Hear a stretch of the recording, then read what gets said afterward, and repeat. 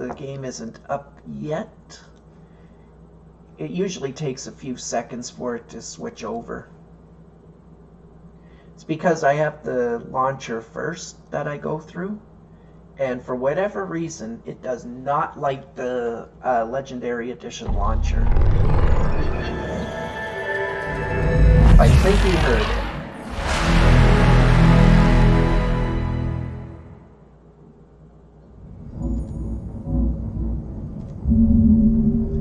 But it can still take a couple of seconds or up to a minute for it to transfer over and say, hey, there's actually a game there.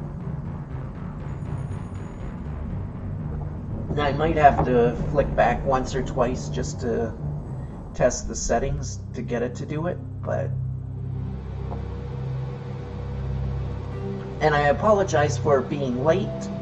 I had a doctor's appointment that I completely forgot about until quite literally last night. And then I was like, well, that's a little too late. I'm not going to move my character until it clicks in. There we go. You can see me. Alright, so we're going to look at the quest.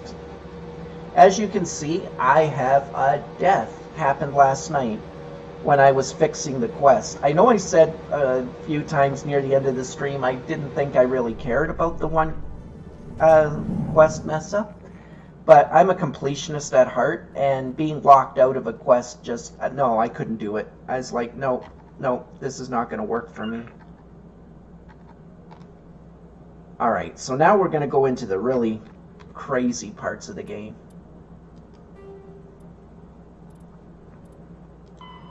We're going to go take down Fisk. I believe that's the last one. Oh, actually, first we should do signal tracking.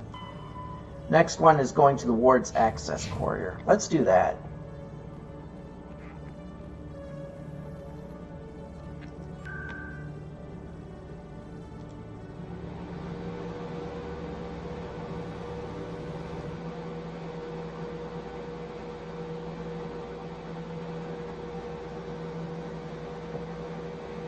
Yeah, this is where I had to go. Why is the game so bright? It's not bright on my, That's weird. It's not bright at all on the, stream from what I can see, but it's really bright for me. You know what? It's fine. I can deal with it. It's only on Insanity difficulty. Who needs to be able to actually see? Psh. Reports are circulating that Alliance Ambassador Udina has accused a Spectre of orchestrating the attack on Eden Prime. Udina reportedly based his accusation upon eyewitness accounts of the scene, but lacked the evidence to demand further investigation. When asked to comment, a council spokesperson would only state that the investigation of the attacks upon Eden Prime was currently ongoing. Alright. Yeah. Let's go. Let's go! Now, the scene, I think it's over this way, above their heads. There it is. Looks like they bounced their signal off a relay. I'll trace the new signal. Alright, where's the next spot? Financial District in the Presidium. So let's do that. And then we'll go into the actual battling. Celebrations are being planned for the anniversary of the end of the Rachni Wars.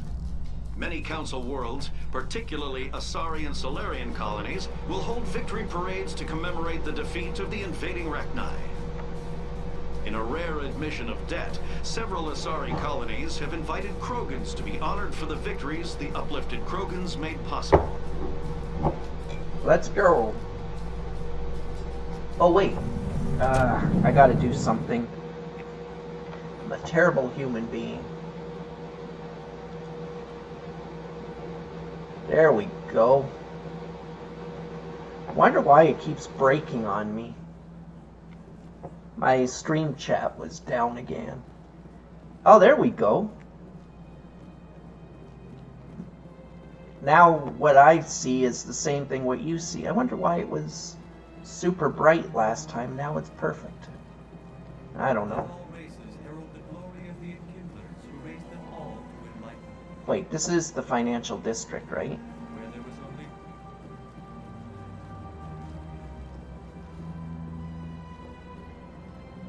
No, this is to the embassy, so this is the financial district.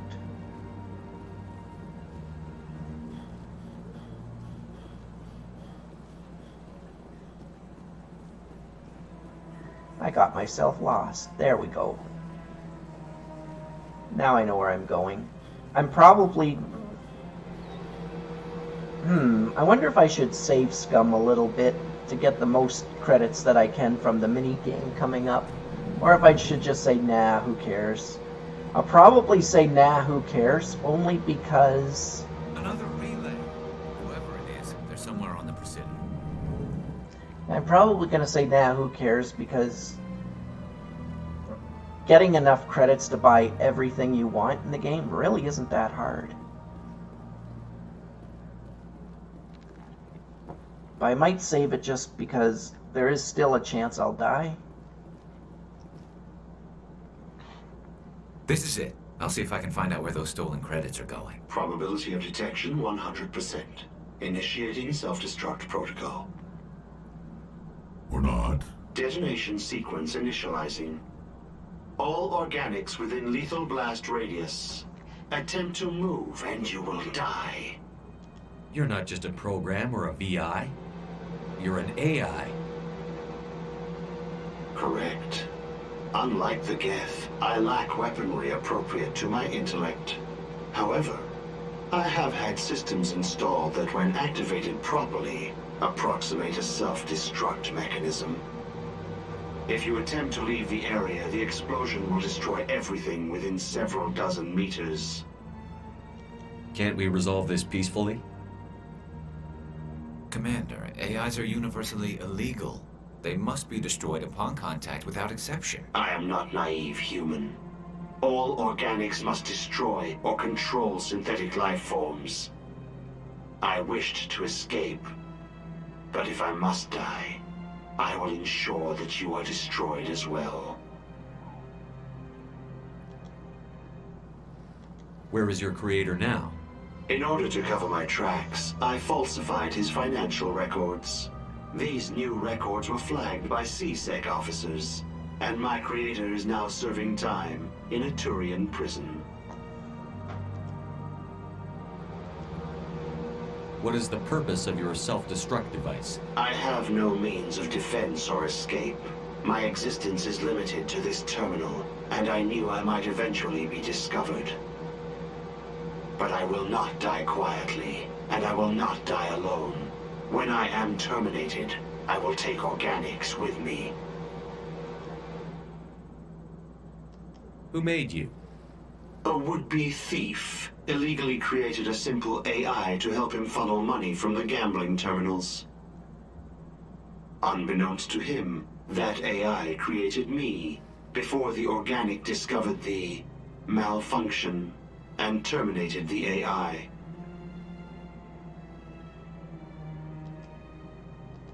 If you're sentient, why are you still running the credit theft operation? If I accumulated enough credits, I intended to have myself installed in a small starship.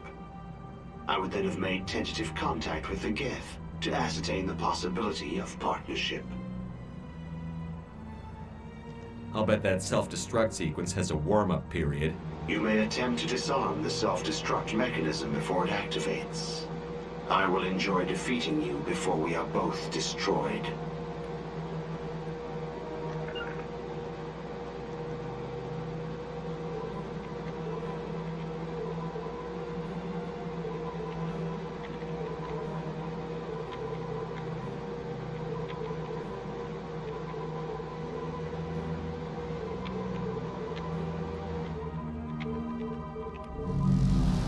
Not bad. I got 400 credits and 500 experience. Could have done better, but that was good enough. And I didn't die, so I'm not going to reload that. I'm going to be like, that was fine. And we get another codex under the primary. That's good, because I don't have to read the that. ability of rare... An artificial intelligence is a self-aware computing system capable of learning and independent decision-making. Creation of a conscious AI requires adaptive code, a slow, expensive education, and a specialized quantum computer called a blue box. An AI cannot be transmitted across a communication channel or computer network. Without its blue box, an AI is no more than data files. Loading these files into a new blue box will create a new personality, as variations in the quantum hardware and runtime results create unpredictable variations. The Geth serve as a cautionary tale against the dangers of rogue AI, and in Citadel space, they are technically illegal.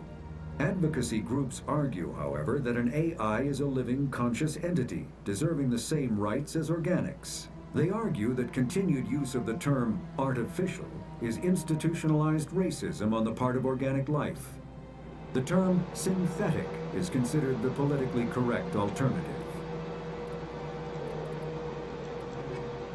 Anything there? No. Okay, we're good. Now for the journal, we only have... This one we can't complete because I already talked to him. And you gotta talk to him 3 times before that'll complete. That will complete after we take down Fist. This is out in space, and so is that. Okay, we're good. So now we're gonna go and fight Fist. And this is where the deaths start, because this next fight is actually pretty intense. Whew, okay.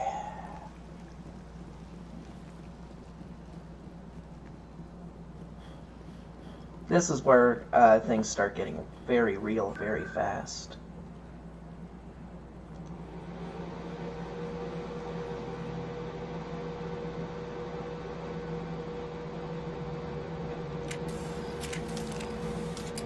Nope, I am not taking that gun. I died because of that gun.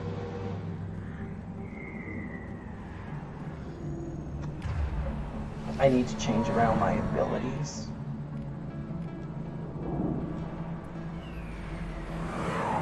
Sabotage, lift, barrier, throw.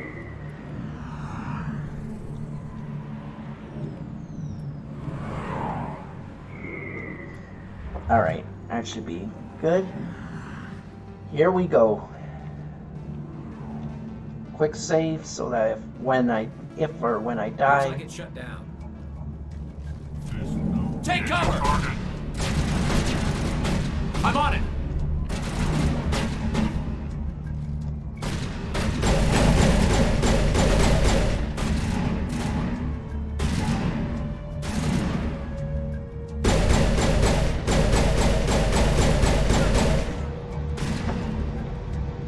I mean, just look at the enemy contacts in there. There's like a dozen of them.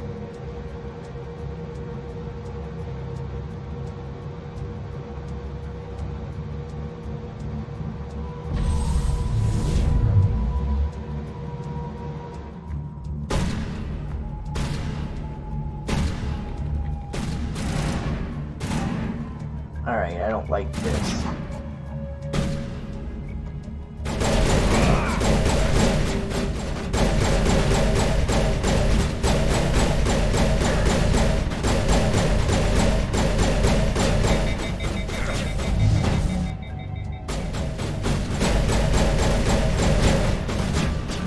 Bouncer is almost dead, which is good because he's the only really bad one in here. The rest are just regular humans. I will destroy you! Just shoot him! Ah! I ignored the one Krogan. How did I miss him? Alright. Wait a minute. Why did that not work? Oh, there we go. Okay. We're at 2 deaths. Looks like it's shut down. Fist, no.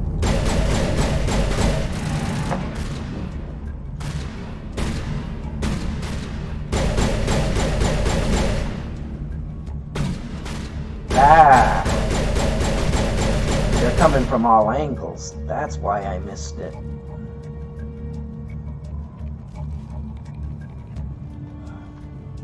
Okay, I still have ways to go.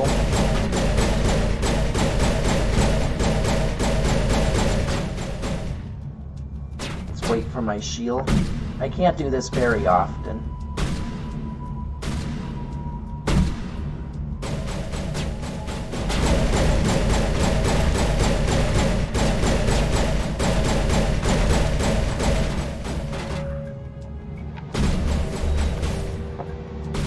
That almost killed me.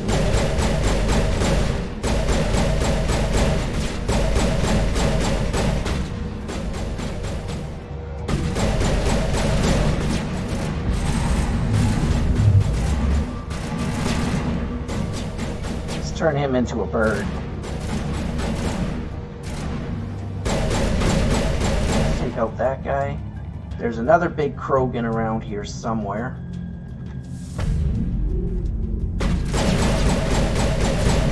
And I don't like that I'm not seeing them.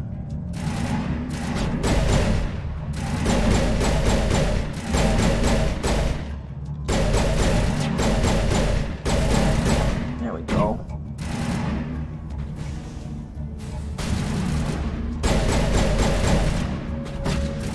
Dang it. Bring it on.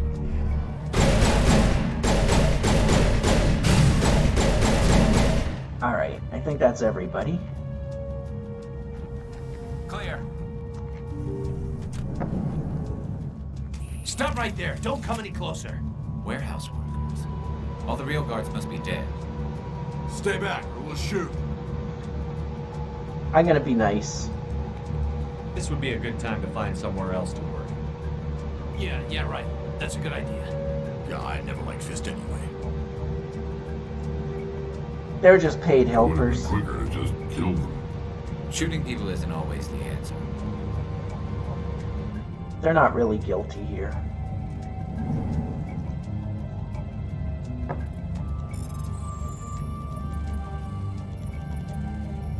And I'm not a cold-blooded killer. Don't get me wrong, in the game I will absolutely kill if I feel it's necessary, but I'm not going to just start murdering.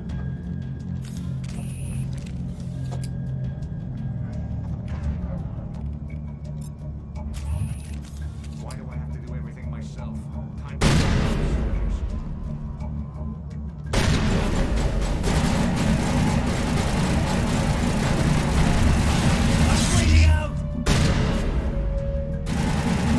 That really hurt.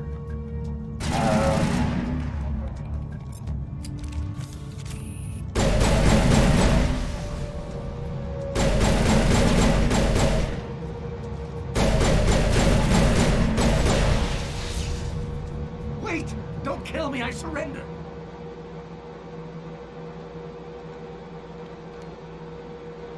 Where's the quarry? She's not here. I don't know where she is. That's the truth. He's no use to you now. Let me kill him. Wait. I don't know where the Quarian is, but I know where you can find her. The Quarian isn't here. Said you'd only deal with the Shadow Broker himself. Face to face? Impossible. Even I was hired through an agent. Nobody meets the Shadow Broker. Ever. Even I don't know his true identity. But she didn't know that. I told her I'd set a meeting up. But when she shows up, it'll be Saren's men waiting for her. Give me the location. Now. Here on the wards, the back alley by the markets. She's supposed to meet them right now. You can make it if you hurry.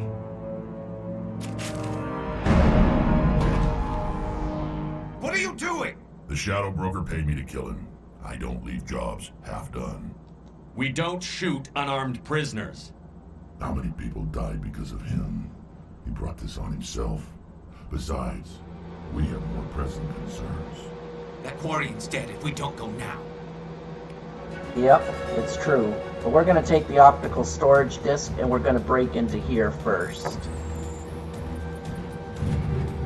We're going to take all this and now we're going to make a run for it. We have 4 minutes to get to the Quarian. And this first fight to get to her is beyond crazy. But once you get past this, we're good.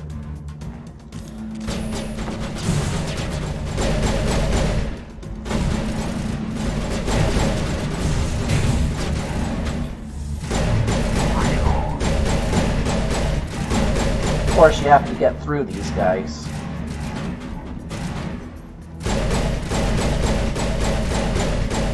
And you don't really have enough time to play with your food.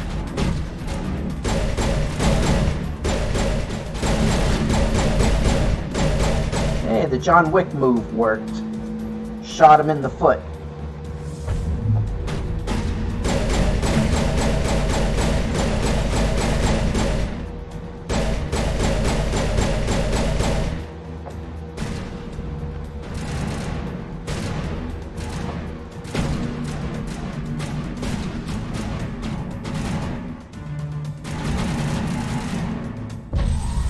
We're not gonna let you just mess around.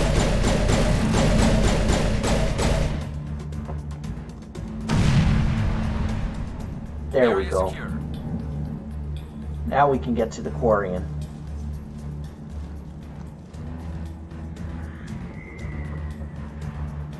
This was the hard part. Once we get past here, I'm actually very impressed with myself.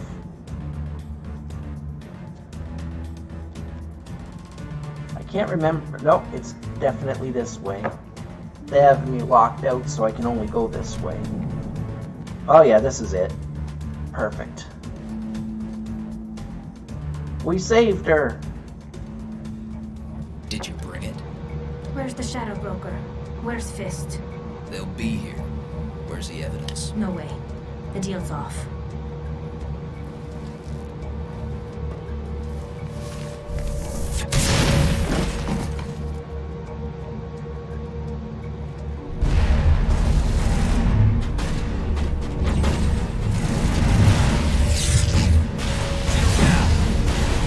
Come on.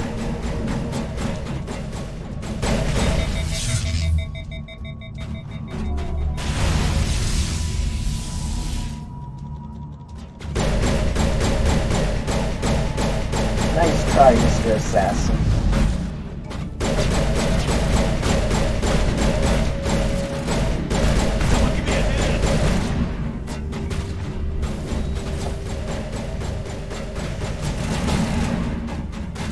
There's only one dude left. We got this. A few headshots. Problem Just set solved. me up. I knew I couldn't trust him. Were you hurt in the fight? I know how to look after myself. Not that I don't appreciate the help. Who are you? My name's Shepard. I'm looking for evidence to prove Saren's a traitor. Then I have a chance to repay you for saving my life. But not here. We need to go somewhere safe. We could take her to the human embassy. Your ambassador will want to see this anyway. You're not making my life easy, Shepard. Firefights in the wards, an all-out assault on Korra's den. Do you know how many... Who's this? A Quarian? What are you up to, Shepard? Making your day, Ambassador. She has information linking Saren to the Geth. Really? Maybe you better start at the beginning, Miss... My name is Tali. Tali Zora Naraya. We don't see many Quarians here. Why did you leave the flotilla? I was on my pilgrimage. My rite of passage into adulthood. I've never heard of this before. It is a tradition among my people. When we reach maturity, we leave the ships of our parents and our people behind. Alone, we search the stars, only returning to the flotilla once we have discovered something of value. In this way, we prove ourselves worthy of adulthood. What kinds of things do you look for? It could be resources like food or fuel, or some type of useful technology, or even knowledge that will make life easier on the flotilla. Through our pilgrimage, we prove that we will contribute to the community, rather than being a burden on our limited resources. Tell us what you found. During my travels, I began hearing reports of Geth. Since they drove my people into exile, the Geth have never ventured beyond the Veil. I was curious. I tracked a patrol of Geth to an uncharted world. I waited for one to become separated from its unit. Then I disabled it and removed its memory core. I thought the Geth fried their memory cores when they died. Some kind of defense mechanism. How did you manage to preserve memory core? My people created the Geth. If you're quick, careful, and lucky, small caches of data can sometimes be saved. Most of the core was wiped clean, but I salvaged something from its audio banks. Eden Prime was a major victory. The beacon has brought us one step closer to finding the conduit. That's Saren's voice. This proves he was involved in the attack. He said Eden Prime brought him one step closer to finding the conduit. Any idea what that means? The conduit must have something to do with the beacon. Maybe it's some kind of Prothean technology. Like a weapon.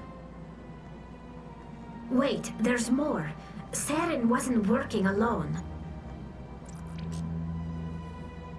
Eden Prime was a major victory.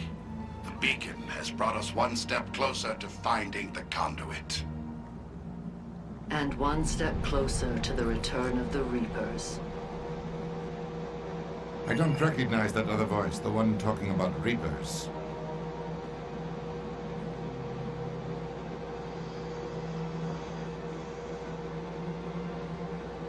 Are they some kind of new alien species? According to the memory core, the Reapers were a hyper-advanced machine race that existed 50,000 years ago. The Reapers hunted the Protheans to total extinction, and then they vanished. At least, that's what the Geth believe. Sounds a little far-fetched.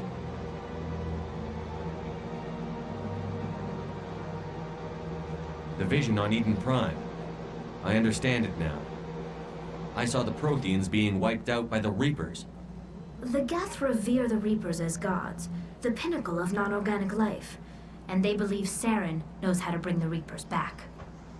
The Council is just going to love this. This is a lot to handle. They might just ignore everything we tell them. No matter what they think about the rest of this, those audio files prove Saren's a traitor. The Captain's right. We need to present this to the Council right away. What about her? The Quarian? My name is Tali. You saw me in the alley, Commander. You know what I can do. Let me come with you. I thought you were on your pilgrimage. The pilgrimage proves we are willing to give of ourselves for the greater good. What does it say about me if I turn my back on this? Saren is a danger to the entire galaxy. My pilgrimage can wait. I'll take all the help I can get. Thanks. You won't regret this. Anderson and I will go ahead to get things ready with the Council. Take a few minutes to collect yourself, then meet us in the tower. Alright, so I'm gonna take Tali and Rex. Until I get this character, Tali and Rex will be the, well, pretty much majority of my combat.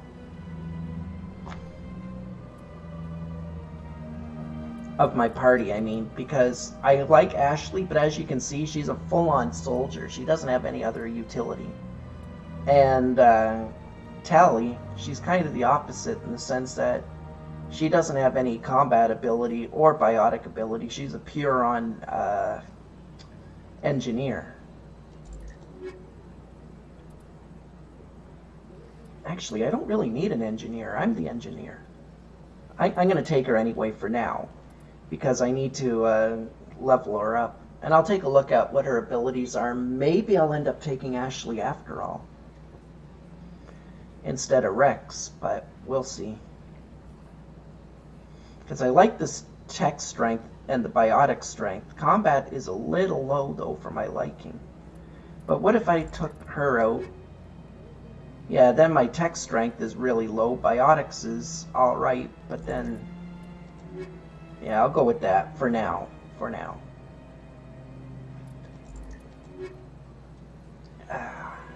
See, Garrus would make everything pretty equal. But what if I took him and him? Tech strength would be out of control. Combat would be pretty low. Ooh, combat strength would be off the charts there, but tech and biotics would be low. That would actually be an alright setup right there, because combat wouldn't be too bad. Tech would be really strong, and biotic strength would be passable. Yeah, I might end up taking Ashley on the next mission that I'm going to. That's really, really tough. I might take Rex and Ashley on the next mission because it is a nightmare. So you want pretty much as good of combat strength as you can get. But for now, I'm going to take Tally just so I can level her. And we're going to go through the codex, and I get all this lovely loot. Ooh, I like the first aid interfaces. So let's see. I don't really care about assault rifles for him. I didn't get a better... No, okay. I don't need to worry about sniper rifles for him.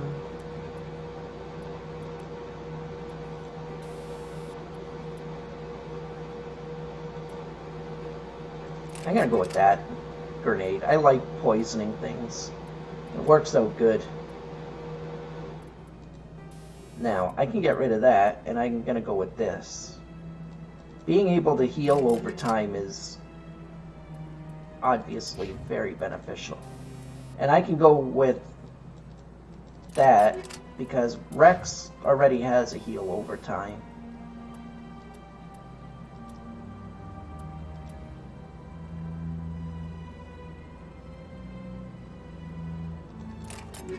Make him a little tougher. Not that he needs it, mind you, but he's got a pretty good shotgun. But we can make it better.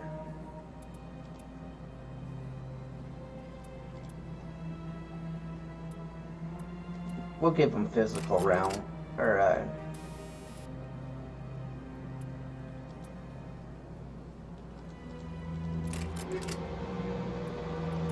yeah, we're not going to worry about that. And for me,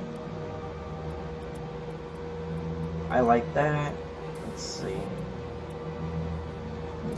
Go with heat sink. Yeah, and Tally, your specialty is the pistol as well, I think. So we'll give you phasic round, or no, not phasic rounds. We'll give you armor piercing, why not? It makes sense that she would have armor piercing rounds. But I think she's gonna want to use her assault rifle more than anything. Because she's stubborn. That's okay though. Alright, what codexes do we have? Only ones that I have to read, of course. When Quarians of the Migrant Fleet reach young adulthood, they must leave their birth ship and find a new crew to accept them as permanent residents. To prove themselves, they must recover something of value. This is offered to their prospective captain as proof that they will not be a mere burden on the shoestring resources of the ship. This process is called the pilgrimage. Stripped of ritual, the pilgrimage is merely an attempt to maintain genetic diversity within the small, relatively isolated population bases that make up the migrant fleet. If the young stayed and married within their birth vessel, the risk of inbreeding would increase sharply. Quarians are surgically gifted with their various Quarians are surgically fitted with their various immunity-boosting implants in the preparation for leaving on pilgrimage. Having grown up within the sterile, controlled environments of the migrant fleet ships, Quarians have virtually no natural immune systems. See, that's why they're in the suits. It's not because they're or cybernetic or whatever. Journal, we can go expose them now. Nothing has changed. Oh, actually that has changed. We're going to go and give that to Emily Wong in the wards before we do this. Good thing I checked. Alright, I got 4 more points. I'm maxed out on my charm.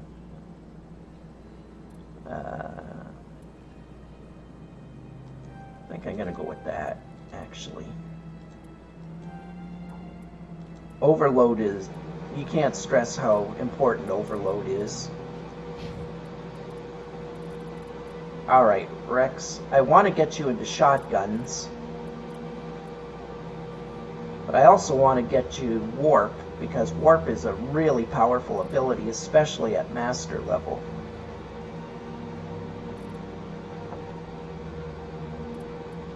But then again, advanced barrier would make him an absolute tank. And I kind of need that for the next mission too. You know what? I'm making him a tank. Maybe I'll regret it, maybe I won't. We'll see. Now, Tally. Obviously, I want to go pistols with you. And we'll give you electronics. And dampening. You need hacking.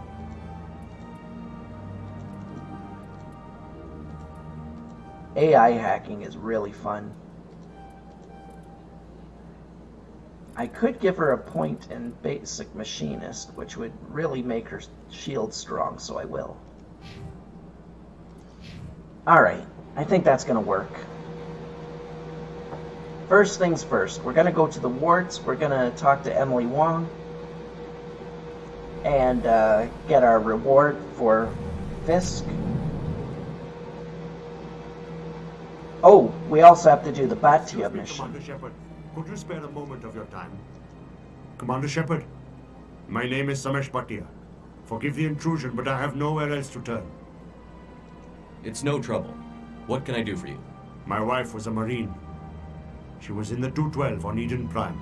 I've requested that my wife's body be returned to me for cremation, but the military has refused my request. Why did they refuse your request? There's got to be some reason. I don't know. All I know is that they have declared it impossible for my wife to be returned to me. There's no reason for your wife's body to be held like this. Just wait here. The man in charge of my case is Mr. Bosker. When I last saw him, he was in the expensive bar over there. Thank you for your time.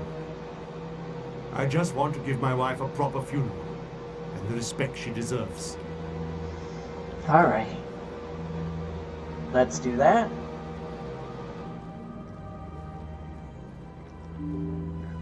The game is starting to open up. But in a second, it's really going to open up. Then we're going to have options all over the place. My goodness, you're Commander Shepard. Your activities made for quite a briefing in the Diplomatic Corps. Is there something I can do to assist you? Yes. A man named Samesh Bhatia is having some trouble claiming his wife's body. Ah, Mr. Bhatia. A good man in an understandably frustrating position. I wish I could help him. Serviceman Nirali Bhatia died on Eden Prime, as Mr. Bhatia no doubt told you. Her wounds are inconsistent with any type of weapon damage we've seen before.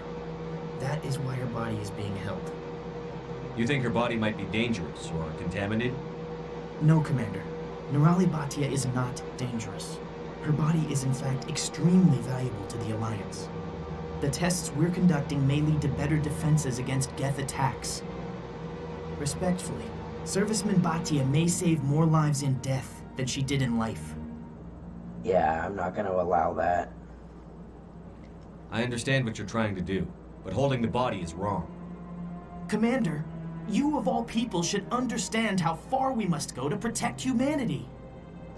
Not if we lose our humanity in the process. I'm out there fighting to stop crap like this. All right, Commander. You win. It was hard enough refusing Mr. Bhatia. I'm not going to risk an incident by refusing you. Tell Samesh that the body is being shipped back to Earth. I'll go now to see to it myself. That's right.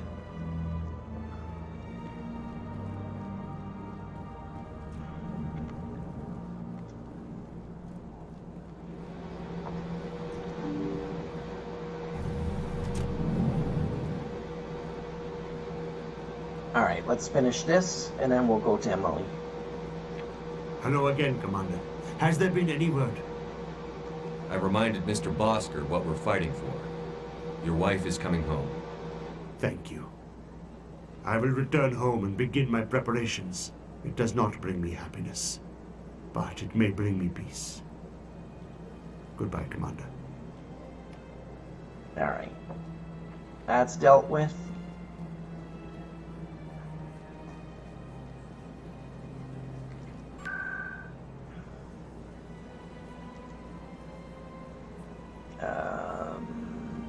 Markets.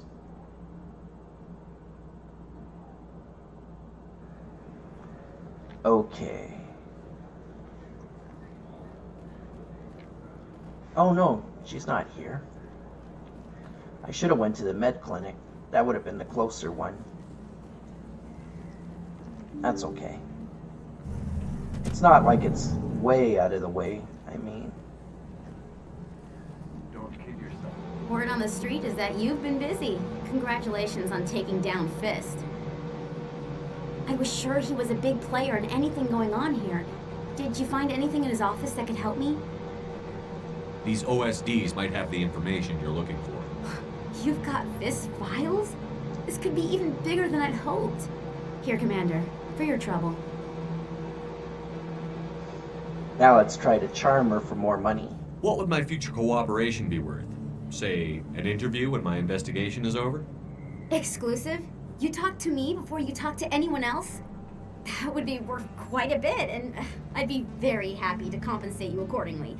Here you are. Now, if you'll excuse me, I should go see what's on these discs. I just find it funny that she pays you like $700, but you don't actually ever have to do that from what I remember. Or maybe it's in the second game where that becomes an issue. Or not an issue, but kind of like, hey, you promised, are you going to follow through with your promise? I'm going to restock my Metagel. Oh, I think she has a mission for me now, too. I never properly thanked you for saving me from Fist's thugs, Commander. I don't know what would have happened if you hadn't been there. I'm just glad you weren't hurt. Me too. Now, is there anything you needed? You're a doctor. How did you end up here on the Citadel? My parents brought me here when I was young. My father was a medic with the Alliance. I chose to keep the medical tradition alive, but not the military. Fixing up wounded soldiers isn't my idea of fun. You're a doctor. My parents. I chose to keep the medical tradition alive, but not the military. Fixing Let me take a look at what you have for sale. Of course. I think she has one of those. Oh man, if I had $411,000 right now, I would definitely buy that medical exoskeleton. Look at it.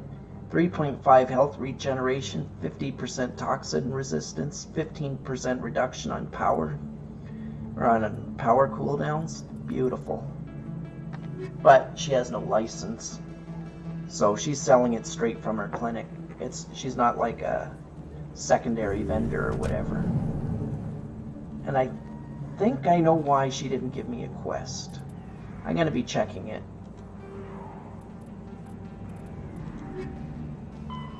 So this is the part that gets maybe a little boring, because I gotta run around and make sure I do everything right. I'll be right back.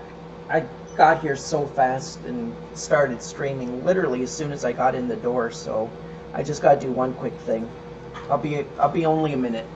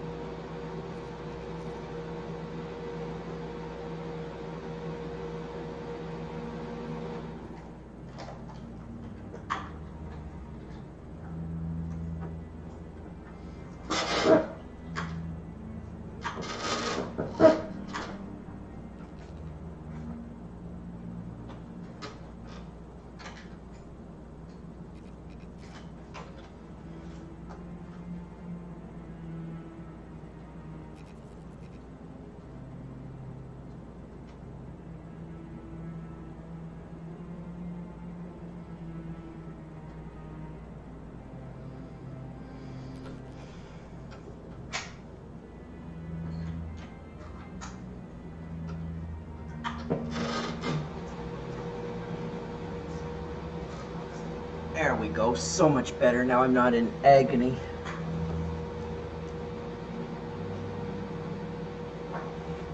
If I couldn't have done that, I probably would have ended the stream in about 20 minutes. Now I'll be alright. It's good. Alright, let's get moving.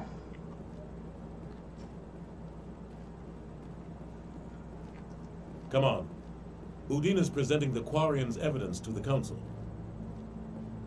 Eden Prime was a major victory. The beacon has brought us one step closer to finding the conduit. And one step closer to the return of the Reapers. You wanted proof? There it is. This evidence is irrefutable, Ambassador. Saren will be stripped of his Spectre status, and all efforts will be made to bring him in to answer for his crimes. I recognize the other voice, the one speaking with Saren. Matriarch Benezia.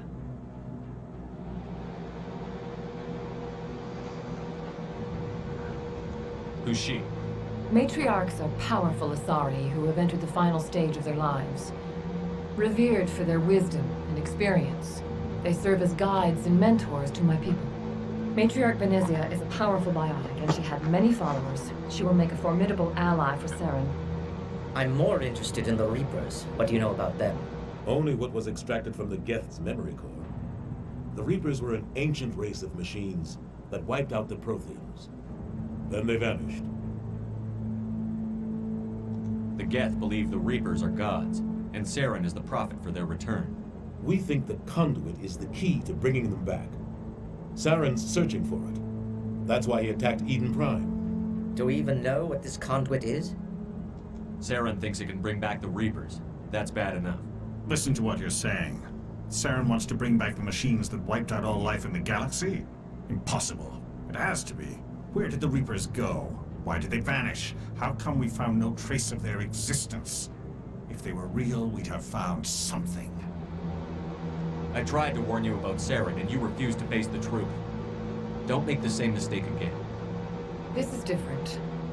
You proved Saren betrayed the Council. We all agree he's using the Geth to search for the conduit, but we don't really know why. The Reapers are obviously just a myth, Commander.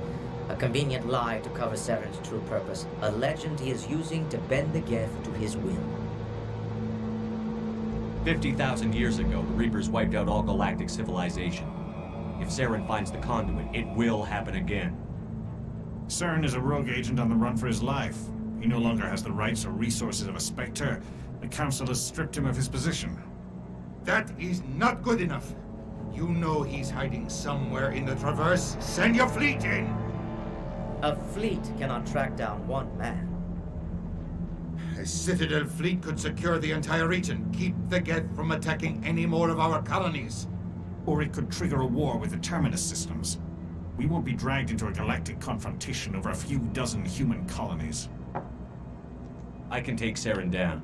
The Commander's right. There is a way to stop Saren that doesn't require fleets or armies. No, it's too soon. Humanity is not ready for the responsibilities that come with joining the Spectres. You don't have to send a fleet into the Traverse, and the Ambassador gets his human Spectre. Everybody's happy.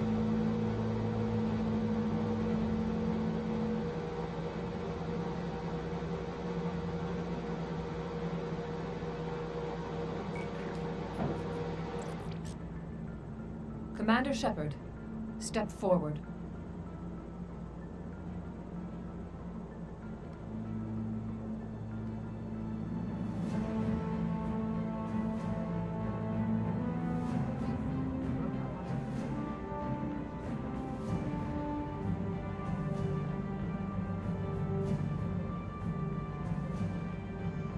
It is the decision of the Council that you be granted all the powers and privileges of the Special Tactics and Reconnaissance Branch of the Citadel. Spectres are not trained, but chosen. Individuals forged in the fire of service and battle. Those whose actions elevate them above the rank and file. Spectres are an ideal, a symbol, the embodiment of courage, determination, and self-reliance. They are the right hand of the Council, instruments of our will. Spectres bear a great burden. They are protectors of galactic peace, both our first and last line of defense. The safety of the galaxy is theirs to uphold. You are the first human Spectre, Commander. This is a great accomplishment for you and your entire species. I'm honored, Counselor. We're sending you into the Traverse after Sarah. He's a fugitive from justice, so you are authorized to use any means necessary to apprehend or eliminate him. Any idea where to find him? We will forward any relevant files to Ambassador Udina. This meeting of the Council is adjourned.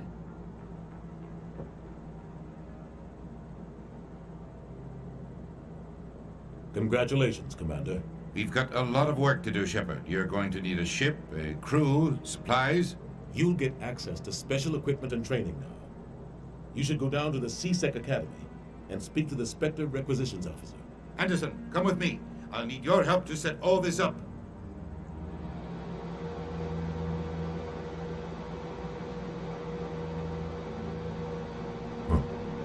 Bastard didn't even thank you. Until I find Saren, I haven't done anything. Come on. Right behind you, Shepard. Yay! I'm now a Spectre.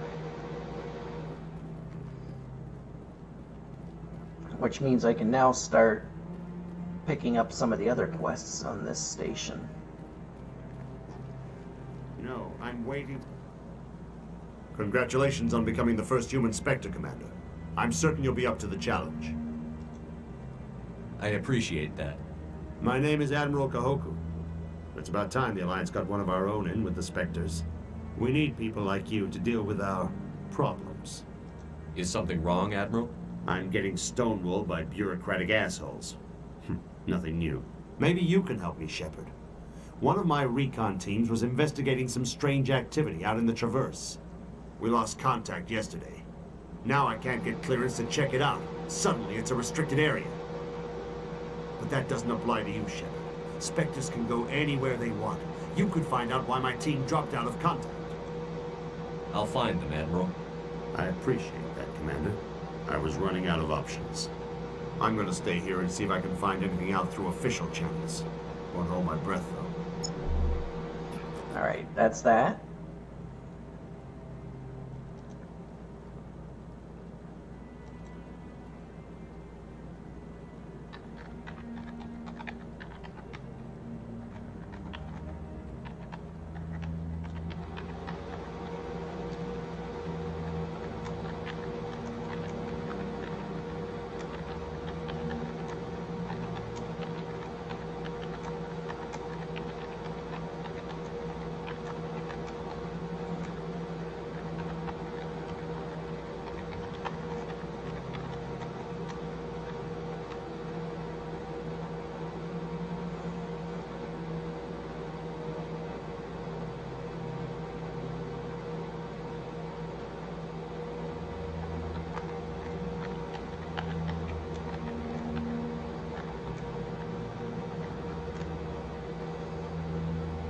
Alright, that's that taken care of. I'll upload the info on where my team was last seen to your ship. Maybe you can get some answers. There we go, I got that. Oh! Yeah, don't pull out my gun on... Okay, there's this guy here. He also wants me to do something for him. I'm on a break. Talk to someone else if you need anything. I've got a lot on my mind. Maybe I can help. Maybe you can. You're a soldier, right? You ever head out to the Traverse? Sometimes. My brother's the captain of a ship called the Majesty. It was crossing the Traverse a few days ago when it disappeared. Just dropped right off the grid. And that usually means one of two things. They had massive mechanical failure, or they were attacked. Any idea why someone would attack them? Privateers, slavers, mercs looking for an easy score. There's a lot of nasty sorts out in the Traverse. I won't give up on my brother. Not yet. I've got the coordinates for the last transmission from his vessel. What kind of ship was it? Don't let the name fool you. The Majesty's just a small trading vessel, only a handful of crew. But he kept it in good condition. I don't think mechanical failure is too likely. But they don't have any real weapons or shields. If anyone did come after them, the Majesty'd be a sitting duck. What's in this for me? I can't afford to pay you anything. If I had that kind of cash, I'd have hired a recovery team to track him down already. Maybe you could look into this as a personal favor, you know? We humans have to stick together. Isn't anyone else looking into this? My brother's just a small independent trader. Ships like his disappear in the Traverse all the time. If your brother's still alive, I'll find him. Give me the coordinates. I'll forward them to your ship right away. Please let me know as soon as you find him. I think I just screwed up there a bit. Nope, no, I'm still good. Not that it was going to be a big enough deal to reload or anything. I just thought that I chose my first renegade option, but nah, it said that I was fine.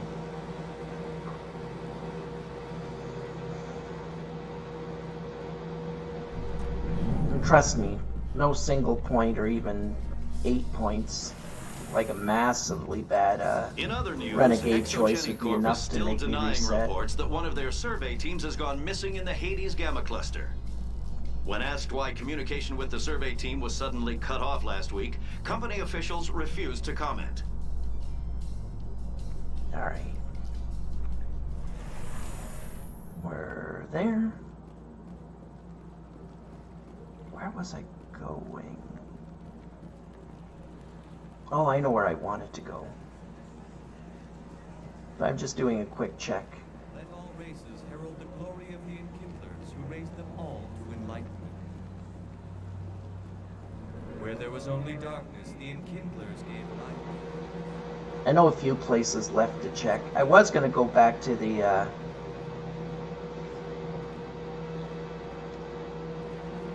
embassies. I was going on complete autopilot there for a second.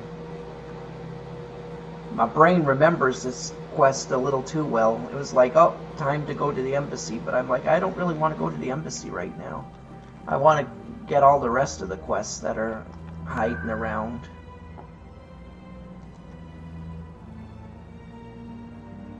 Let's see.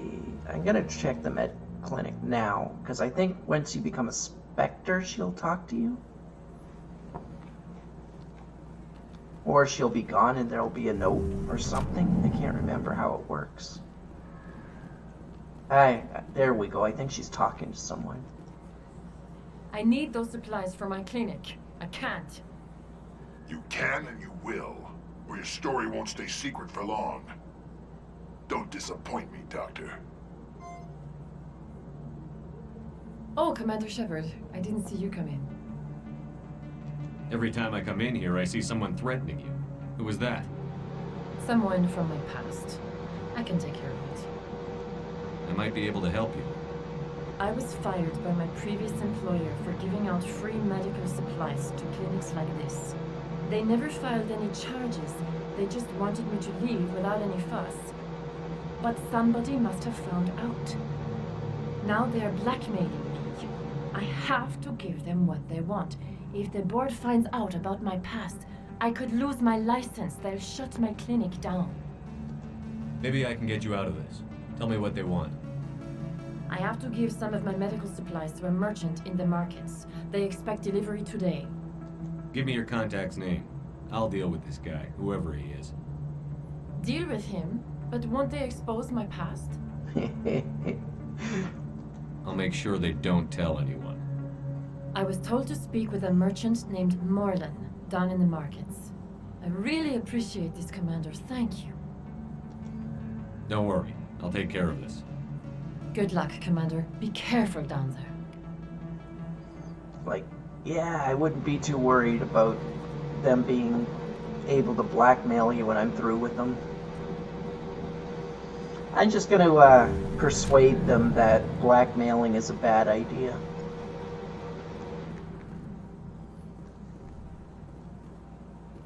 Maybe make them, you know, rethink their life choices. And I think there's another quest at Flux as well. I'm going to go check since I'm literally passing Flux right now.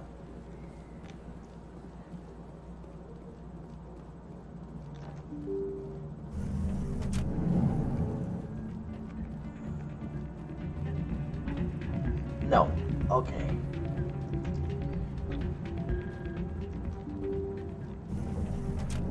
It's fine. There's no more crucial quests like with the consort.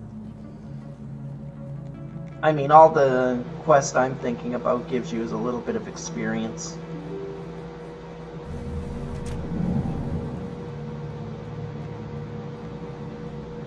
Definitely not the end of the world.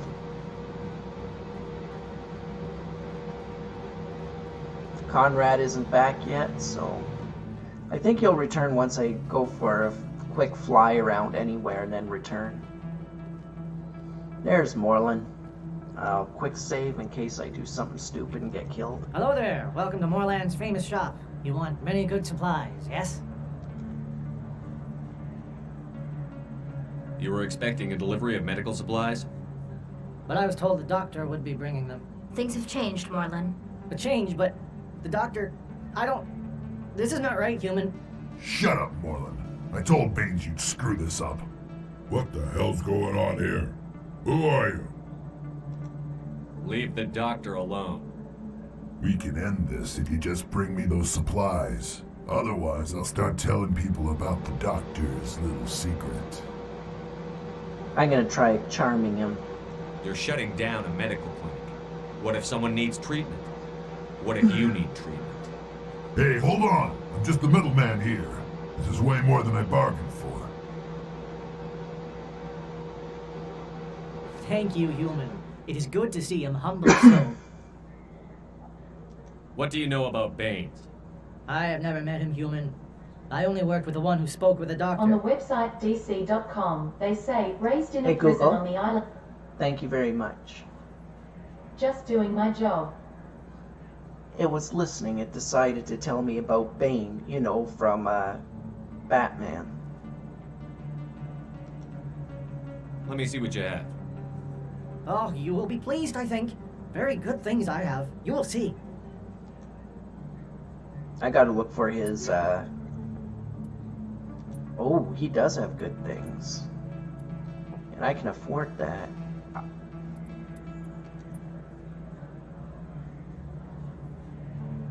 Oh, that's a really good set of arm. Well, it's not really good, but it's better than what I have for,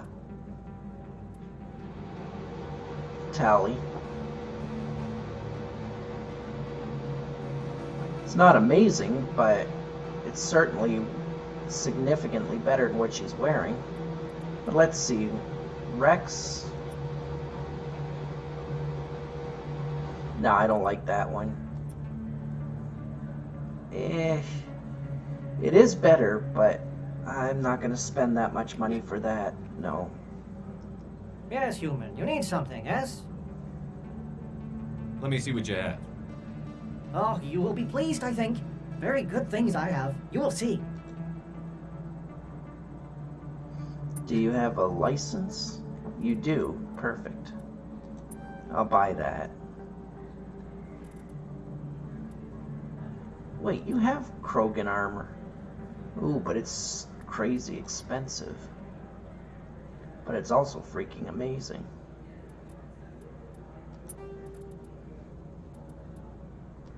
I do have some heavy Krogan armor.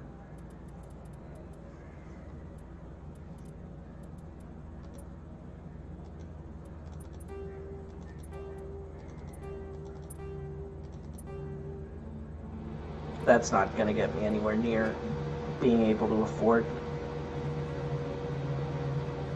I got to look and see what other vendors there are in this area. I forgot all about doing that. I know there's one up here. He might have a license as well. Hello, Earth Clan. No doubt you've just come back from the colonies. Will you be needing supplies? What colonies are you talking about? Oh, my mistake, Earth Clan. I assumed... It doesn't matter. Pharos? Novaria? Well, if you haven't heard of them yet, I'm sure you will soon. But it doesn't matter where you hail from. My goods are available to all. A little foreshadowing. Show me what you've got. Most excellent. I am sure you will find something pleasing. Okay. Oh, he's got good armor.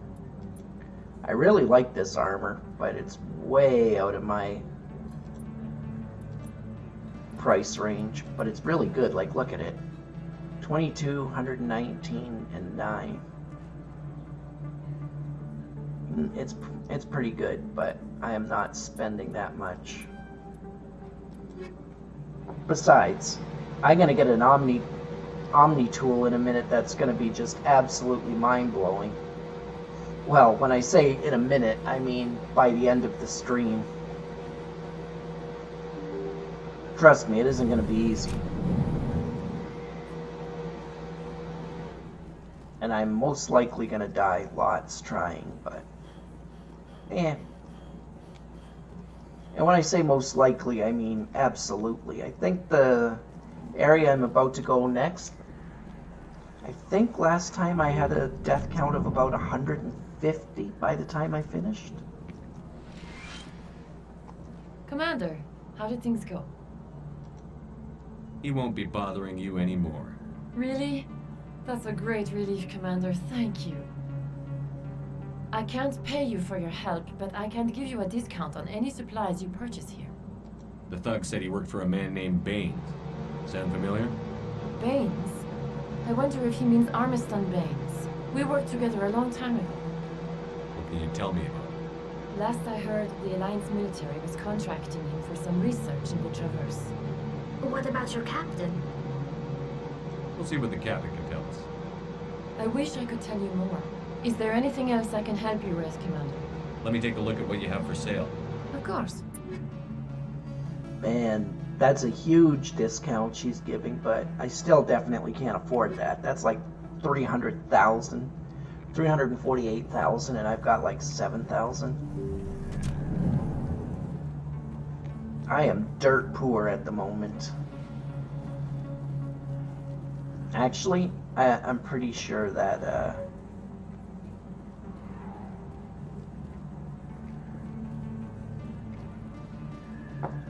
even dirt poor would look rich compared to what I've got comparatively. Because I haven't done very much, and I already got a fair bit. Coming up in a report later today, Emily Wong investigates corruption on the Citadel and uncovers a full-blown crime syndicate. You didn't do the work, I did the work. You just reported on it. That's okay.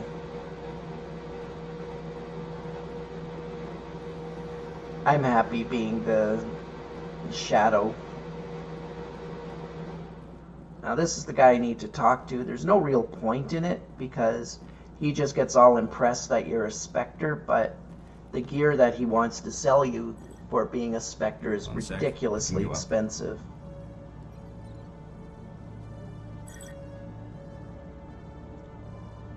Commander Shepard, here with the Alliance military. First time on the Citadel, that about right? How did you know all that? I'm the CSEC requisitions officer. I need to make sure our buyers are authorized. So, will you be purchasing anything today, Commander Shepard? Show me what you've got. Sounds good.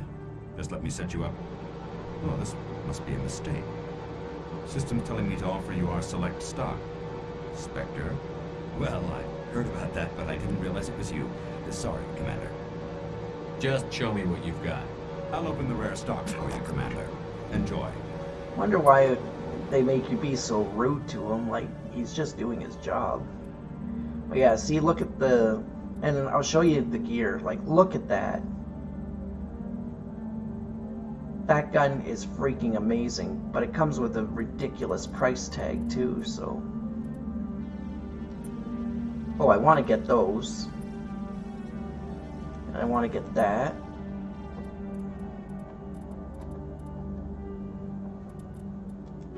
There we go.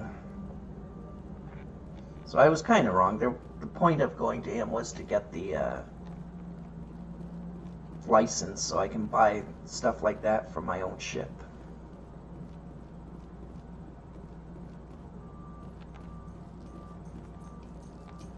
Okay, who did I... Oh, right, I wanted to go to the CSEC office. Just see if there's any quests there for me.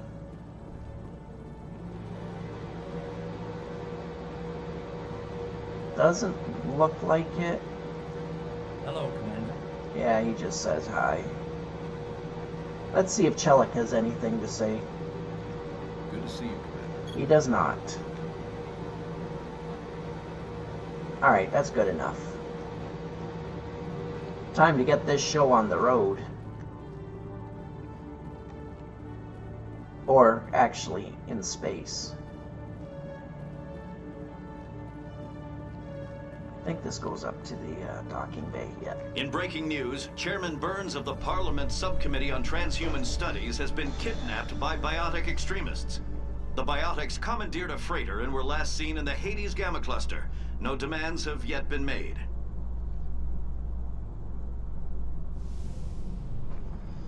Alright.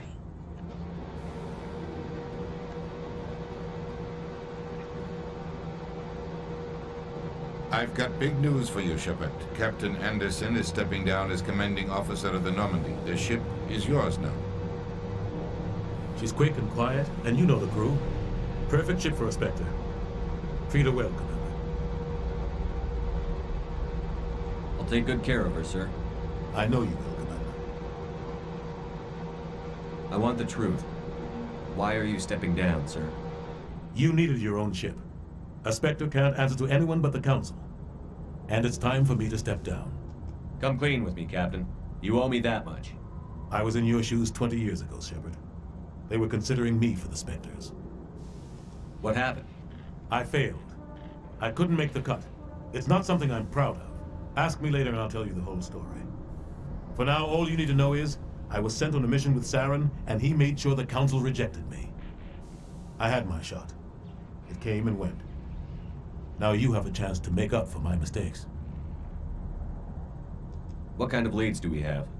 Saren's gone. Don't even try to find him. But we know what he's after. The Conduit. He's got us Geth scouring the Traverse looking for clues. We had reports of Geth in the Pharaoh system shortly before our colony there dropped out of contact, and there have been sightings around Noveria. Find out what Saren was after on Pharos and Noveria. Maybe you can figure out where the Conduit is before he does. The Reapers are the real threat. I'm with the Council on this one, Shepard. I'm not sure they even exist. But if they do exist, the Conduit's the key to bringing them back. Stop Saren from getting the Conduit, and we stop the Reapers from returning. Anything else? We have one more lead. Matriarch Benezia, the other voice in that recording. She has a daughter, a scientist who specializes in the Protheans. We don't know if she's involved, but it might be a good idea to try and find her. See what she knows. Her name's Liara, Dr. Liara Tassoni.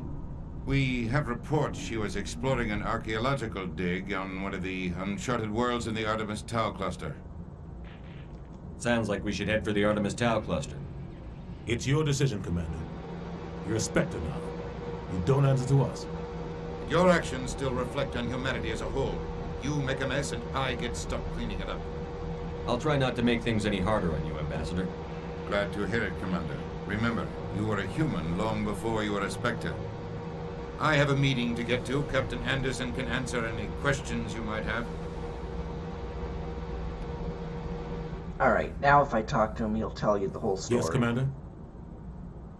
I want to know the truth about you and Saren. I want to know about the mission you were on together all those years ago.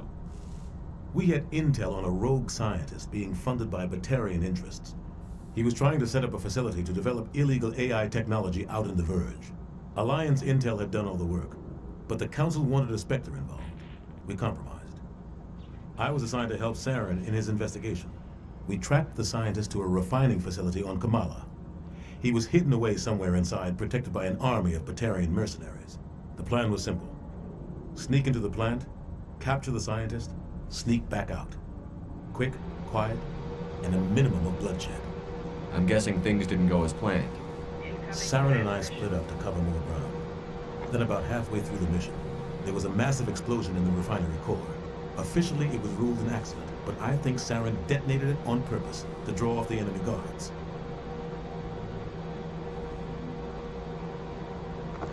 Weird.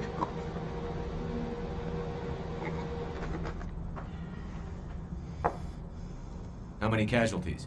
The explosion tore the refinery to shreds. The whole place was on fire. Black chemical clouds poured out into the atmosphere. Nobody inside survived. There was a camp for the workers and their families nearby. Between the fires and the toxic fumes, the final death count was over 500. Mostly civilians. Saren didn't care. The target was eliminated, mission accomplished. And I ended up taking the blame. That ended all talk of me joining the Spectres. Saren caused the explosion. How'd he pin it on you? In his report, Saren accused me of blowing his cover. He said it was my fault the guards were ready for us. He claimed that's why it turned into a massacre. Saren's report was all the proof the Council needed to kill my chances of becoming a Spectre. Don't blame yourself, Captain. I don't. I blame Saren. I think he wanted things to go bad. He was looking for an excuse to blow that refinery. Maybe he just likes the violence. Maybe he was just trying to make me look bad to keep humans out of the Spectres. If so, he pulled it off. Why'd you let him get away with it? Who do you think the Council was going to listen to? Me? Or their best agent? I had a bad feeling about him right from the start. I should have been more careful. Maybe I could have stopped things before they got out of hand. The only thing I care about is stopping Saren. You're right, Commander. It's no good living in the past.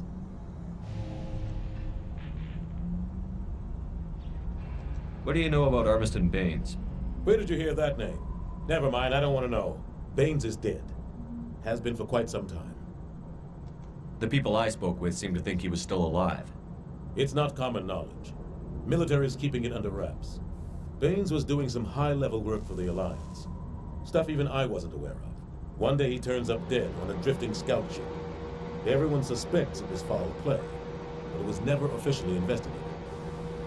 What can you tell me about the ship? I don't know much about it. You should talk to Admiral Kahoku. One of his crews discovered Baines' body. I spoke to Kahoku. He never brought it up. You should mention Baines the next time you see him. See if he'll tell you anything. Is there anything else, Commander? Any extra intel you can give me on our colony at Pharos? The entire planet used to be one giant Prothean city. Mostly ruins now. But some of the infrastructure is still intact.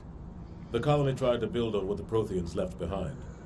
We lost all contact with them when the Geth attacked. What do you know about the Artemis Tau cluster? Not much. I've never been there myself. A handful of systems with a few small, uncharted worlds, but no real colonies.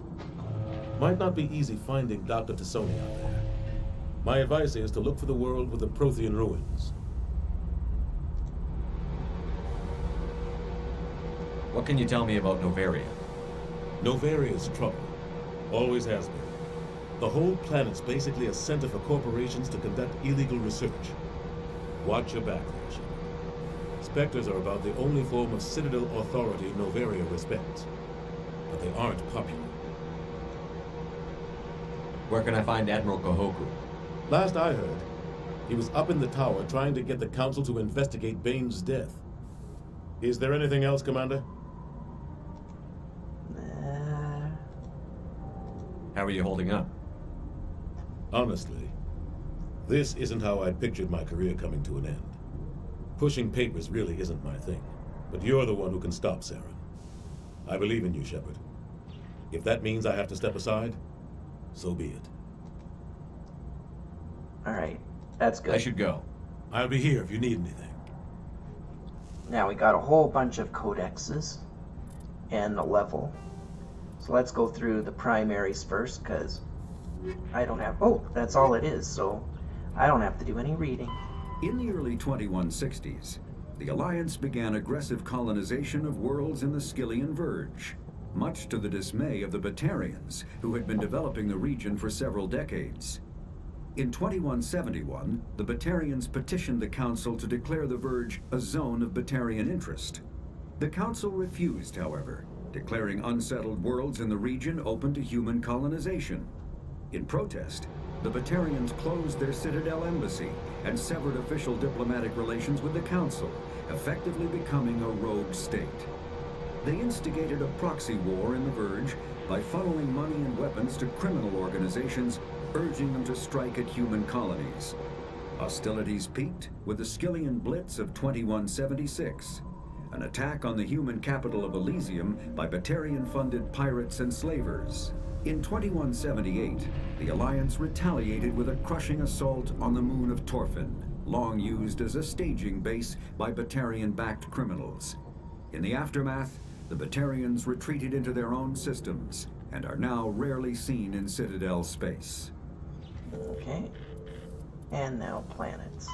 Pharos is a habitable world in the Attican Beta Cluster. 2/3 of the habitable surface is covered with the ruins of a crumbling Prothean megatropolis. In the millennia since the Prothean extinction, the ruins have been repeatedly picked over by looters many times. Pharos was considered a poor prospect for colonization, as little open ground remains for agriculture. The only sizable freshwater sources are the poles, which are tapped by the decaying Prothean aqueduct systems. The dead cities, while in good condition considering their antiquity, are of uncertain stability. Ground level is congested by a dozen meters of fallen debris, and the air is fouled by dust. In 2178, the Human Exogeny Corporation announced its intention to place a permanent colony on Pharos to thoroughly explore the ruins. The pioneer settlement was placed on the upper levels of several intact skyscrapers, using the surviving Prothean aqueducts and rooftop hydroponic gardens to support the population. Noveria is a cool, rocky world with most of its hydrosphere locked up in massive glaciers. A privately chartered colony world, the planet is owned by the Noveria Development Corporation Holding Company. The NDC is funded by investment capital from 24 high-technology development firms and administrated by an executive board representing their interests. The investors built remote hot labs in isolated locations across Noveria's surface. These facilities are used for research too dangerous or controversial to be performed elsewhere, as Noveria is technically not part of Citadel space and therefore exempt from Council law. By special arrangement, Citadel Special Tactics and Reconnaissance agents have been granted extraterritorial privileges, but it remains to be seen how committed the Executive Board is to that principle. Given its unique situation, it is understandable that Noveria is often implicated in all manner of wild conspiracy theories. There are between 200 and 400 billion stars in the galaxy, and less than 1% of them have ever been visited or had their systems properly surveyed. Humanity's early expansion into the Attican Traverse was haphazard, a desperate race to claim habitable planets where populations can be economically settled. Ignored in the wake of this land grab were thousands of less hospitable worlds, each potentially rich with industrial resources. The wealth of entire solar systems lies untapped, waiting for corporate survey teams or independent pioneers to discover and exploit them. However, this is not an easy task. In addition to the environmental hazards, the fact that uncharted worlds are largely ignored makes them popular bases for criminals, revolutionaries, cults, and others who wish to remain unnoticed by galactic society. All right. And we are done. Now we have Find Liara, Noveria, and Pharos. And a whole bunch of UNC missions.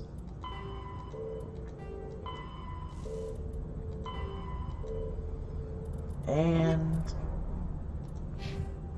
now for squad level, I can go 2 more with charm, which is what I want to do.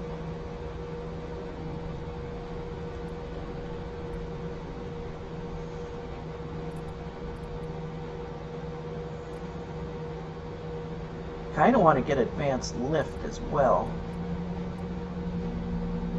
But I'll go with advanced sabotage for now. And first aid.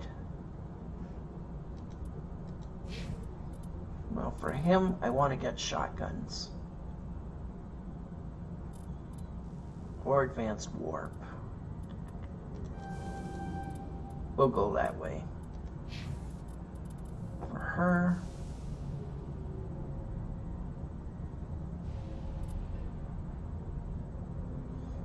both of those are good.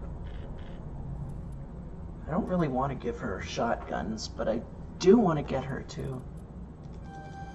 A little extra shield boosting will be good. Because where we're going next is going to be pretty nasty. Okay. One more thing to... Oh. I can inspect the Normandy weapons.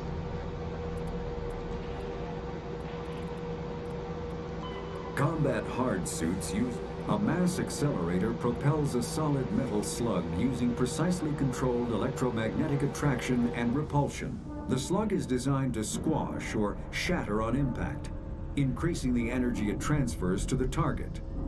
If this were not the case, it would simply punch a hole right through, doing minimal damage. Accelerator design was revolutionized by Element Zero.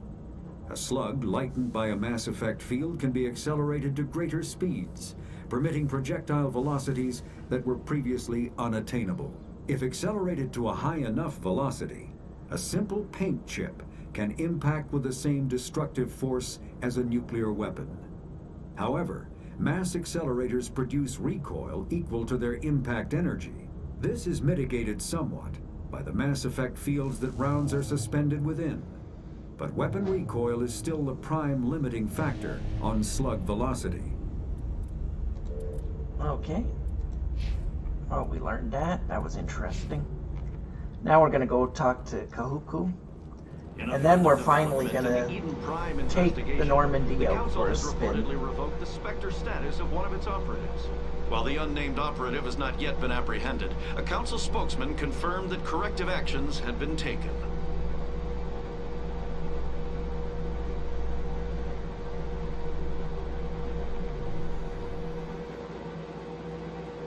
It's going to be a lot of pain, but there's a reason I want to go to the place I'm going next. Or the place I've decided to go first. I'm going there because one of the rewards is probably the best Omni tool you can get in the game. So I can start the game essentially with one of the best Omni tools available. Almost feels like cheating. Almost. But it's going to be a nightmare getting it, so... Commander, any luck finding my recon group? Captain Anderson said you had information on Baines. Not as much as I'd like to. One of my crews found him, frozen stiff on board a derelict vessel. The missing recon group? The one I sent you to find? They were scouting the system we found Baines' ship in. You should have mentioned this earlier, Admiral. Baines is already dead. It's too late for him. I'm only concerned about my team. Someone has to find them. Please, Shepard. I'm counting on you. Yeah, I'll do it. I just wanted to know about Baines. Did that add anything? It did not. Alright, now we're officially off. This is where my promise from yesterday comes into effect. There is going to be so much death. Most of it will probably be mine. How can you fight your own people, Rex? There aren't that many of you left. Anyone who fights us is either stupid or on Saren's payroll. Killing the latter is business. Killing the former is a favor to the universe.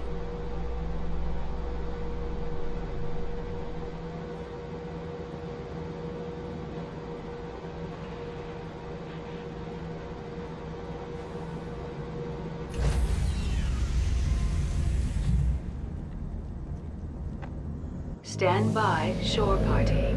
Decontamination in progress. I heard what happened to Captain Anderson. Survives 100 battles and then gets taken down by backroom politics. Just watch your back, Commander.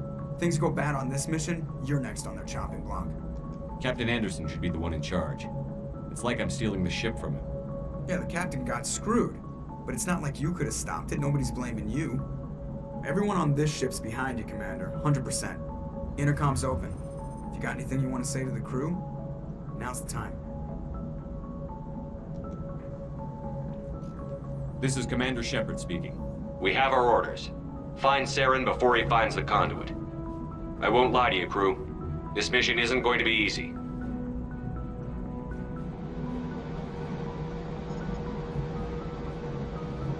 This began with an attack on a human settlement in the Traverse. But we know Saren won't stop there. His Geth armies aren't going to stay on the far fringes of Citadel space. Our enemy knows we're coming. Wherever he searches for the conduit, we'll be there. We will hunt him to the very ends of the galaxy and bring him down.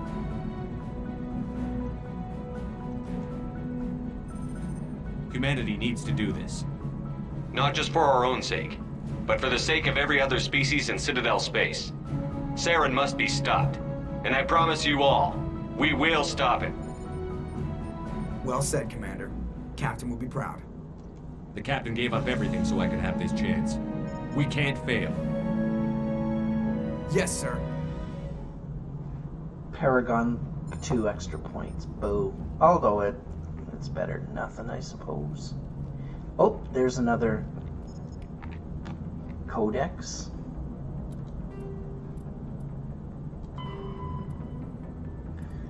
New space travelers asked, what does it look like outside a ship moving at faster than light speed?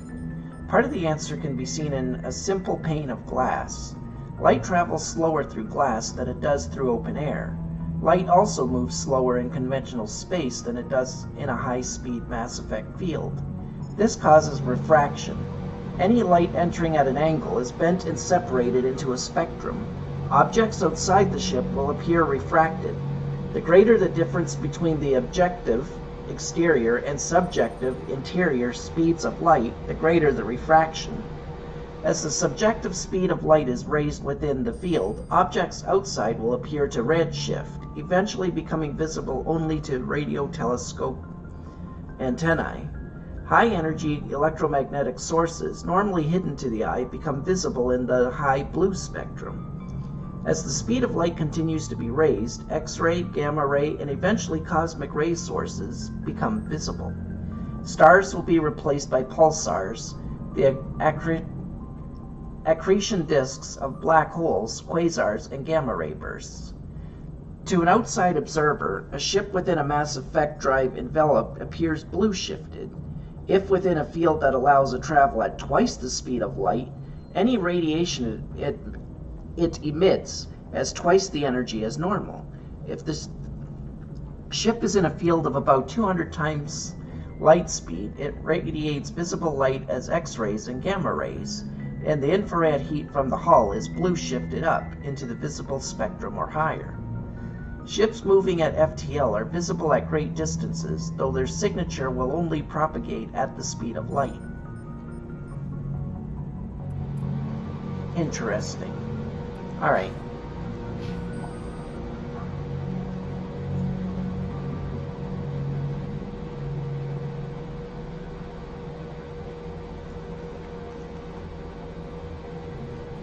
Talk to Presley. If anyone has to take over for Captain Anderson, I'm glad it's you. I'm not sure about having non-humans on our ship, though. We're all on the same team here, Presley. With all due respect, sir, that's what they said about Nihilus. Look how that turned out. Speak freely, Presley. I want to know if you have a problem with non-humans. It's not that, Commander. Humanity has always handled its own problems. Saren attacked one of our colonies. We should be the ones to stop him. We don't need their help. Some people think asking for help is a sign of weakness. That's just being stupid and stubborn. No matter how strong you are, allies can make you stronger. I guess so. Maybe I'm just stuck in the old ways of thinking. But don't worry, Commander, this won't be a problem. How did you end up assigned to the Normandy? I signed up with the Alliance as a navigator right out of school, following in my grandfather's footsteps, I guess. My first posting was on the Agincourt.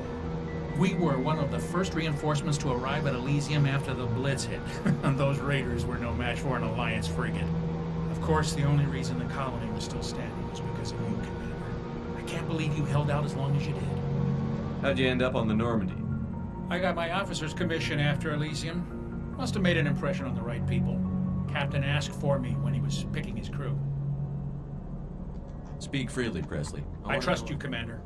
If you think they belong here, then so do I. That's the right answer, Presley. Carry on, Presley. Yes, sir. I think you figured it out. I think that's why you changed your tune so fast. Humanity has encountered many galactic species. Wars have been few, but mistrust is rife. Politically, the Alliance is a peaceful trade partner of the Turians. As a practical matter, however, there is simmering antagonism and bigotry between both populations over the First Contact War of 2157. The Alliance enjoys good relations with the Asari, though many privately believe the matriarchs are aristocratic and overcautious.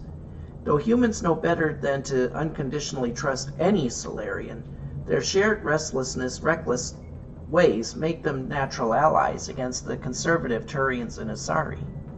The Krogan have no unified government, but individuals are generally treated as potential criminals, a reputation most Krogan enjoy living down to. The Alliance has no formal contact with the Quarians. Their migrant fleet has not yet passed through any human-settled systems. The Batarians are rivals for control of the Skyllian Verge. They severed their treaties with the Citadel to prosecute a colonial conflict against the Alliance. Officially, there is no war, but neither is there any peace.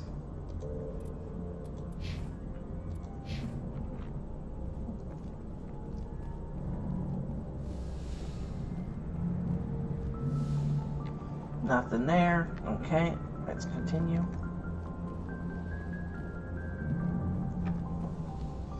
I guess I should flag my, use the, what do you call it? Hashtag flags to say that this was always intended to be a 100% run as well. Just so people understand. I mean, anyone who's watched the first episode and then this one would have figured it out already, but it's always good to let people know what they're getting into. And ships and vehicles. Cabins give each individual 10 cubic meters of space. On larger vessels, private rooms are common. As ships get smaller, the number of crew packed into a single wardroom increases. Asari prefer shared spaces even on large vessels, while Krogan territorial instincts make it impossible for them to cohabitate even on the smallest ships. On smaller vessels, hot bunking is the norm. Crew members assigned to different watches share the same bunk. When one gets off duty, he wakes up the person in the bunk. While that crewman is on duty, the first gets his rack time. Spacecraft compartments can be isolated by airtight doors in case of decompression. The cinematic version of explosive decompression is fiction. Hold compartments either take enough damage that occupants are killed instantly, or leak slowly enough that they are able to reach protective gear. Compartments are equipped with emergency life support apparatus, fireproof plastic bubbles with air bottles. Small when stowed, ELSA comfortably accommodate one individual inflated. Damage control procedures cuts off ventilation to burning compartments. Without oxygen to consume, fires die in seconds. The compartment is repressurized afterwards for crew recovery. Mass effect fields create an artificial gravity, or agrav, plane below the decks, preventing muscular atrophy and bone loss in 0G. Large vessels arrange their decks perpendicularly to their thrust axis. The highest decks are at the bow and the lowest at the engines. This allows agrav to work with the inertial effects of thrust. Ships that can land arrange their decks laterally so that crew can move about while the vessel is on the ground. Warships normally turn off their agrav systems during combat, reducing the heat generated by systems and increasing combat endurance. To provide a point of reference for navigating in 0G, floors are painted a different color from the walls and ceilings. That makes sense. Alright. Let's talk to Kate.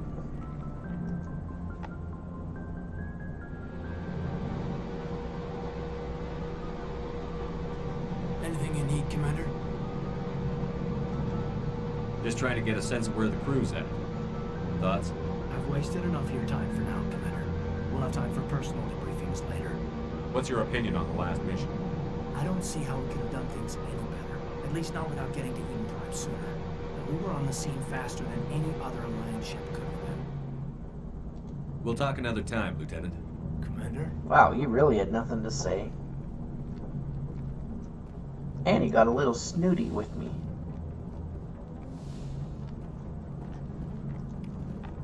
Oh, there's another codex. The Alliance uses a modified version of the ranking system that has been used for hundreds of years.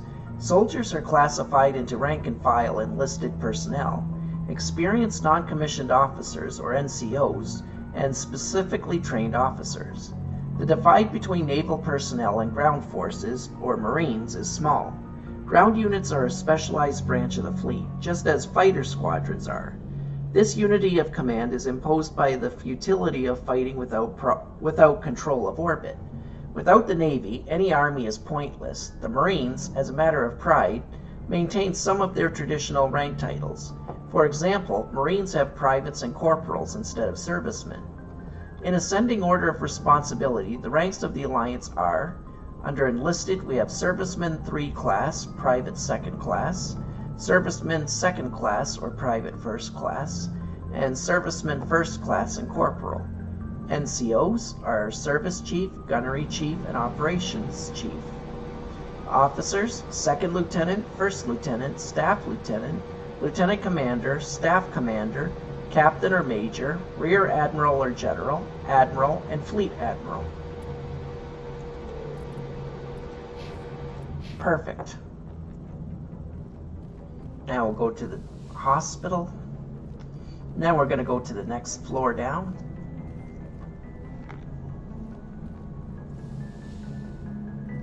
There's Dr. Chakwas. We'll upgrade our Metagel. See if there's anything to learn here. There is not. Yes, Commander? Is there something you need? Okay. I should go. She doesn't have anything new to say.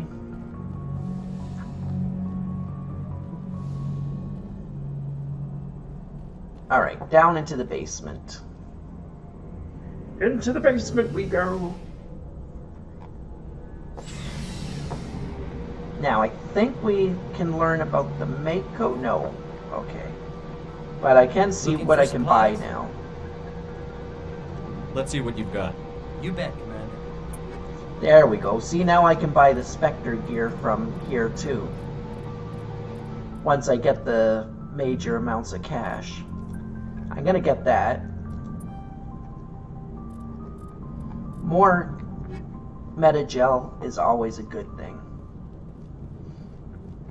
Ugh, now I have to start the romance with Ashley. I don't wanna. But I will. I promised. I said I would. So even though I kind of want to die a little thinking about it, I'm going to do it. Commander, you know that Quarian Tally? She's been spending all her time down here asking me about our engines. I'll tell her to leave you alone. What? No, she's amazing. I wish my guys were half as smart as she is. Give her a month on board and she'll know more about our engines than I do. She's got a real knack for technology, that one. I can see why you wanted her to come along. I figured she'd be a real asset to the team. You got an eye for Tally, Commander, but I'm guessing that's not why you came down here. Fill me in on the IES stealth systems. How does it work exactly? You can't hide a ship out in space. They emit too much heat and radiation. Too easy for sensors to pick them up, unless you find a way to capture those emissions. So our stealth systems trap the energy we give off in storage sinks built into the ship itself. No emissions to give away our location. Eventually the sinks have to be vented. More than a few hours silent running and they overheat. Cook us inside our own hull. There's no way for anyone to detect us? A visual scan can still pick us up. Anyone looking out a window can see us plain as day. But you have to be pretty close to get an actual visual out in space. Most vessels rely on scanners. As long as the stealth systems are engaged, they can't see us. Not unless we accelerate to FTL speeds. Why doesn't it work with faster than light travel? Cranking up the FTL blue shifts our emissions, pushes them into frequencies too high to capture in the sinks. As soon as we make the jump, it's like setting off a flare. Sensors can pick up our location whenever we enter or exit FTL flight, but for short-range missions, our stealth systems are amazing and we've got the only one. I want to know more about the Normandy. She's the best ship I've ever served on. Probably the fastest vessel ever designed. She's the only one using the new Tantalus drive core. What's so special about the Tantalus drive core? Proportionally, it's about twice the size of any other vessel. Not only are we faster, we can run at FTL speeds longer before we have to discharge the core. Where else have you served, Adams? If you name a class of Alliance ship, I've probably served on it. Everything from dreadnoughts and carriers right down to frigates like the Normandy. My last assignment was on the Tokyo, only a cruiser, but she was a good ship. Couldn't hold a candle to the Normandy, though. Carry on, Adams. Aye, aye, Commander. Your ship's amazing, Shepard. I've never seen a drive core like this before. I can't believe you were able to fit it into a ship this small. I'm starting to understand why you humans have been so successful. I had no idea Alliance vessels were so advanced. The Normandy's a prototype. Cutting-edge technology. A month ago, I was patching a makeshift fuel line into a converted tug ship in the flotilla. Now, I'm sitting on board one of the most advanced vessels in Citadel space. I have to thank you again for bringing me along. Traveling on a vessel like this is a dream come true for me. I had no idea you found ship technology so interesting. It comes with being a Quarian. The migrant fleet is the key to the survival of my people. Ships are our most valuable resource. But we don't have anything like this. We make do with cast-offs and second-hand equipment. We just try to keep them running for as long as we can. Some of the fleet's larger vessels date all the way back to our original flight from the get. I can't believe your fleet's still using ships that are 3 centuries old. They're constantly being repaired, modified, and refitted. They aren't pretty, but they work. Mostly. We've tried to make ourselves as independent as possible on the flotilla, grow our own food, mine, and process our own fuel. But some things we just can't make on our own. A patch to maintain the hull integrity requires raw materials we just don't have. That's why our pilgrimages are so important. Tell me about your people. Our lives aren't easy. Resources are scarce, and we are constantly on the move. Everything we do must in some way contribute to the continuation of the migrant fleet. There are 17 million Quarians in the flotilla, and each of us relies on the others for survival. The bonds among my people are strong. Unfortunately, we have had to surrender many of the freedoms and civil liberties other species take for granted. What kind of freedoms? Well, it's illegal for parents to have more than one child. If our population grows too much, it would strain our resources to their breaking point. Of course, we also can't allow our numbers to become too few. If our population is in decline, the rule against single births is temporarily repealed. In extreme cases of population decline, incentives are even offered to encourage multiple births, though the Conclave hasn't had to take such measures in nearly a century. That's your government. The Conclave is our civilian branch of government. Each ship can elect a representative to serve on the Conclave and make decisions that affect the fleet as a whole. On matters that affect an individual ship, however, the captain has the final say. It's a tradition that dates back to the early days, when the fleet was governed by martial law. Fortunately, most captains nowadays are smart enough to have an elected council from their crew to give them advice and guidance. So the ultimate power rests with elected officials. In practice, the Conclave and the respective council for each ship tend to set the rules that govern our daily lives. But in theory, we are still under military jurisdiction. The 5 top-ranking military officials in the fleet serve on the Admiralty Board. These 5 have the power to overrule any decision by the Conclave in case of emergency. To do so requires unanimous agreement among the Admiralty, and they can only do this once. After that, the entire board must resign their posts. It's a safeguard that served us well. In nearly 3 centuries, the Admiralty Board has only overruled the Conclave 4 times. I want to know more about the Geth. I doubt I can tell you anything you don't already know. It's been almost 3 centuries since they drove my people into exile.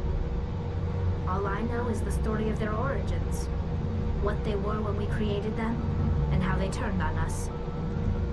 Interesting. The Geth were originally created to serve as an automated manual labor force. Initially, their intelligence was as limited as any VI.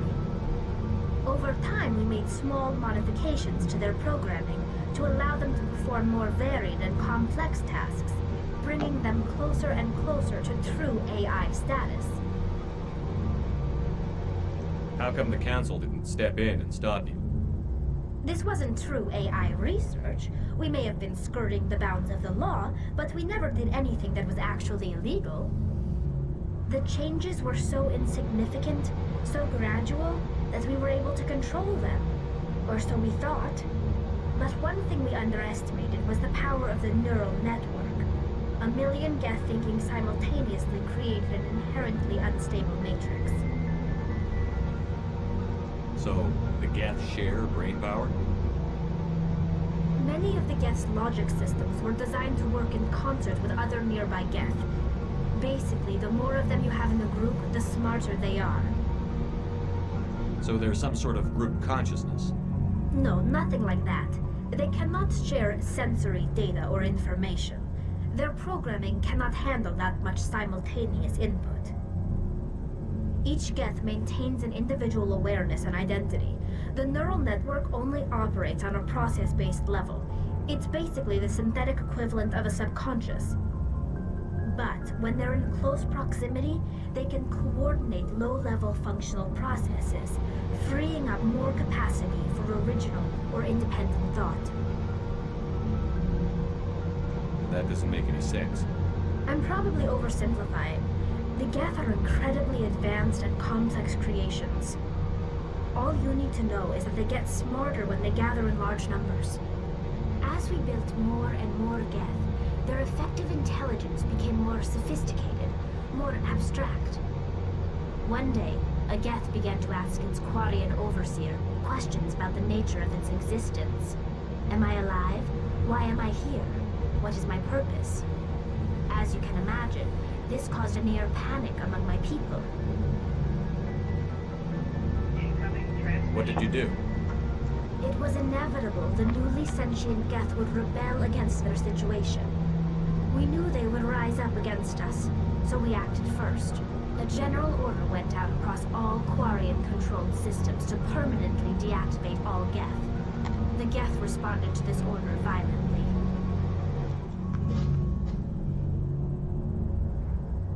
You can't blame them for fighting for their survival.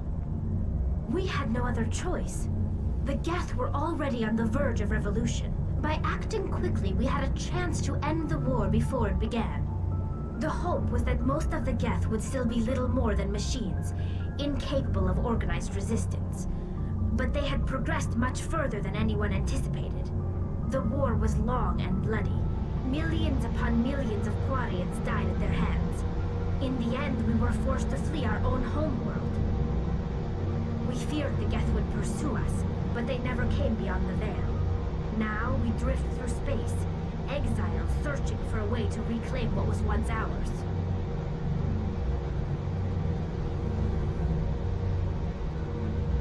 It's hard to feel sorry for you. Your ancestors tried to wipe out another species. We made a mistake when we created the Geth in the first place, but we did not make a mistake when we went to war against them. If we had not acted, they would have wiped us out. They're a synthetic life form. They have no use for organics. None. Why do you think they cut themselves off from the rest of the galaxy? Why do you think they've killed every organic being who's ever tried to contact them? I didn't mean to offend you. I'm sorry. I didn't mean to get so worked up. Most Quarians tend to have pretty strong opinions about the Geth. I want to know more about the pilgrimage. When my people reach maturity, we leave our birth ships and seek acceptance with a new crew. It's necessary to maintain genetic diversity among the fleet. But no ship wants to accept someone who will be a burden on them. So, to prove our worth, we embark on a pilgrimage. We set out alone, leaving the flotilla and our families behind us. We only return once we have found something of value we can bring back to the fleet. This is presented as a gift to the captain of the respective ship we wish to join. If the gift is accepted, we are welcomed into the crew. Can a captain choose to reject the gift? That doesn't happen often. Most captains are eager to increase the size of their crew. It increases their own standing in our society. Even when a gift is not particularly valuable, the captain usually accepts it out of a sense of tradition. However, there is a stigma to presenting a substandard gift. It's not the best way to make a good impression on a new community. Most pilgrims don't return until they find something worthwhile. I can't believe they just send you off alone. It's not like they just cast us out. Before we leave, we are given lessons in how to survive outside the flotilla, and given gifts to help us on our journey. We also receive implants to fight off sickness and disease. Generations of living in an isolated and highly controlled environment have left our immune systems weaker than most. By the time we leave the fleet, we are well equipped for the pilgrimage. This is a rite of passage for all Quarians. If it were dangerous, our numbers would suffer. Virtually every pilgrimage ends with a triumphant return and the ritual presentation of the gift to one of the fleet's captains. I want to talk about something else. Like what? I should go. See you later. Okay, we learned a whole bunch about the Quarians there. That was pretty good. Now we're gonna talk to Rex. Actually, I'll do it in a... I'll talk to Garrus. Thanks for bringing me on board, Commander. I knew working with a Spectre would be better than life at CSEC. Have you worked with a Spectre before? Well, no, but I know what they're like. Spectres make their own rules. You're free to handle things your way. At CSEC, you're buried by rules. The damn bureaucrats are always on your back. For the most part, the rules are there for a reason. Maybe. But sometimes it feels like the rules are only there to stop me from doing my work. If I'm trying to take down a suspect, it shouldn't matter how I do it, as long as I do it. But CSEC wants it done their way. Protocol and procedure come first. That's why I left. So you just quit because you didn't like the way they do things? There's more to it than that. It didn't start out bad, but as I rose in ranks, I got saddled with more and more red tape. CSEC's handling of Saren was typical. I just couldn't take it anymore. I hate leaving. I hope you made the right choice. I'd hate for you to regret it later. Well, that's sort of why I teamed up with you. It's a chance for me to get off the Citadel, see how things are done outside CSEC. Either way, I plan to make the most of this. And without CSEC headquarters looking over my shoulder, well, maybe I can get the job done my way for a change. If getting the job done means endangering innocent people, then no. We get the job done right, not fast. Got it? I wasn't trying to. I understand, Commander. That's right. I put you in your place. Commander, good to see you. Oh, I can inspect the Mako. Good.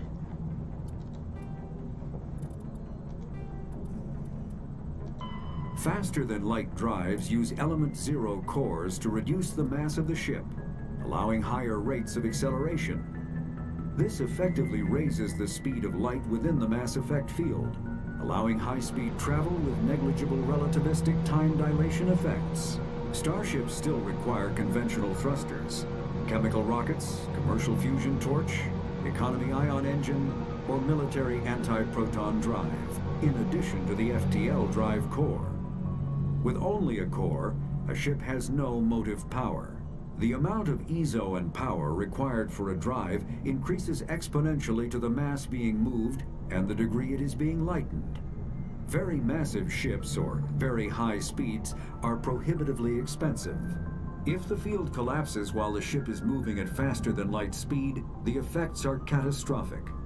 The ship is snapped back to sublight velocity, the enormous excess energy shed in the form of lethal Cherenkov radiation. Larger warships are generally classified in one of 4 weights. Frigates are small, fast ships used for scouting and screening of larger vessels. Frigates often operate in wolf-pack flotillas. Cruisers are middleweight combatants, faster than dreadnoughts and more heavily armed than frigates. Cruisers are the standard patrol unit and often lead frigate flotillas. Dreadnoughts are kilometer-long capital ships mounting heavy, long-range firepower. They are only deployed for the most vital missions. Carriers are dreadnought-sized vessels that also carry large numbers of fighters. Smaller vessels are almost exclusively used in a support role to the warships during combat. Fighters are one-man craft used to perform close-range attacks on enemy ships. Interceptors are one-man craft optimized for destroying opposing fighters.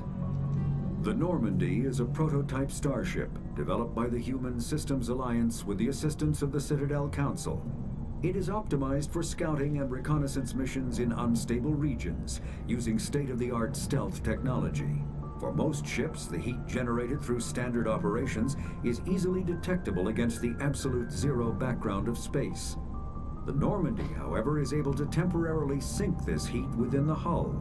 Combined with refrigeration of the exterior hull, the ship can travel undetected for hours or drift passively for days of covert observation. This is not without risk.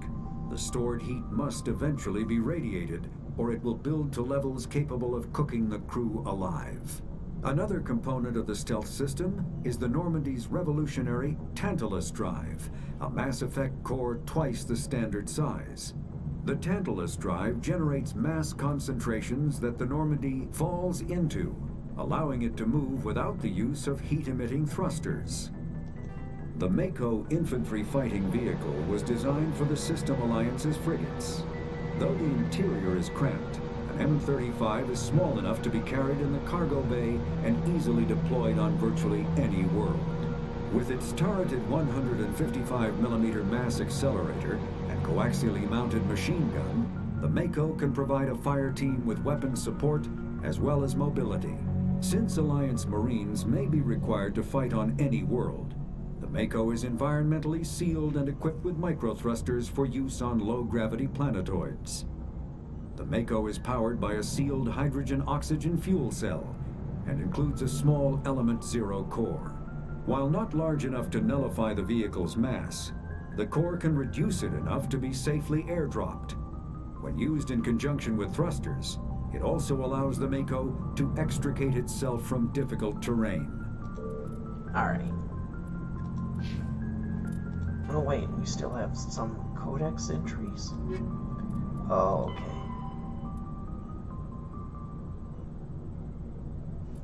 The migrant fleet has little economic base, operating in a state of perpetual hand-to-mouth.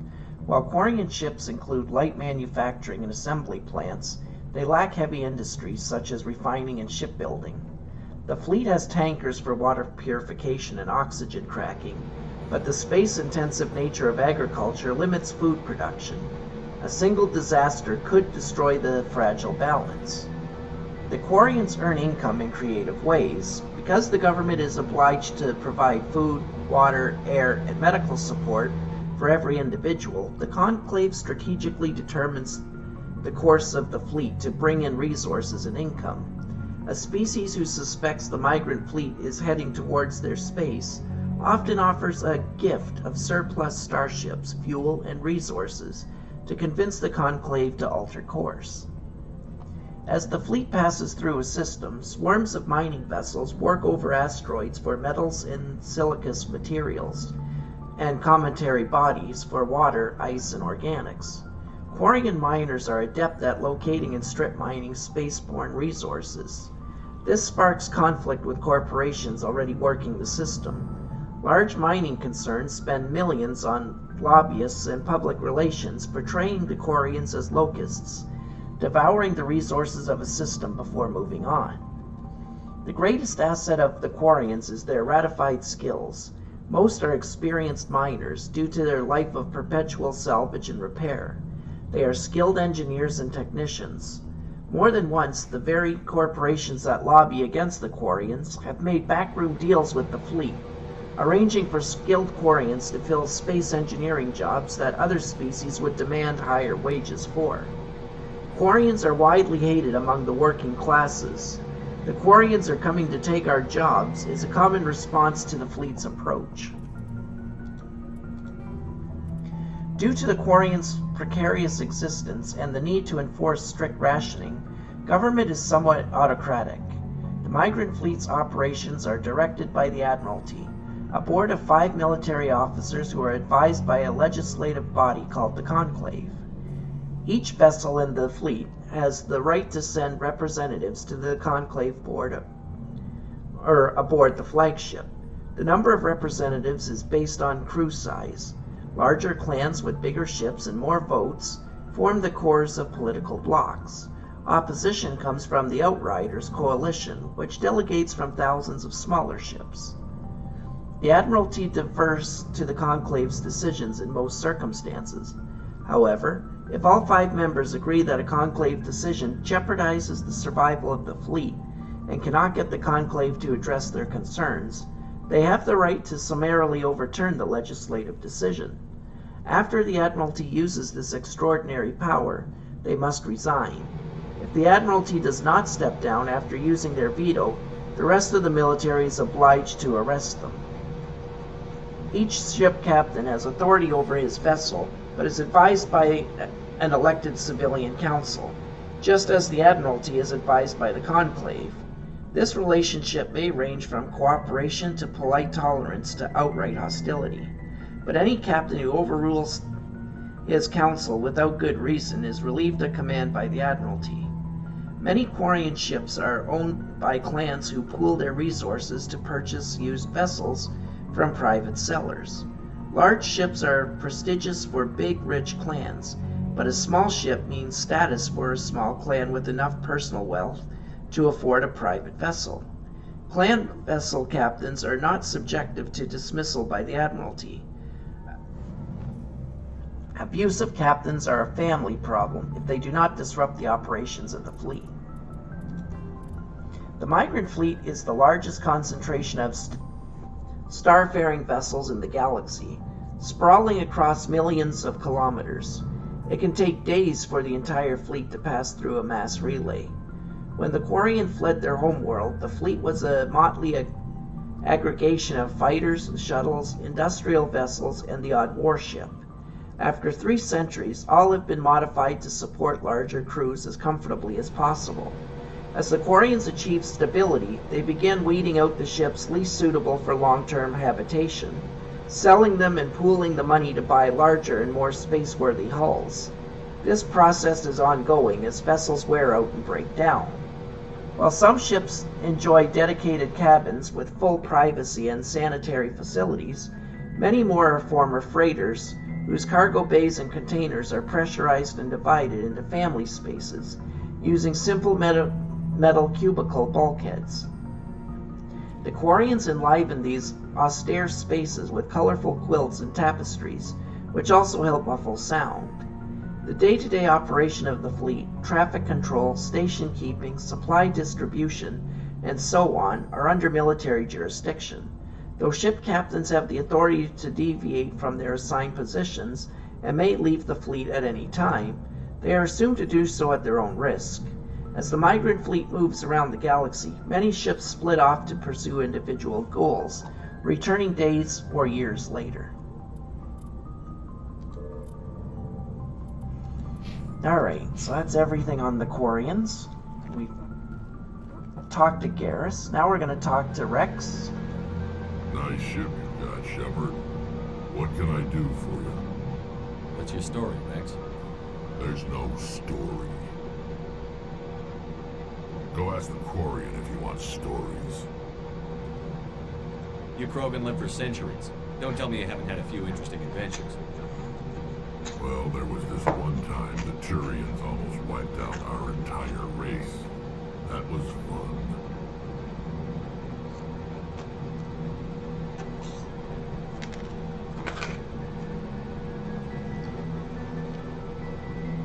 I heard about that.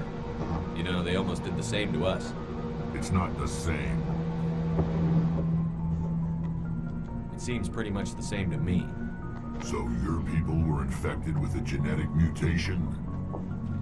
An infection that makes only a few in 1,000 children survive birth? And I suppose it's destroying your entire species? I suppose it isn't all the same. I don't expect you to understand, but don't compare humanity's fate with the Krogan. Sorry, Rex. I wasn't trying to get you upset. Your ignorance doesn't upset me, Shepard. As for the Krogan, I gave up on them long ago. The genophage infected us, but it's not what's killing us. Are your people really dying? We're sure not getting any stronger. We're too spread out. None of us are interested in staying in our own system. Lots of species have left their homes and prospered. But they go to colonize new worlds. We're not settlers. We're warriors. We want to fight. So we leave. Hire ourselves out. And most of us never go back. What can you tell me about the genophage? Ask the Solarians if you want details. They made it. All I know, it makes breeding nearly impossible. Thousands die in stillbirth, and most never get that far. Every Krogan is infected, every one, and no one's rushing to find a cure. Why don't the Krogan try to find a cure? When was the last time you saw a Krogan scientist? Ask a Krogan. Would he rather find a cure for the genophage or fight for credits? They'll choose fighting every time. It's just who we are, Shepard. I can't change that. Nobody can. So long, Rex. Shepard. Alright, we got a few more codexes now.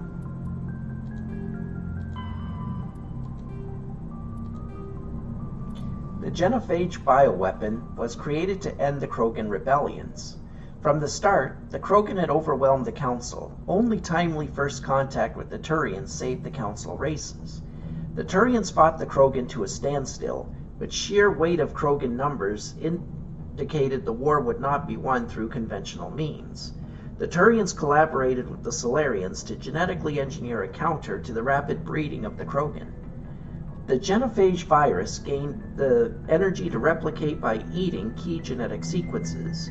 Every cell in every Krogan had to be altered for the weapon to be foolproof. Otherwise, the Krogan could have used gene therapy to fix the affected tissues. Once a genophage strain could find no more genes to eat, it would starve and die, limiting spin-off mutation and contamination. This created genetic flaw is hereditary. The Solarians believed the genophage would be used as a deterrent, a position the Turians viewed as naive. Once the project was completed, the Turians mass-produced and deployed it. The Krogan homeworld, their colonies, and all occupied worlds were infected. The resulting mutation made only 1 in 1,000 Krogan pregnancies carry to term. It did not reduce fertility, but offspring viability. The rare females able to carry children to term became prizes the Krogan warlords fought brutal battles over. The Krogan are a shadow of their former glory. While the rebellions took place centuries ago, they are constantly reminded of the horror of the genophage and of their inability to counter it. The release of the genophage is still controversial, bitterly debated in many circles. After the Rachni War, the quick-breeding Krogan expanded at the expense of their neighbors. Warlords leveraged their veteran soldiers to seize living space while the Council races were still grateful. Over centuries, the Krogan conquered world after world. There was always just one more needed when the Council finally demanded withdrawal from the Asari colony of Lucia. Krogan overlord Kredak stormed off the Citadel, daring the Council to take their worlds back. But the Council had taken precautions. The finest STG operators and Asari huntresses had been drafted into a covert observation force. The Office of Special Tactics and Reconnaissance, the Spectres, opened the war with crippling strategic strikes. Krogan planets went dark as computer viruses flooded the extranet. Sabotaged antimatter refineries disappeared in blue-white annihilation. Headquarters stations shattered into orbit-clogging debris, rammed by pre-placed suicide freighters. Still, this only delayed the inevitable. The war would have been lost if not for first contact with the Turians, who responded to Krogan threats with a prompt declaration of war. Being on the far side of Krogan space from the Council, the Turians advanced rapidly into the lightly defended Krogan rear areas. The Krogan responded by dropping space stations and asteroids on Turian colonies. 3 worlds were rendered completely uninhabitable.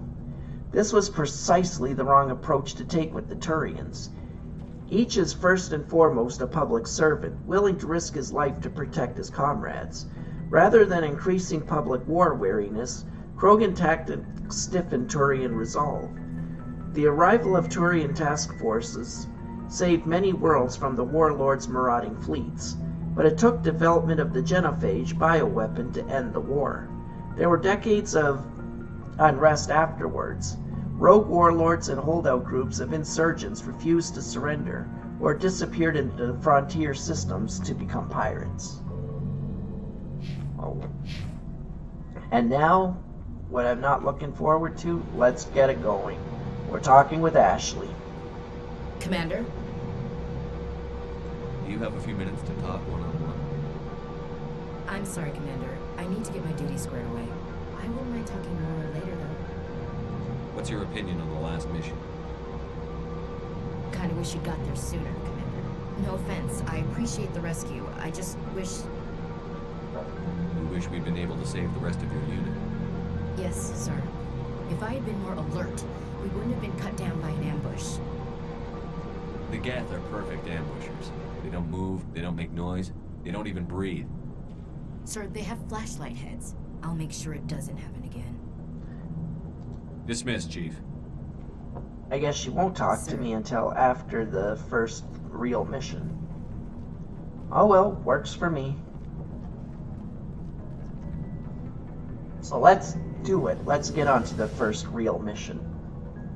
The real mission of death. Ugh. I have officially combed the ship inch by inch for every possible codex entry, partially delaying the inevitable because the next fight does have me pretty nervous. I'm kind of like, please tell me there's another codex entry here somewhere that I missed. There is not. Alright, here we go. I can't keep stalling forever.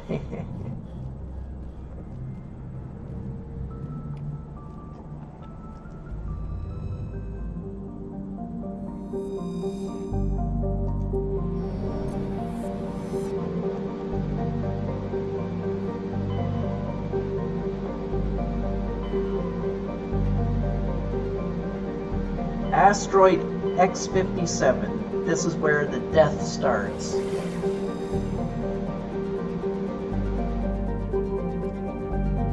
But I'm going to Utopia first. I just want to see if there's a planet there that I need to investigate.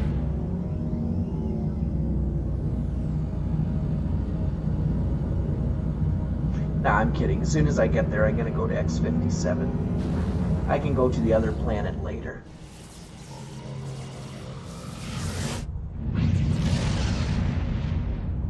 But if there's a scan mission in this area, I'll do that. I'm not going to read any of these planets because I could be here for a very long time if I do that.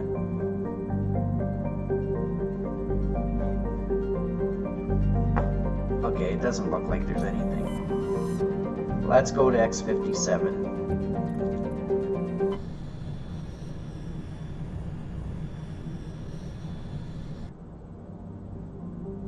Alright.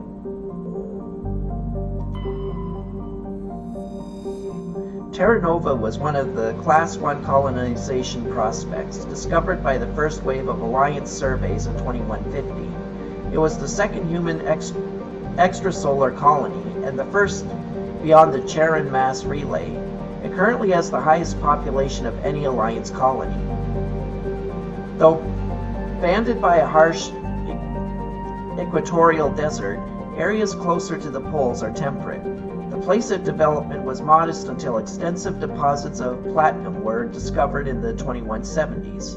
This rare metal, required in the clean-burning hydrogen fuel cells that power private vehicles, attracted a platinum rush of immigrants and investment from throughout Alliance space. In the past 12 years, Terra Nova has seen a 30% rise in population, and growth does not appear to be slowing. Colony founded in 2152, population 4.4 million, capital is Scott.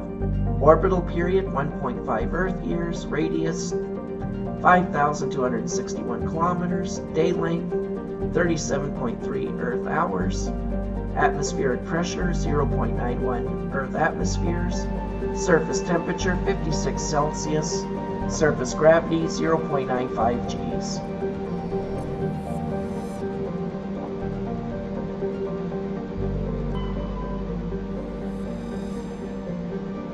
Bohr is a huge hydrogen-helium gas giant with over 90 moons. Its striking coloration is caused by the light of ionized hydrogen filtering through an upper cloud deck of sodium. The source of the ionization has not yet been confirmed, but Bohr's mass, equal to 6 Jupiters, and high temperature suggest it may be a small brown dwarf, a large gas giant that gained nearly enough mass to ignite into a small star. Though Bohr's deep gravity well makes mining operations difficult, it is the only gas giant in the system. The hydrogen needed for the local fuel cell industry, combined with the ever-present need for helium-3 fusion torch fuel, make it economical to mine. The orbital period 3.3 Earth years, radius 74,612 kilometers. Day length 8.8 Earth hours.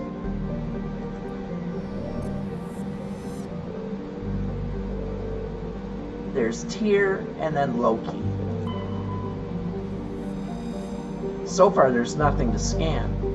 Tyr is compositionally quite similar to Earth. However, it lies over 4 AU from Asgard and possesses an atmosphere primarily composed of nitrogen and ethane.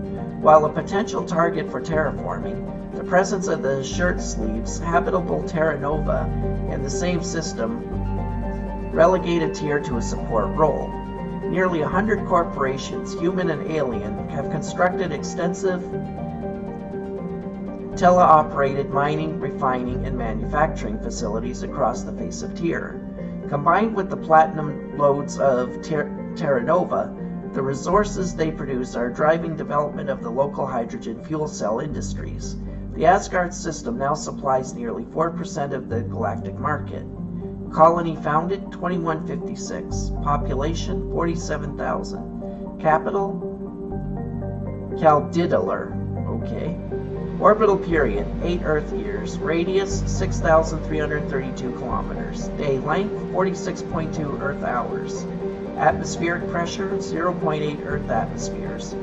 Surface temperature negative 73 Celsius. Surface gravity 0.95 degrees. That is cold.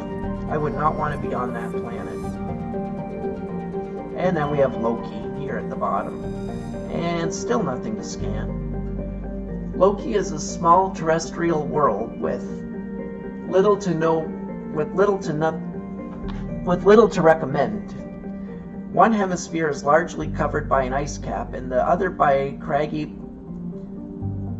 basaltic highlands. The rough, varied terrain suggests an ancient cataclysm caused significant damage to the world.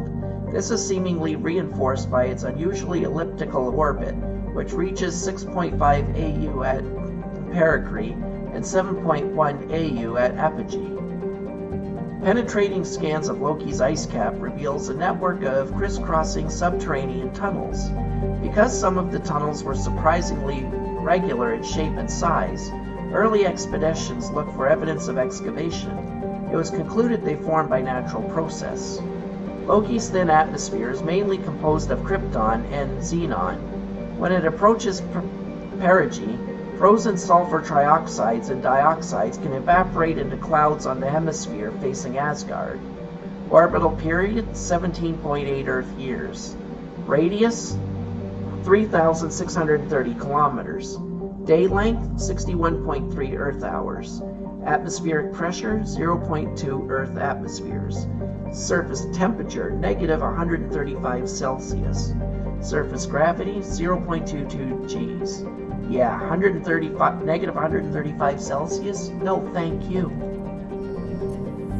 Alright. Where are you? There you are. X-57 is a metallic asteroid originally located at the training Lagrange point of the gas giant Bohr. With the increased development on Terra Nova, a new orbital port facility was necessary. Due to a shortage of funding, it was decided to mine out X-57, using the recovered resources to finish out the interior for habitation. The asteroid was decelerated from Bohr's orbit using fusion torches, allowing it to fall into the orbit of Terra Nova. Recently, communications with the engineering team on X-57 have been lost. The fusion torches have reignited, and the asteroid is accelerating towards Terra Nova. Well, let's put an end to that. Oh boy, here come the death. Now let's see, what party do I want?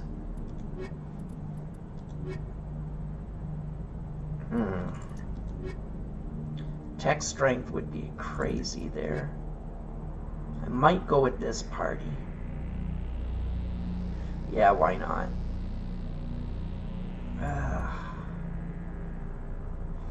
Yeah, we'll do this. I'm already regretting it.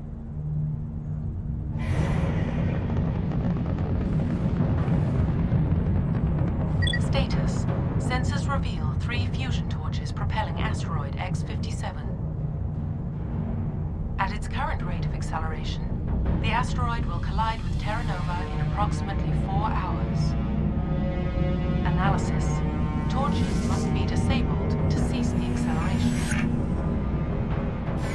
Hello. I heard your transmission. You hear me? You haven't found me yet, but I can't talk long. Shut down the fusion torches. I'm going to die. God, I hope you're hearing this. I hear you. I'm here. I'll go turn those off.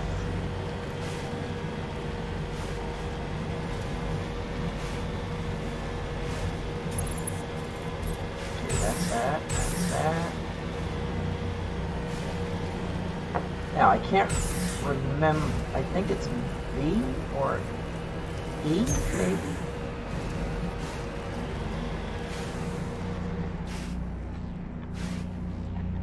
No, I don't want to return to Normandy. Okay, Codex. The Citadel space is an unofficial term referring to any region of space controlled by a species that acknowledges the authority of the Citadel Council. At first glance, it appears this territory encompasses most of the galaxy. In reality, however, less than 1% of the stars have been explored. Even Mass Effect FTL drive is slow relative to the volume of the galaxy. Empty space and systems without suitable drive discharge sites are barriers to exploration. Only the mass relays allow ships to jump hundreds of light years in an instant, the key to expanding across an otherwise impassable galaxy. Whenever a new relay is activated, the destination system is rapidly developed. From that hub, FTL drive is used to expand to nearby star clusters. The result is a number of densely developed clusters, thinly spread across the vast expanse of space. Connected. The Citadel is an ancient deep space station, presumably Citadel space connected by the mass relay network. To any region of... I cut that off a second too early. Bring down the sky, disable the torches. We can do that. Okay, we'll unlock electronics. Give you overload, because we're going to need that. Give you advanced overload.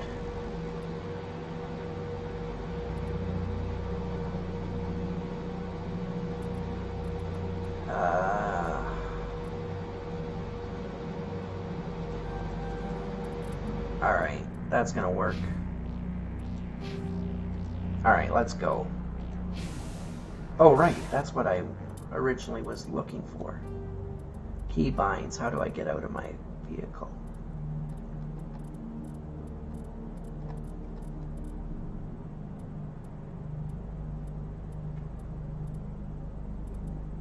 Q. That's what I wanted. Cover me.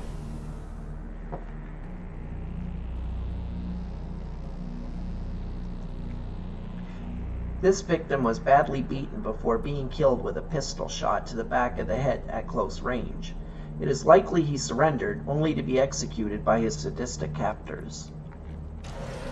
Oh, that's...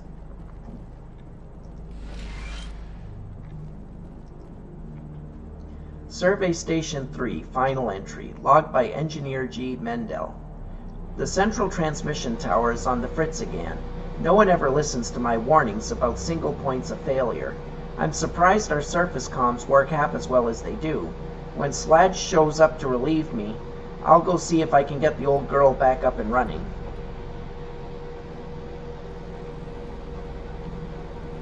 Oh, technician kit. Oh, cool. That's an Omni tool. Not really interested in it because we're about to get a fantastic Omni tool at the end of this mission. Alright, let's go.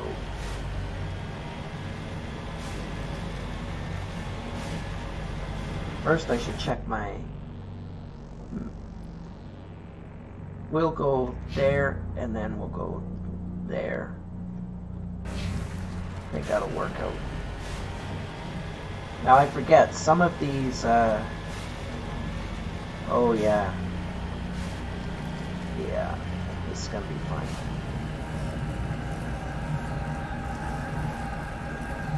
Well, I don't forget, I know some of the fusion cores have, what do you call them?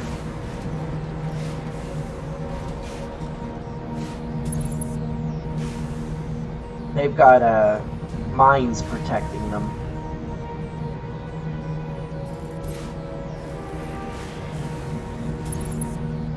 Come on. Come on, you putz.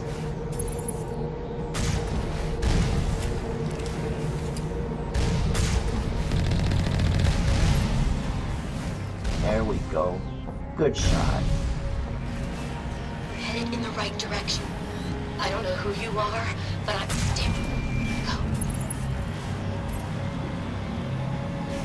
Is this one of the ones that has the nuke or things around blocking it?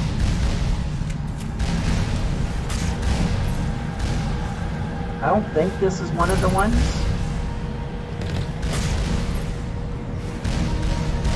Oh, sugar and spice.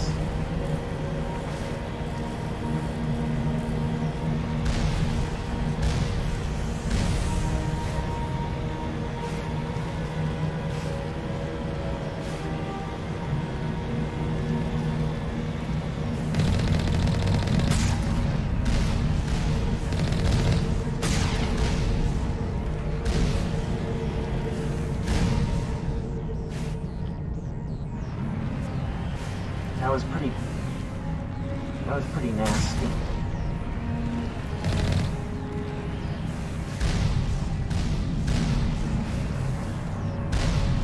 Where's the bomb? Oh, there's the bomb.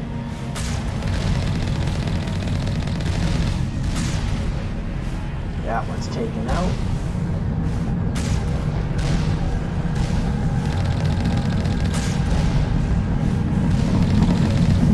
That's taken out.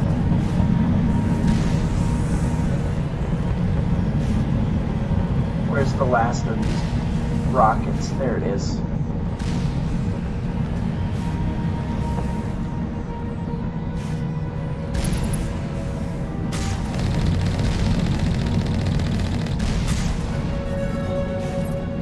Okay, good.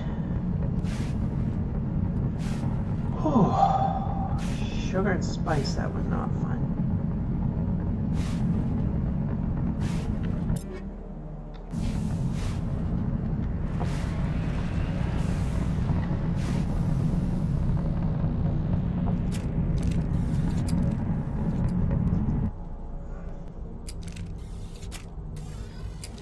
quick save because I am going to start dying here. I got my shotgun ready.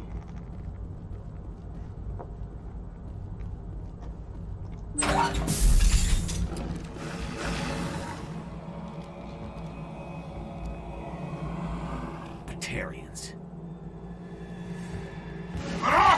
Check! Check!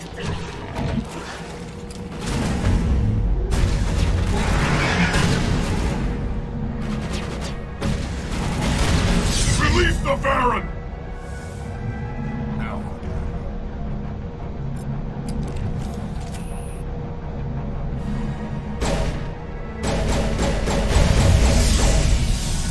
Dang it. You do not want to get hit by that sniper.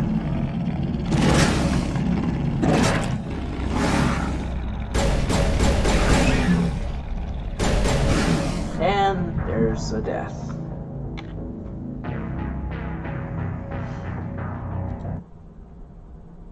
I did say that I was going to die a lot. I just was kind of hoping it wouldn't be so soon.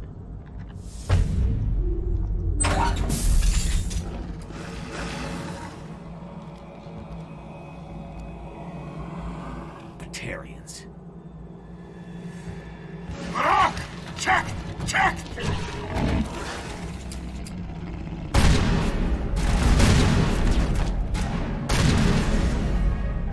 Release the Baron! No, get... Ah, oh, jeez. Didn't even get to move. Well, I got myself locked in that corner. That was my stupid fault.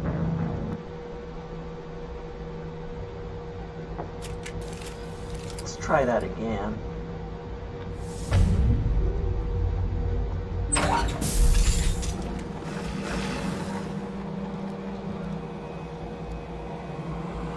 Batarians. Check! Check!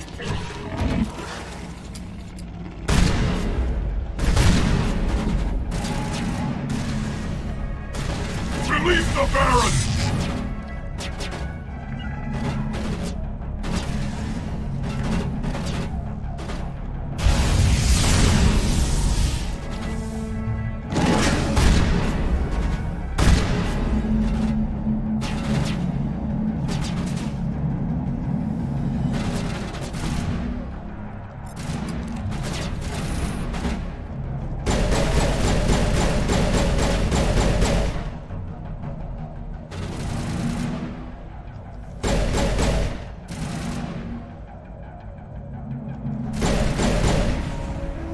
There we go. Sniper's dead.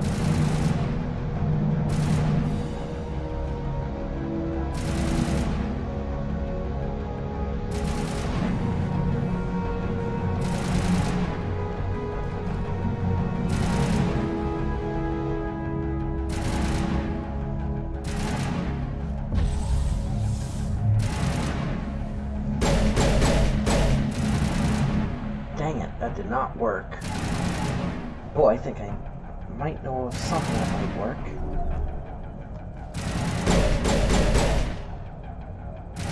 That did not work.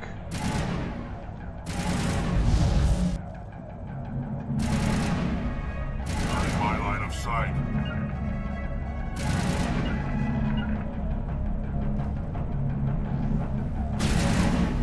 My sight.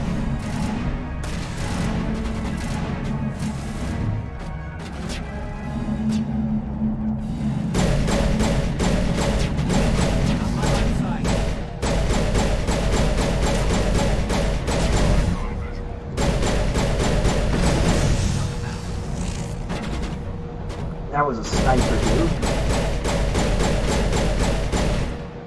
There's another one down.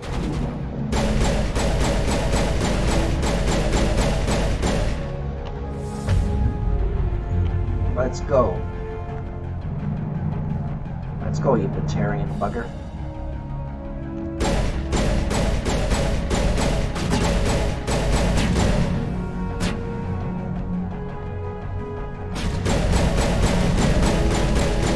Gotcha. Yeah.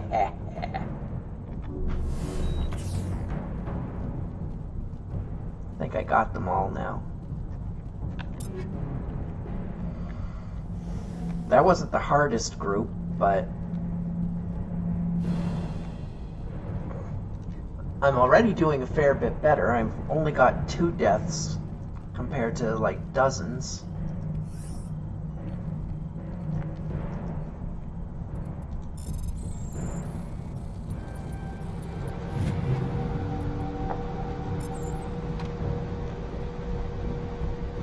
But that just goes to show when I say I'm doing better, it's definitely subjective.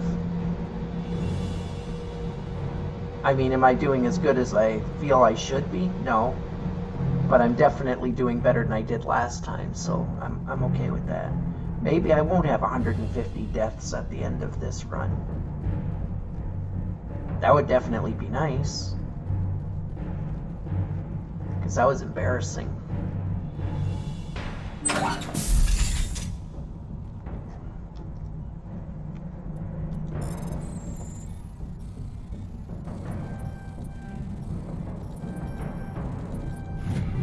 There we go.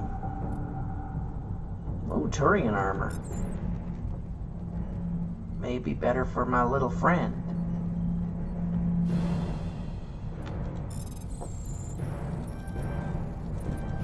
I'm reading that the torch is offline.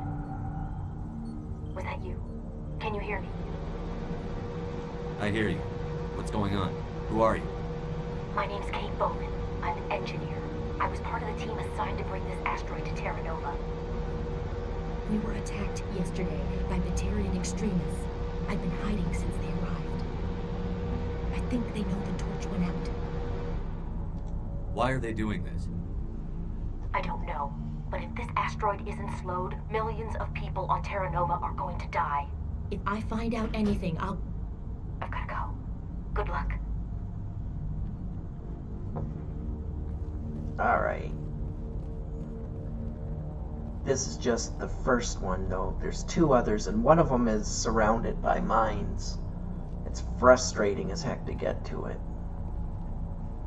And the worst part is, getting to the place is only the start, because the inside has about as many or more Batarians inside. So the outside is well protected, and then the inside is just as well protected. Hey. Oh God. I didn't mean to... Are you hurt? My shields took the hit. No damage done. I'm with the Alliance. Commander Shepard. Simon Atwell. I'm the chief engineer on this rock. Listen, we don't have much time. The Batarians fired up the fusion torches. You've got to shut them down before we hit Terra Nova. There are 4 million people down there, Shepard. My family, they live in Aronis. My kids and grandkids. Nice communities, good schools. I don't have time to do the math in my head. What happens if we don't stop this rock? X-57 is 22 kilometers long, twice the size of the asteroid that wiped out the Earth's dinosaurs. It would be like millions of fusion bombs striking at once. Millions. The heat of the blast. 1,000 kilometers away, clothes will ignite. There'll be global wildfires. Air shock will flatten everything for hundreds of kilometers. Terra Nova will die, Shepard. Not just our colony, the planet. There'll be a climate shift, mass extinctions. The ecosystem won't recover for thousands of years. Millions, maybe. Is there any chance it'll land in the oceans? That would be even worse. Tsunamis would sweep inland at hundreds of kilometers per hour. Millions of tons of water would be vaporized at the point of impact. Global cloud coverage. The plants could all die, and if they go, the whole ecosystem rolls over. I'd have to run the numbers, but take my word for it, it'd be bad. This doesn't make any sense. Batarians run criminal games. Unethical, but profitable. They don't destroy worlds. What does this gain them? I've heard all the stories. Slave rings ranching people like animals. Pirate bands burning colonies to the ground. But this is... The Citadel Conventions forbid asteroid drops. I never thought the Batarians would go this far. Most Batarians aren't genocidal madmen, but these ones are terrorists. Yeah, I know. It's just... This isn't how I expected the world to be when I rolled out of bed this morning. You were on the ground when this happened. How many Batarians have you seen? And where? They landed at the main facility. It's locked down now. They've changed the passcodes. No idea what's going on inside. I did see groups head out to each of the torch stations. Couldn't say how many, though. Enough to give you a fight. Any idea who's behind this? Who's leading them? That might provide a clue. I heard a couple of them talking. They mentioned a Balak. It sounded like he's the one in charge. They didn't seem convinced this was a good idea, but they were scared of the guy. Scared enough to do what he wanted. Batarians everywhere, and I need to shut down all 3 torches. Anything else I should know? One of the torches is surrounded by live blasting caps. We were set up to excavate when we arrived at Terra Nova. I rigged them with proximity detectors. That tank of yours will set them off, so you'll have to go in on foot. Even then, they'll explode if you get too close. Just go slow and easy. You should be fine. Should I requisition a cow to walk through ahead of me? Look, you can disable them, just not remotely. I didn't have the equipment to set it up differently. There are manual controls by the entrance to the torch facility inside the blast zone. You can disarm the caps there. One last thing. I had a crew working off-site when the attack hit. I'm worried about them. These Batarians are ruthless. I saw them smash the faceplates of guys working vacuum. And those Varen, I don't think they always wait for a corpse before feeding. Any idea where I can find them? They were running checks on our perimeter equipment. Easiest thing would be to tap into the transmission tower out on the surface. The equipment stations will show up on your sensors. I came across a member of your crew. He didn't make it. I see. Well, maybe the other 2 are still out there. You never know. There were a bunch of engineers over at the main facility, but they're probably all dead. That or being held hostage by the Batarians. A woman named Kate Bowman contacted me. The Batarians haven't found her yet. Katie's alive. She's one of my best engineers. She signed on with her brother, Aaron, I think his name is. He's part of the security detail. I hope they're okay. Give me a worst-case scenario. We can't stop the asteroid. Could the colony be evacuated? Shepard, it took 30 years for the population to grow that large. I'm sure they're moving people to remote areas, but they'd never be able to get more than a few thousand off-world. We just don't have enough ships. No one does. Well, maybe the Quarians, but I don't see them suddenly showing up and offering us a ride. Why were you moving this thing in the first place? Well, the idea was to drag it into Terra Nova's orbit, mine it out, and in the end you'd have a basic structure for an orbital station. It's a lot cheaper than getting everything up into orbit from the planet's surface. The minerals we extract almost cover the costs. What can you tell me about Kate? Smart as a whip and bold as they come. I hope she keeps hidden. If they find her. Oh, Katie, don't do anything stupid. You'd better find a good place to hide. If the Batarians come back and find you. Yeah. I think I'll make myself scarce. Good luck, Shepard. Alright, we got one place back under control. Now we have 2 more to go. And as he just mentioned, one of them has blasting caps all around it. Because why wouldn't it have blasting caps all around it? I'm going to go to this site next.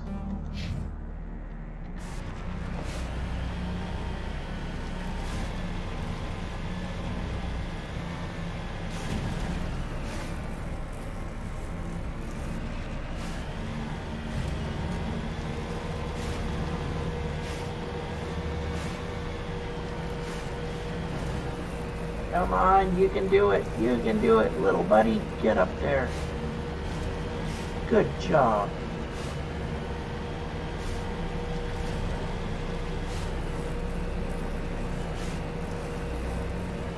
There are people who seriously hated the Mako. And then number 2, these kind of missions are pretty much just gone. They do have a few with the Thunderhead, but they're very, very rare. Let's repair this hunk of junk.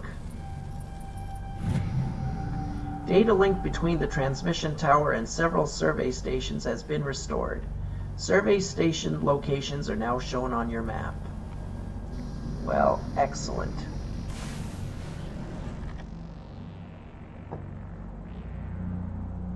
There's Survey Station 1 over here. We already checked Survey Station 3. So let's go to Survey Station 1. Hello.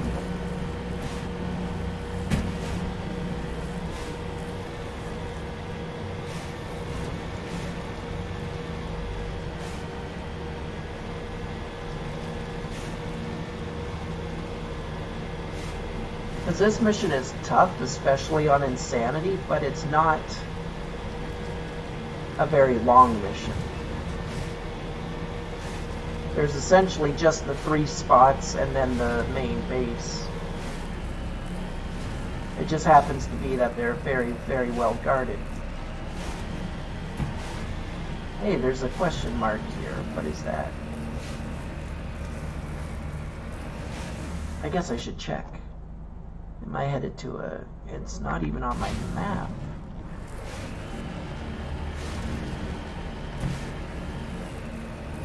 Okay, curiosity has the best of me.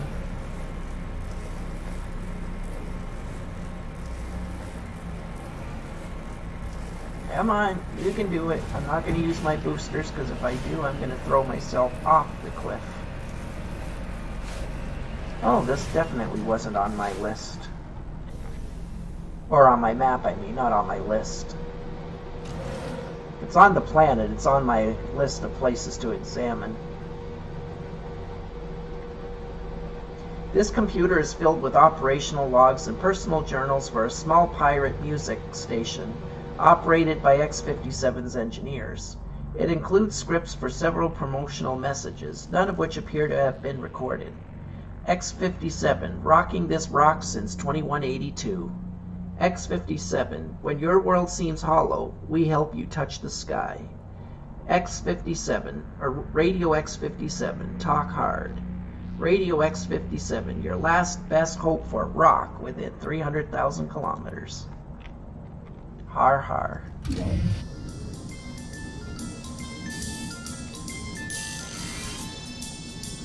I replenished my Metagel at least. Works for me. Because I'm going to need all the Metagels I can get in a bit. Because I forget which one of these is, besides the main base, I forget which one of these stations is the hardest, but one of them is just as nasty as the main base, so I'm not looking forward to that. But we'll deal with it when we get there. I just really hate the snipers. On Insanity, they're one-hit kills. Good thing they're kind of slow, like if you're paying attention, like you should be. If you see a red reticle go on you, you get out of the way as fast as you can. Because once that thing fires, you're dead. Heading out.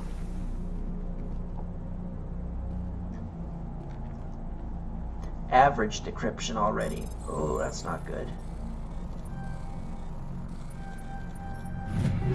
Alright, well, I managed to do it anyway.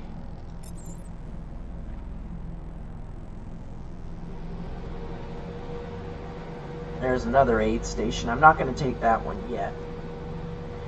This body has severe burns and shows signs of major concussive trauma. Mercifully, the explosion would have killed her instantaneously. Oh, that sucks. This is Dr. Himes. They found me, damn Batarians.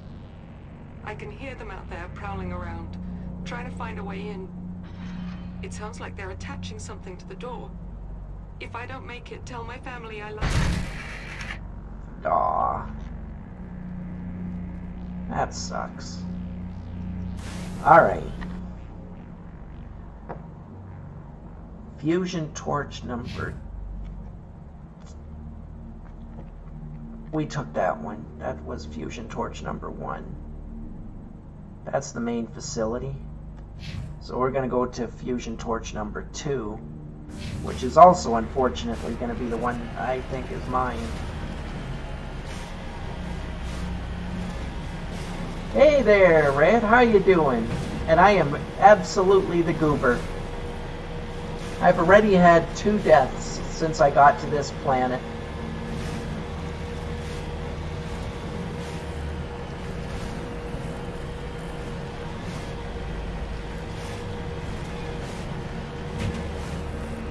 You hear me? Getting all kinds of interference. Damn. Sorry. There's a lot of feedback. And it's about to get a lot worse. Meantime, just keep doing... Okay.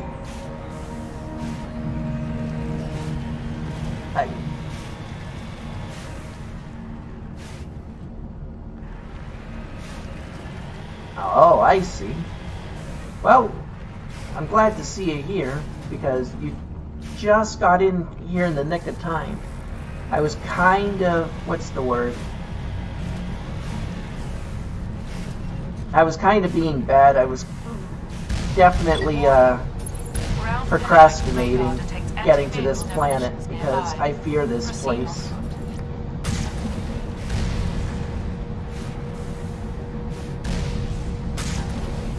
So I went and got every single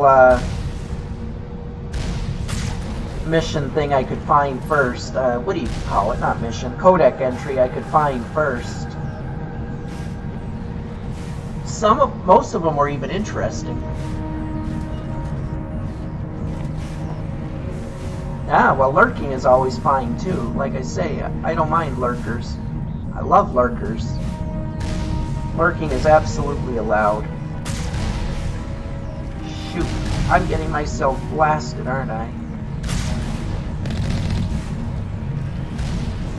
Yep, get out of there.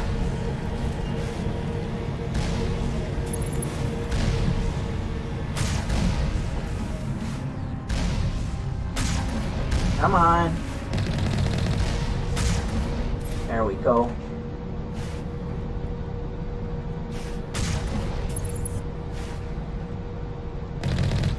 Now this is what I hate. You see all those yellow X's? Those are all bombs. So I can't get any closer to the building than here. But there's a whole bunch of Batarians just waiting for me.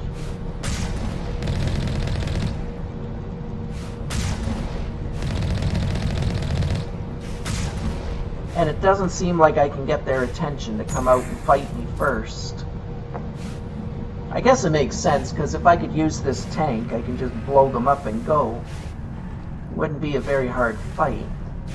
Alright.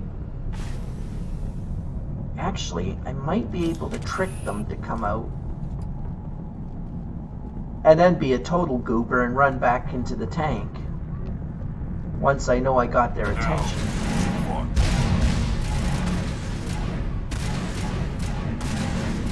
Fire in the hole! Fall back to the base! Nope, it doesn't work. As soon as you get into the tank, they run off. Can't say I blame them, but I thought I would try it. Like, where's my sniper rifle?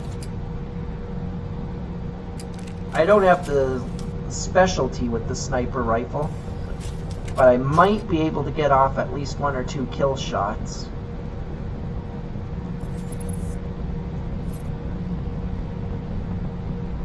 I smell trouble.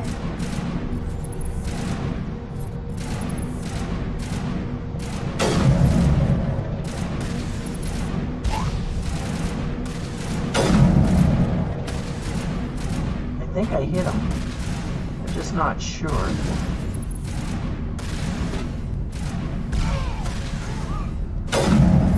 Oh, that was definitely a miss. That was a hit. That was a hit. That was a hit.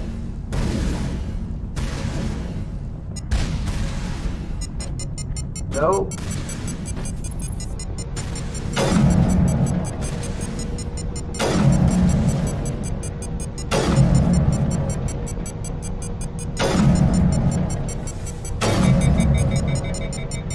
The guy went down, but he's still alive.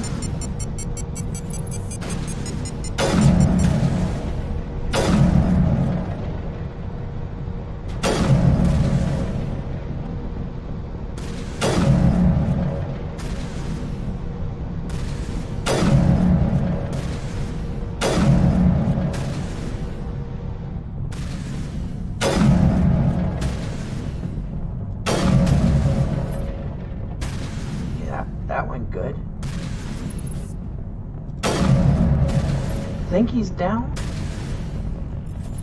Nope, he got back up again. Are you getting up again? You are. Of course you are. Oh, he's dead. I just got a experience.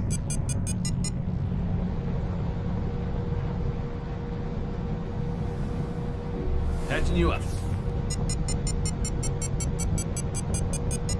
Come on. Nope. Okay.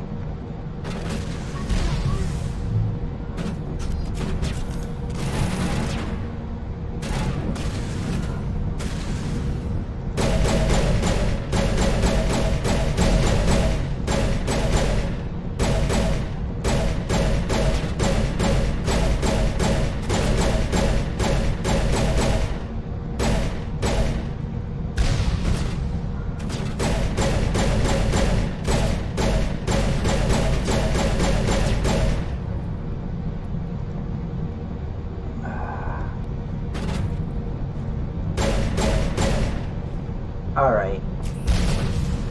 I'm gonna try sniping him again. I think it was working.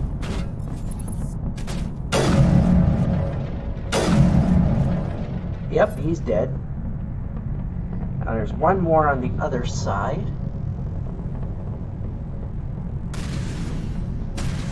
There he is.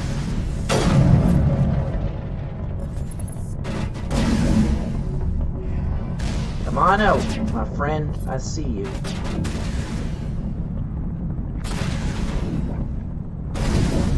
Whoa!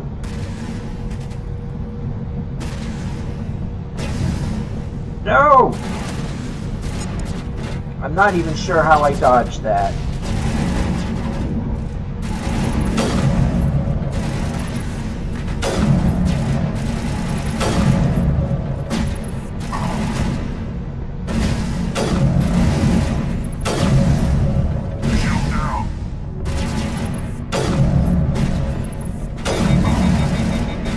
One more shot.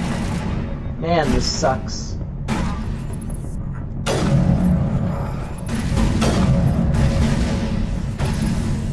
Come on. Put yourself in my... Oh, jeez.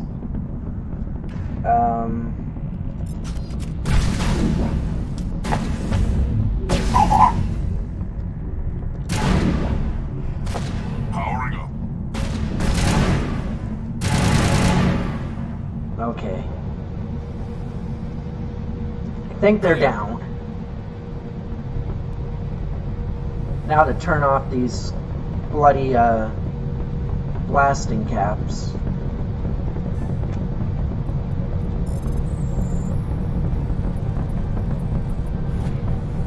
Whew! I did it! I did it!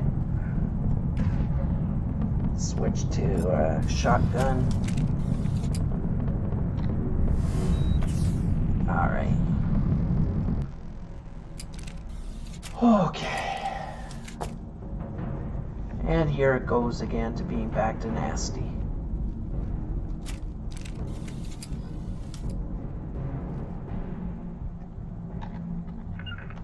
We're gonna try a little setup here.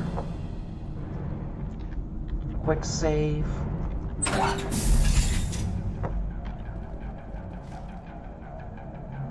Oh, it's this one. Oh, I hate this one.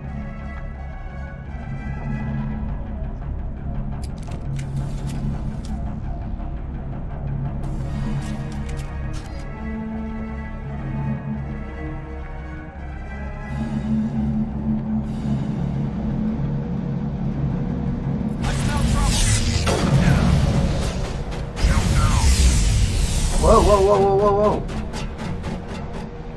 I did not realize that that almost took my head off.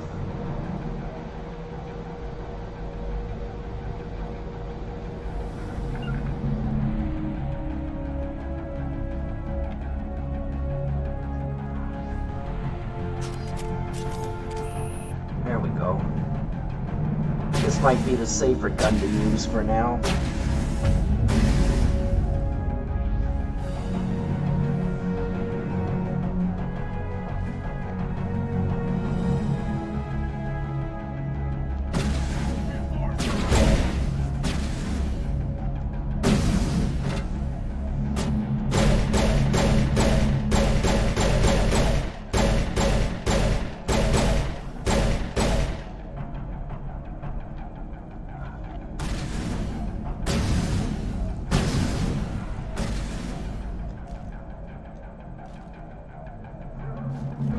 Where's the creepy thing?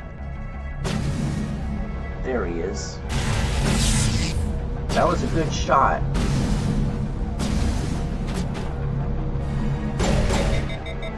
Okay, I found one. He hit me with a pretty nasty ability too yet.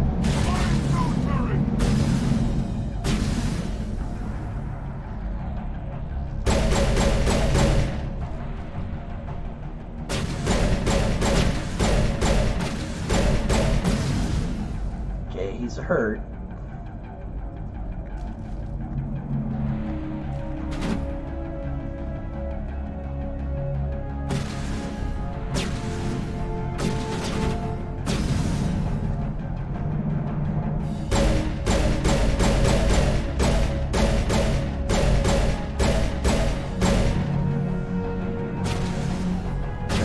Let's see, 3? Maybe I can pull the guy out from hiding.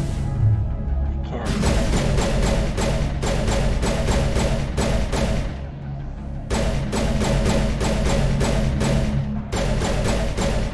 There, he's dead. I know where the next one is.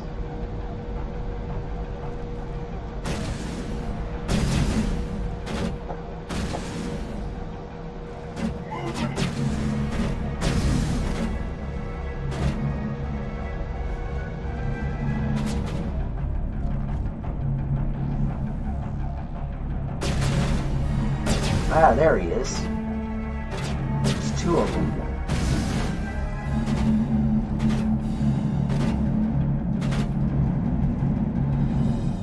It's a little off center, so it's going to be a hard shot.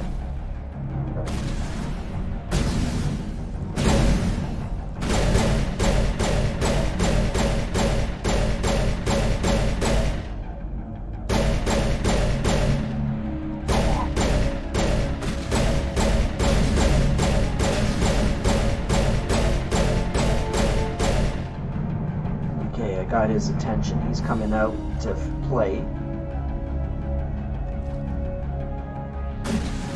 I think. No, he's not. He went back to his hidey hole.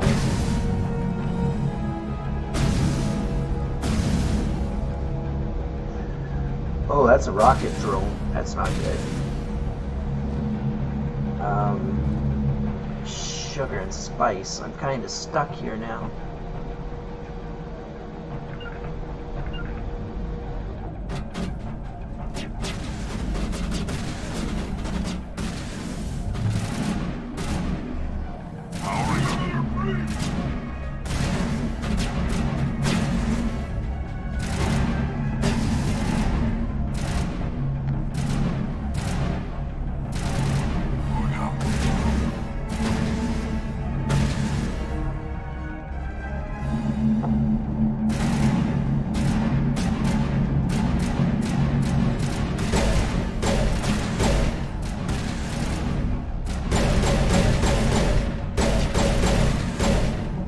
Man, that rocket drone is annoying.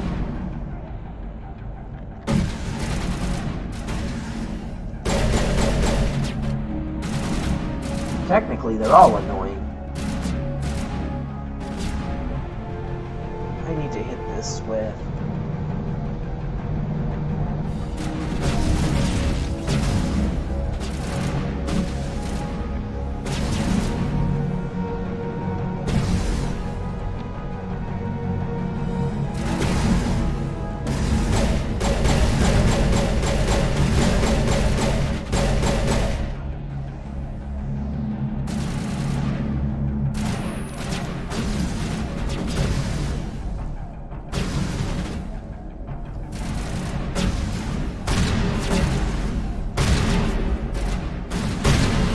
Got it.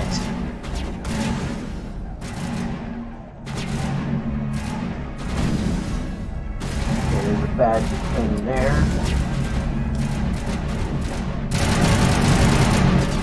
Oh yeah, that's not a good weapon to use for me.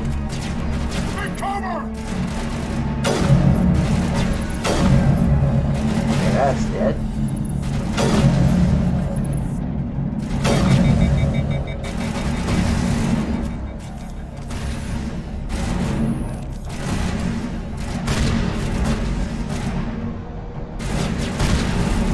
Got it.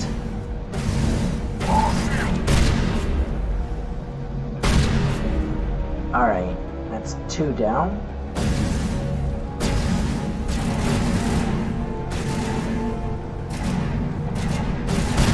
Need to get this rocket drone out of the picture too. There we go. 2 more guys left. We got this.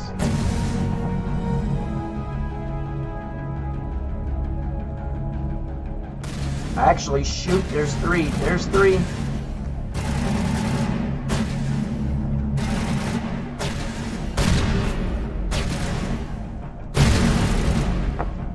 Got it. Okay. Whew. Let's go. There's 1 more rocket drone and 1 more soldier. Nope, nope, never mind. I was wrong again.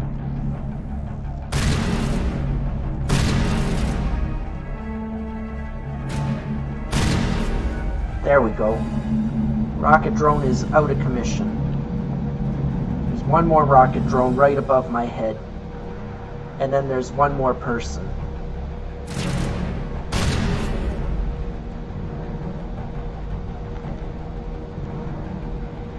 There's a Batarian right around this corner. I'm going to send my meat shields in to get his attention.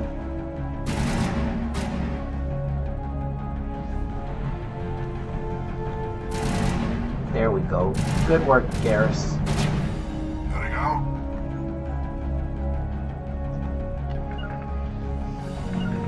Let's go, meat shields. Let's go.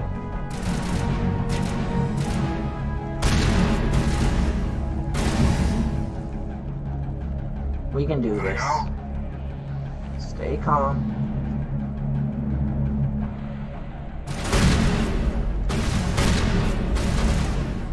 Wow, that was bad shooting. But I'm gonna stay calm. I'm not moving because I think I got this if I stay calm. There we go. 1 more guy.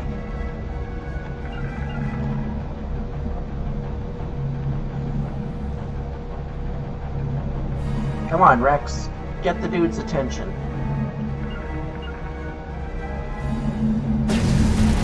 That did it. Ouch.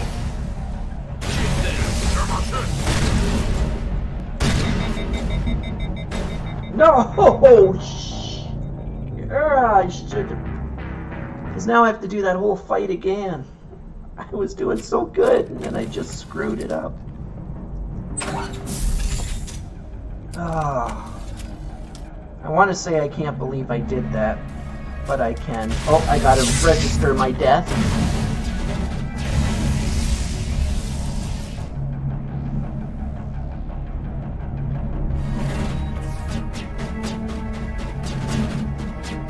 I want to be fair here.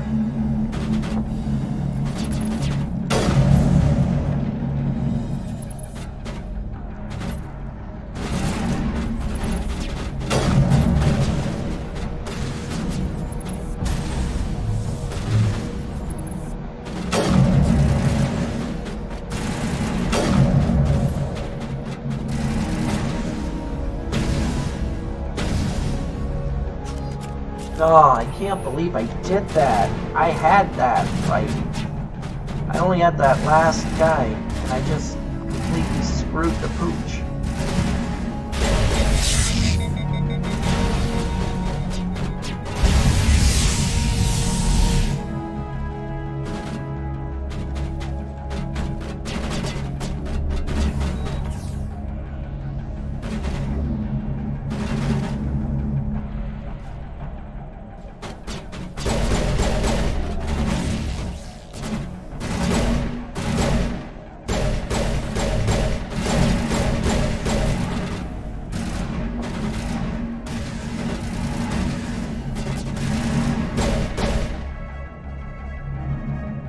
There's a Batarian trooper there. I can see the bugger.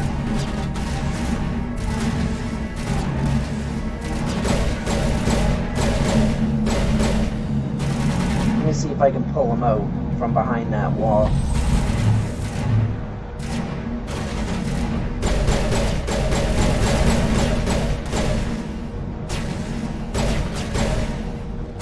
Kinda did, but not enough. Now he's gonna keep hiding there.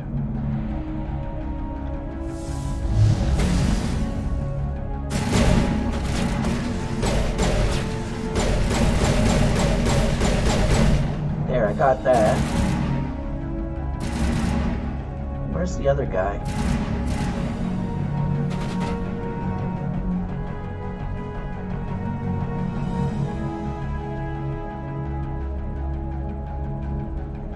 I know what I'm gonna do this time.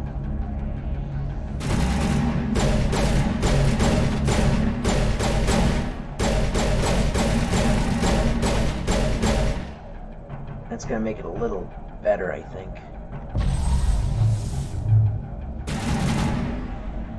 Oh, I totally missed it.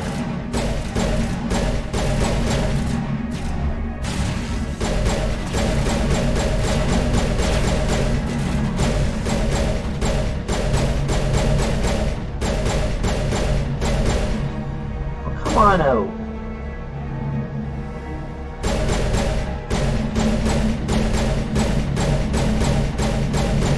That was lame.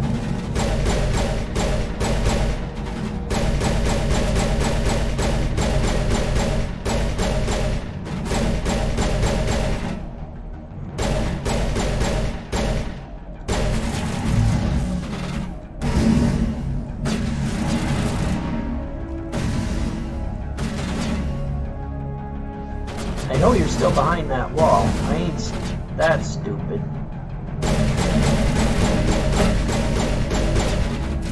There, that Batarian is dead. I know there's one behind this wall. I don't think I killed him.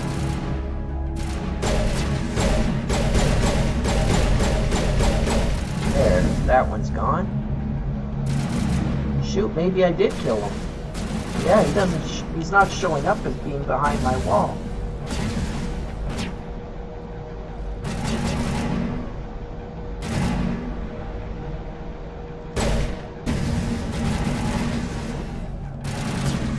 Alright, you know what? I'm taking the risk. We're going down.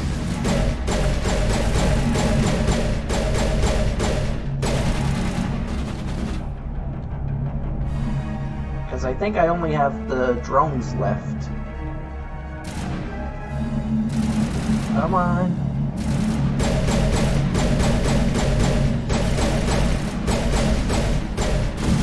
Alright, on its next return, we finish it. Come on, you stupid drone.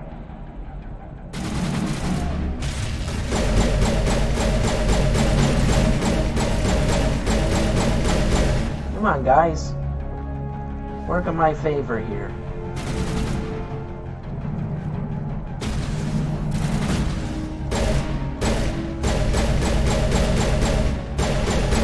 There we go. That one's gone. Okay, there is one more. I think there's a dude over here.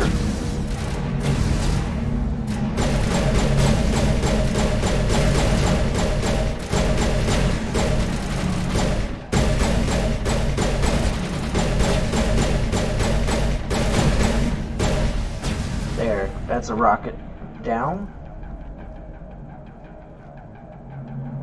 Is there a Batarian behind that door? Seems like it. That's what I don't like.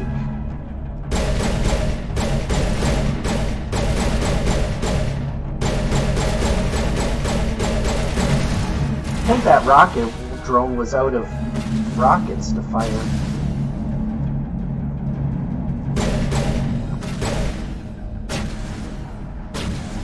This rocket, yeah, I think we're down to the same two that hurt us last time. Yep.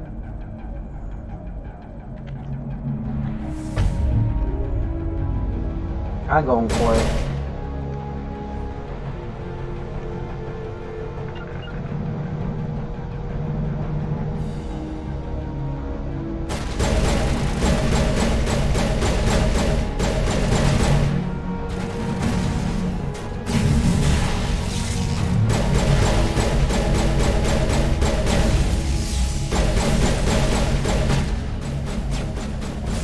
Alright, I'll go deal with that guy, people.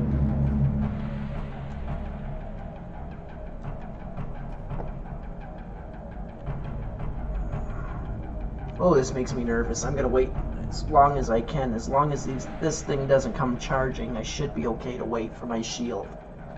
And I'm taking him out. I better switch to my shotgun just to be safe.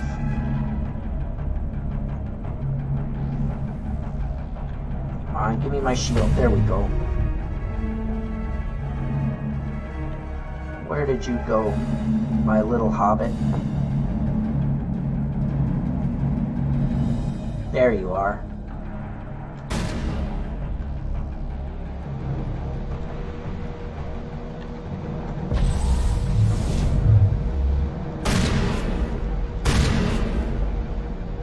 That dude is toast. Now I just gotta take out the rocket. Nobody's dead, so they're just ignoring the rocket.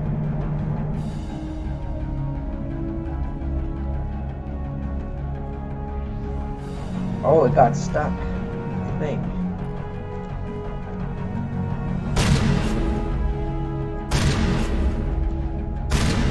Oh no, that's an engineer. That's not a rocket.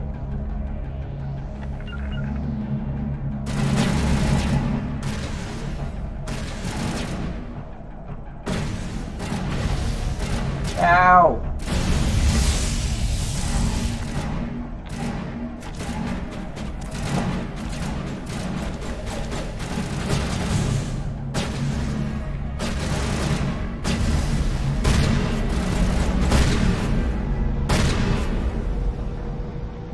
We did it.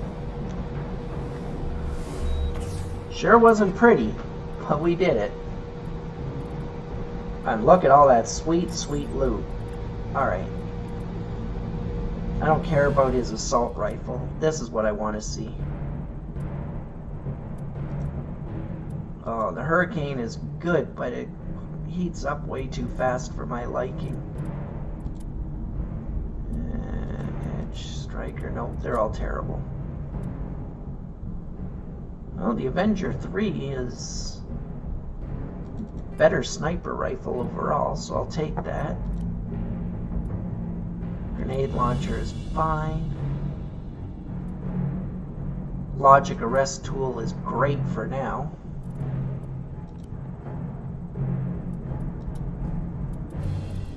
And I'm gonna replace my first aid with level 3. Garrus is gonna get first aid level 3, I think. Or no, level 2. And then Rex is just gonna get shield battery. Just gonna make him a walking bastion.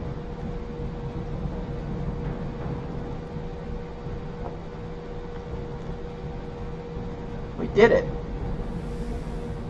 Only 5 deaths. I'm actually very impressed. Oh no.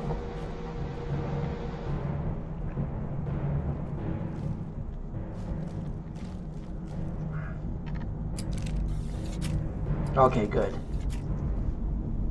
It looked like I bugged out. I was quite scared that I was going to have to do that whole fight yet again. Shotgun, assault, whatever. Yeah, whatever.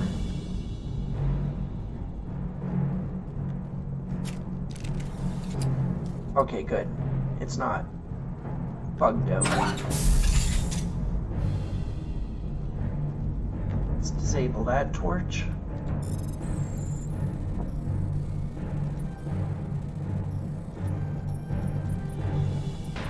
Are you there? You've got to hurry. You really pissed them off. Their leader's setting charges everywhere. I think he's going to blow this whole facility. Get away from there! Don't shoot, please! No!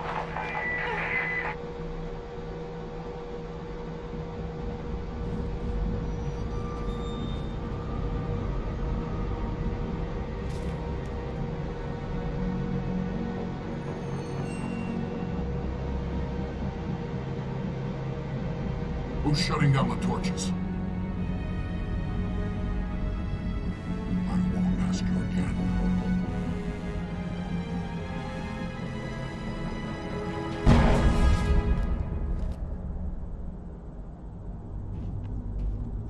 this problem and deal with it.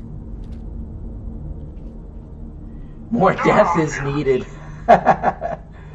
Don't you worry. I'm doing really well, but the main facility is a nightmare.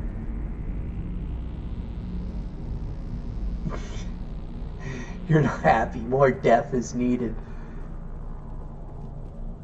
No, I know. I promised you lots and lots of death, and so far I've managed to redeem myself, which is terrible. I'm actually playing better than I've ever played in my life.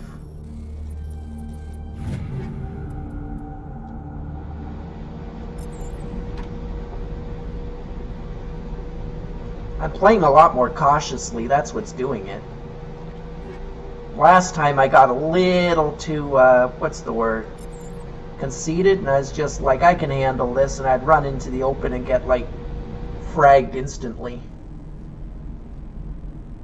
I should do more of that kind of play. That would get my death count up fast again.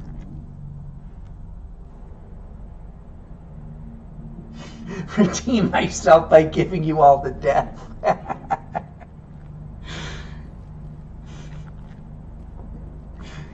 All right.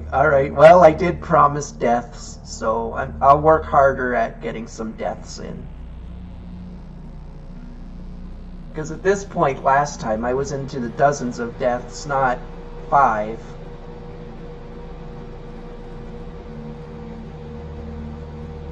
And if it makes you feel any better at all, when I get to the second game, it's basically going to be a blind playthrough in terms of playing it on Insanity.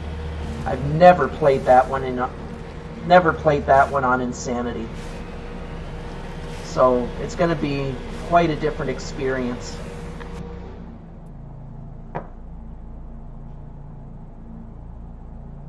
Wait, why is the Mako there when the fusion torch is there? Let's go to Survey Station 2.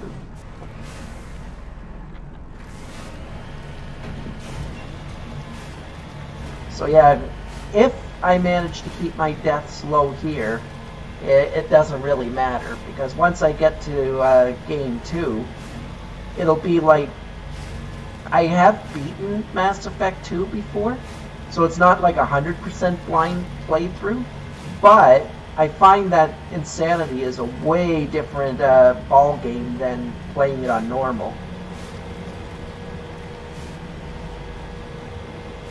Because on normal, you don't have to worry about strategy or anything. Like, you don't have to worry about combos or anything like that. You just go. And things die.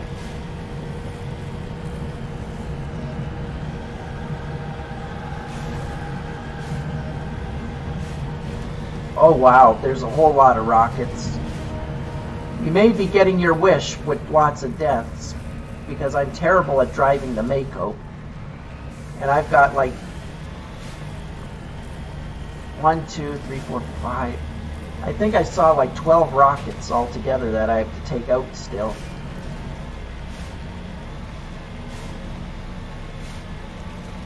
But yeah, even this game, when I first played it on Insanity, I think that's why I'm doing so well. It's because it gave me an idea of what I need to do. But number 2, I'm not going to have that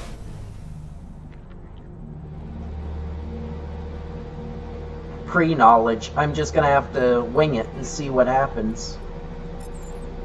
And trust me, games like this and, you know, the Dark Souls series like Code Vein, you're going to love watching me play that, because those are all kind of games that you really don't want to just try to wing it.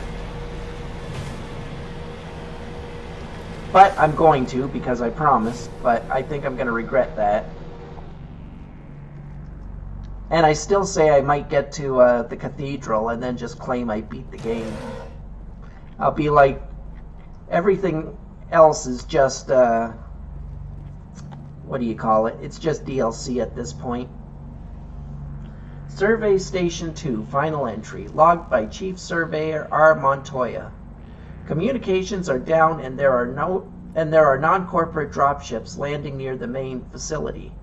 There were flashes of light over the horizon, I can't be certain, but I guess it's heavy arms fire. As per emergency protocol, I'm arming the defensive drones. I'm not waiting for my pickup. I'm going to investigate. Oh, sugar and spice. I'm under attack right now.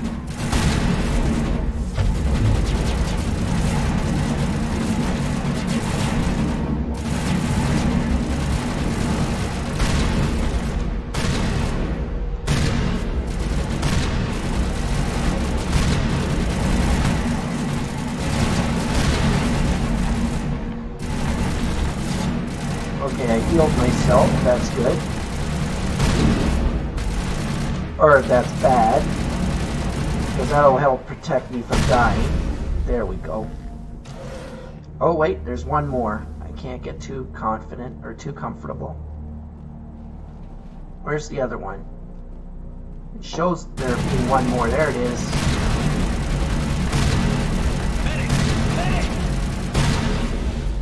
Whew. Jeez, that was close. Faint footprints in the dust lead off to the east.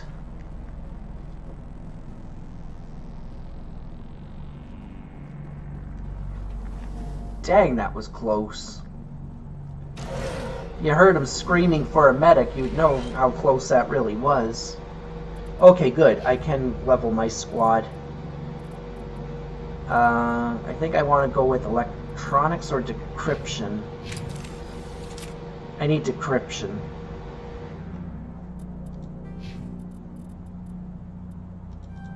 Let's make me a master saboteur. Why not? And Garrus. Oh, you didn't. Oh, wait. Okay, there we go. Give you.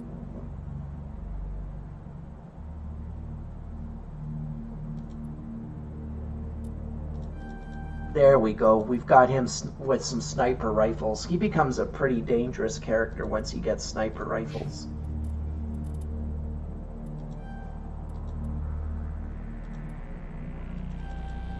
There we go. Now I can make him a true bastion of nastiness. I gave him heavy armor. That's going to make a huge difference. Provided I actually have some heavy armor I can put on him. I do. Ah, but it's not better than what I've got on him already. Dang it. Oh, there's a codex entry. Technology, translation. Human cultures remain linguistically divided. Some converse in Spanish, others in Mandarin, or Arabic, Swahili, etc. Every alien race has their own equally broad panoply of languages and dialects. Most individuals know only their mother tongue and rely on machine translation. Modern portable computers allow anyone with a few hundred credits of equipment to enjoy seamless real-time translation of alien languages, courtesy of handheld PDAs, computers in clothing or jewelry, or subdermal implants. Without fast and accurate translation, galactic trade and culture could not exist. Governments provide subsidized software updated through the public extranet on the fly, often as users approach spaceport custom facilities.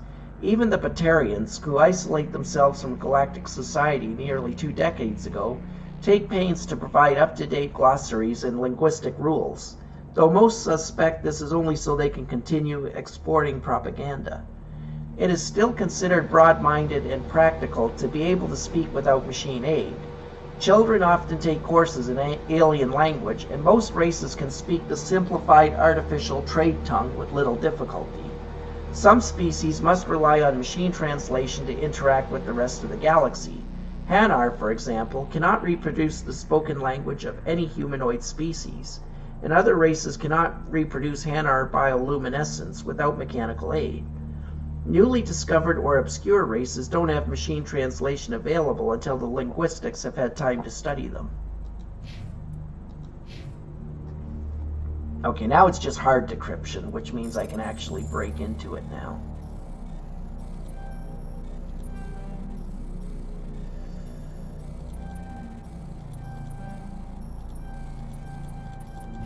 Oh, I did it. Jeez. Ha! And there's a level up again. Wahaha. Alright, well I'm gonna max out my decryption because I like being able to get money. For crazy reasons, I know. And you're gonna go up in decryption as well because the higher... It looks at the combined decryption ability of your entire party when it's going through that. Alright, now I want to give you shotguns too. There we go. Almost there. I just need to gain one more level and then I can give him a shotgun. Survey Station 2. Final... Oh, I read that. Never mind. And that's when those stupid things attacked me. Oh, I did that in the wrong order. You're gonna laugh at me. I think, yep, I did it in the wrong order. Ah. I should have healed him first and then accessed the first aid station. Oh well. I want to be nice and say that'll teach me, but, well, we know me. It ain't gonna teach me shit.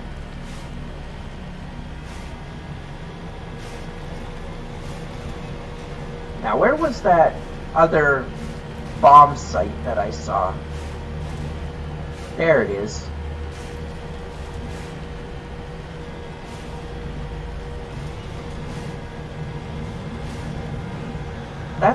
Is that the main facility though? No, it's a fusion torch. How did I miss this fusion torch? Am I that blind? Apparently.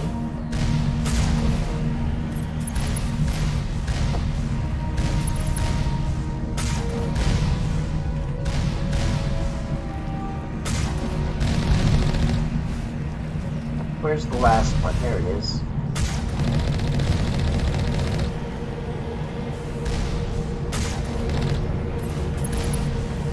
Where's the next one?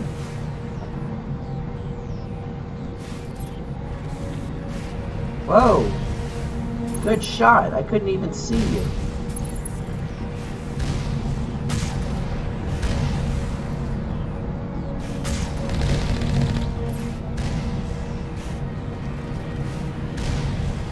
I have 2 more of these to destroy. Where are they?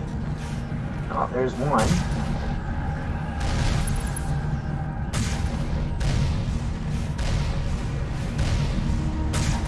Okay. Alright, backed away just enough and then it closed on me again. Of course it did. Why wouldn't it? Come on, you can open.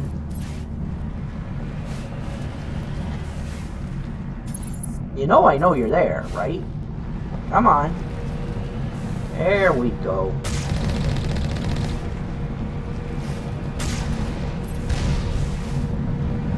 Trying to go with the, maybe if I'm super quiet and just sit here, he won't notice I'm there. Actually, that's a pretty effective strategy with me. Alright. Let's see if I can redeem myself and not have many deaths in this spot. This will be the last one for now. I gotta take a quick break from 6 to 7. But then I'll be back for another hour just to make up for the time I lost. Oh, this is not a good one. Okay, 5. Nope, that's not what I wanted to do. That is not what I wanted to do. Okay, you guys are going to go over here. We're going to set up a little shooting gallery. I'm going to get that attention, and then I'm going to go hide.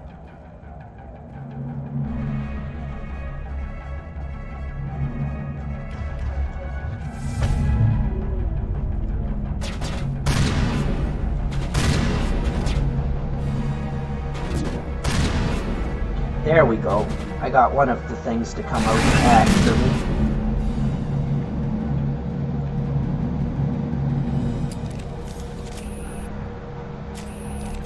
See if I can hit that thing with my sniper rifle again.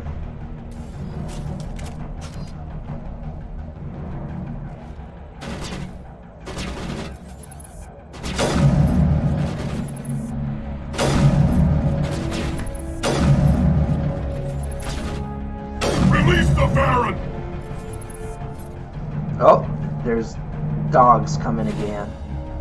Alright, that's fine. Go back to the shotgun for now. Get over here. I'll put an end to that. Alright. Back to sniper rifle. Dang it.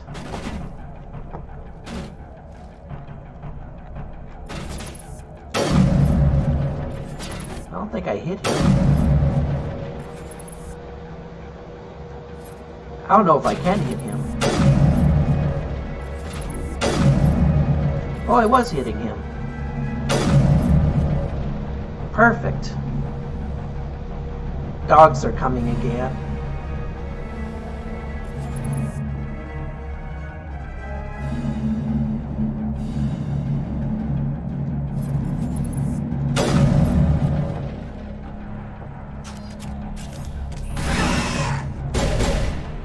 Okay.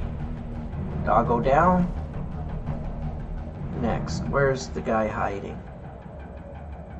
This may be a stupid move, but we're gonna put Rex right out there to act as a meat shield.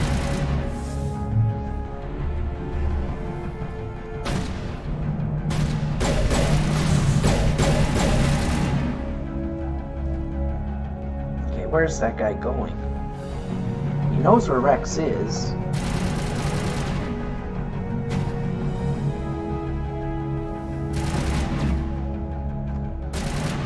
There he is. Alright. Let's go with lift.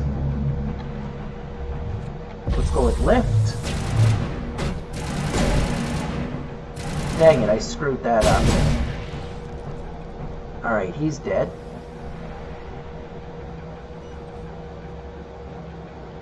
Okay, it shows there's 3 more.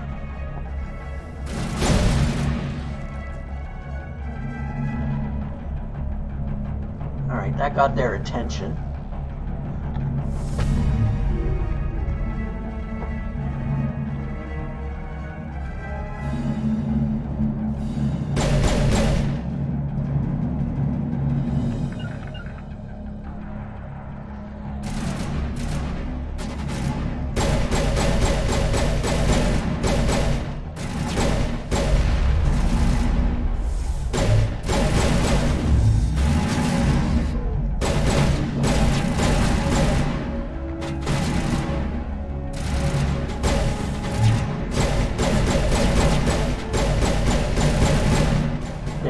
One battalion is down.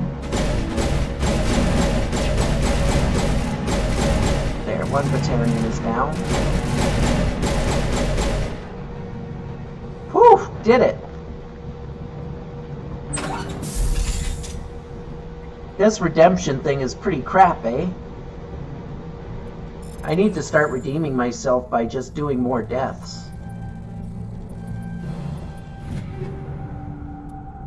All the deaths.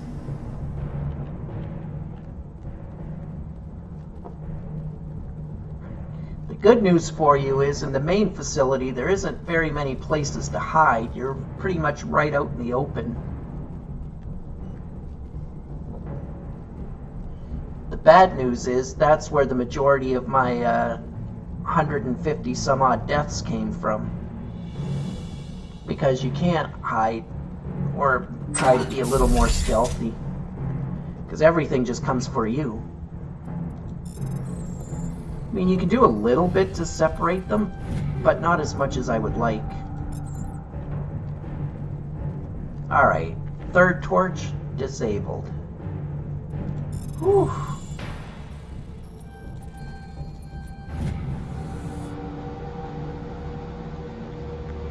Actually, that's the second torch. That's right, because the third torch is on the, or in the main facility. Hold it right there. This doesn't have to end in bloodshed. You're right. I'm gonna take the pansy way out. Don't come any closer. We can do this the hard way, or we can end this peacefully. I didn't think you Batarians knew the meaning of the word. Look, I'm just doing my job here. Hijacking this rock wasn't my idea. I signed on to make a little profit. A quick slave grab, nothing more. This isn't just a slave grab anymore. Millions of people are gonna die. Don't you think I know that? I'm just following orders here. If it were up to me, we'd have already left. Well, it's not too late. You can still leave. I don't think so. Bollock would skin me alive and sell my hide out of spite. Crazy bastard. This whole mission's gone to hell and I'm gonna pay for it. So why do you listen to him? Good question. I had a bad feeling about this from the moment we landed. Now Bollock wants you dead. And what Bollock wants, Bollock gets. Can't change that. Do you always want to be second in command? Get me out of here and I'll take care of Bollock. Then you can start giving the orders. An interesting proposal. It certainly has benefits over the current situation. Shut it down. This is Bollock's problem now. I hope you're as quick with a gun as you are with your promises. For both our sakes. Bollock will be dead before you get off the asteroid. I hope you're right. Bollock's holed up in the main facility. You'll need this to get in. Don't underestimate him. He's a mean bastard. Let's go. We're getting off this rock. I know. What a pansy. I should have just fought them. I would have added to at least one of my deaths, but... I'm still following the rules. There was no rule that said I had to kill everything. So, wahahaha.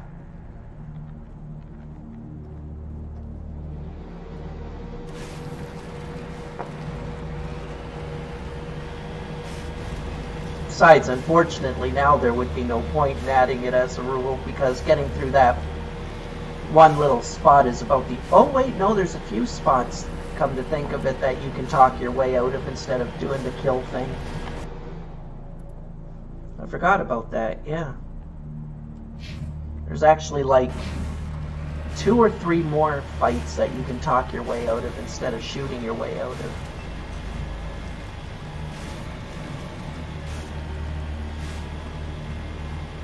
And the frightening part for me is that the one that I just did, it was one of the easier ones to do as far as the fight goes, because you can just pull out a shotgun and go absolutely ape, because they're all so close by.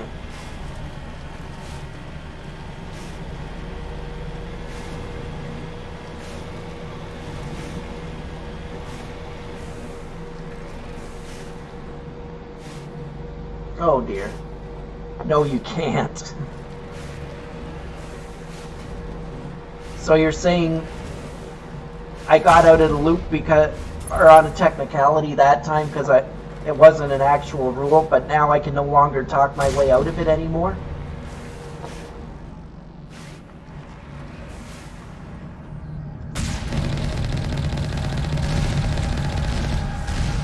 That's gonna make it a lot harder. That was my freebie. Well, Christ. I mean, cool.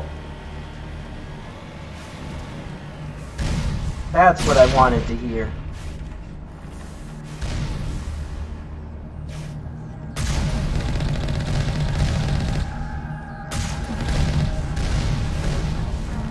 Oh man, I died. Dang it.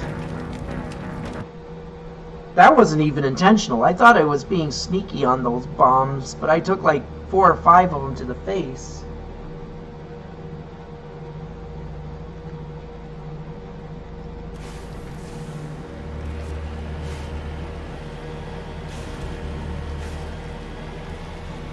Yeah, I probably shouldn't have.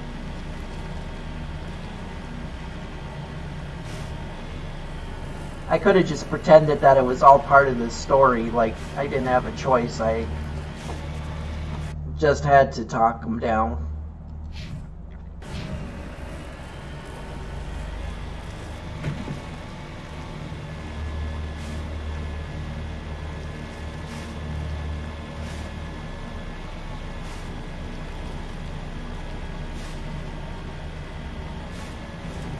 Oh man, I just thought of something.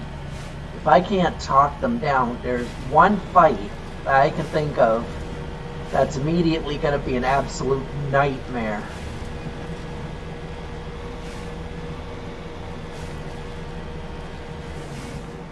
It's easy if you have high charisma, because you can just talk them all into going home, and it's no longer a battle. But if you can't do that, then you have to fight them all.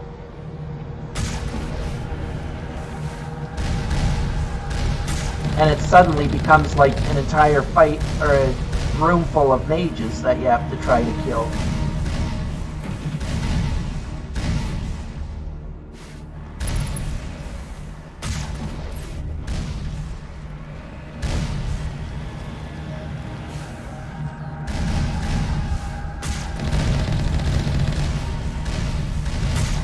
That's going to make the game harder too overall, because that'll add to my, renegade score.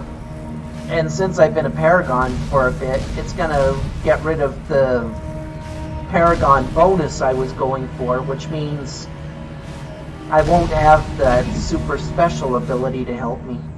It's not really a super special ability, but being full Paragon definitely has its advantages over being half and half or whatever, basically specializing. I was trying to specialize as much as I could without breaking any of the rules.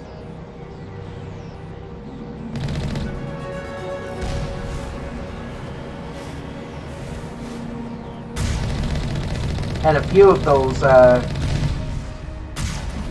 or getting the full Paragon would have made things a little easier on me later on. But that is what it is. There we go.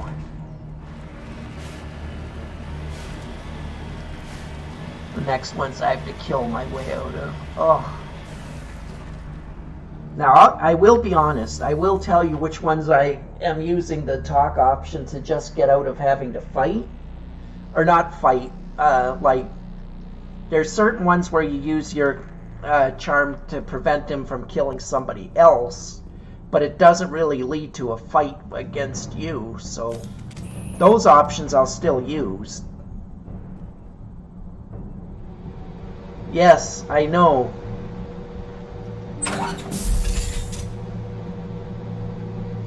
I am definitely a naive little goober.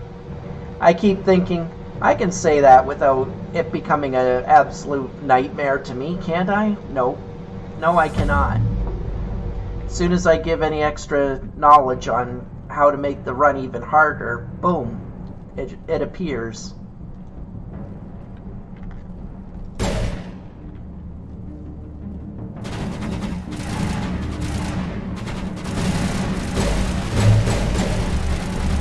It's like, can we find a way to make this the run from hell? Absolutely. We pretty much have.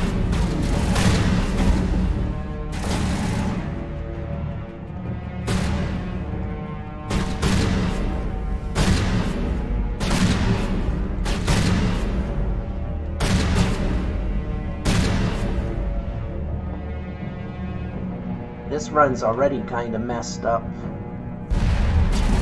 Garrus is down again. I think I might have to sacrifice and just die. Try it over again. Try this fight over again.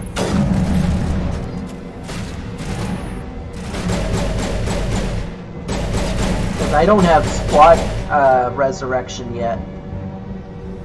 That's what I was going for with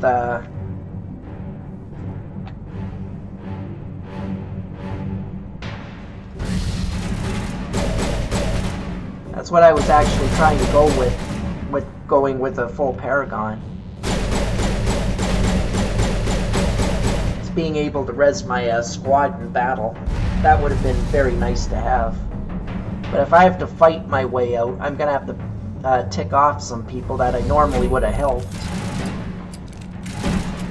Which ain't going to go over too well for me, but...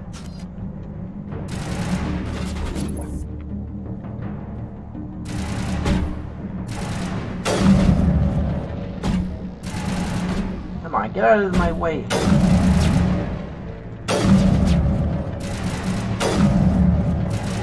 Oh great, he went invincible. That's just wonderful.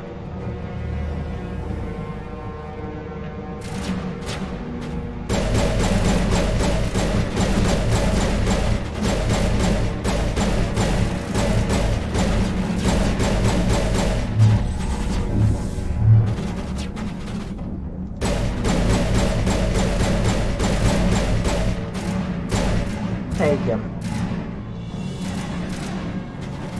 There's a guy on the lower floor.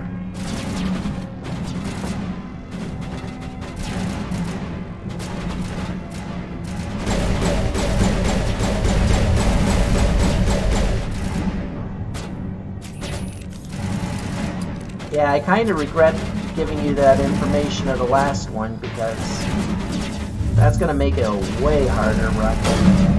I didn't even think of that until you said now you can't do that. Now I'm like, oh crap.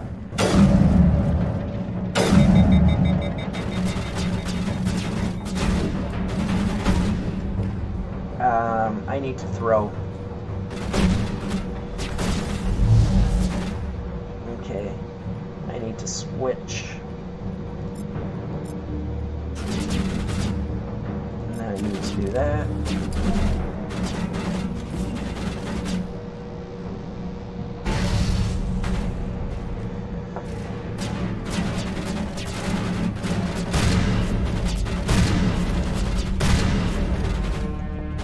Save my own self.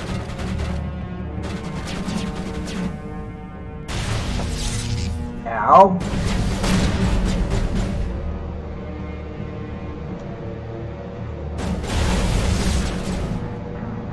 Dang it.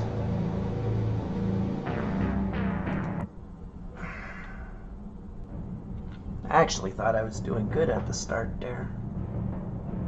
Wait a minute. Why did it go back to 1? That should have been 8? What was it at?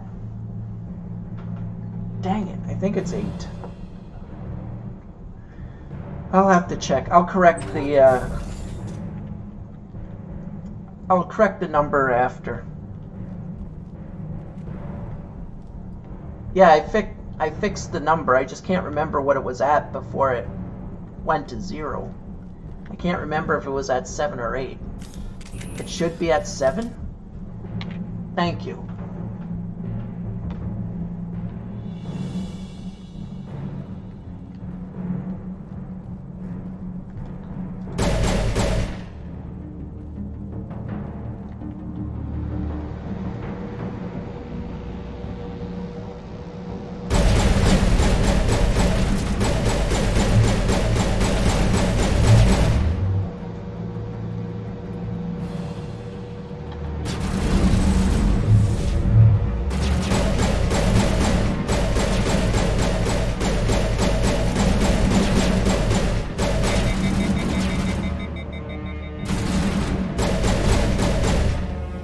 I must seriously have a death wish for myself, though.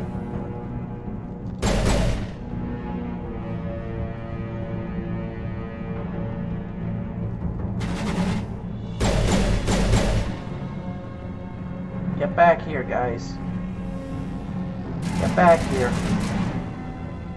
This is the only place we have where we can actually kinda hide.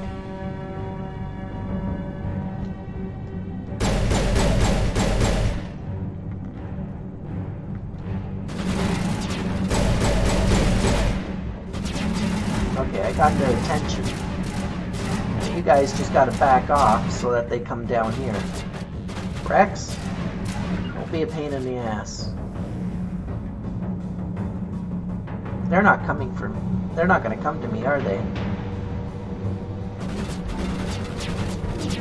Nope, they're absolutely not gonna come for me.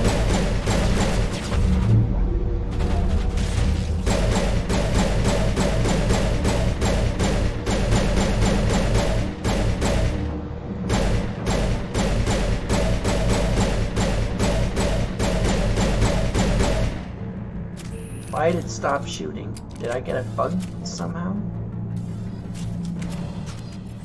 I wish.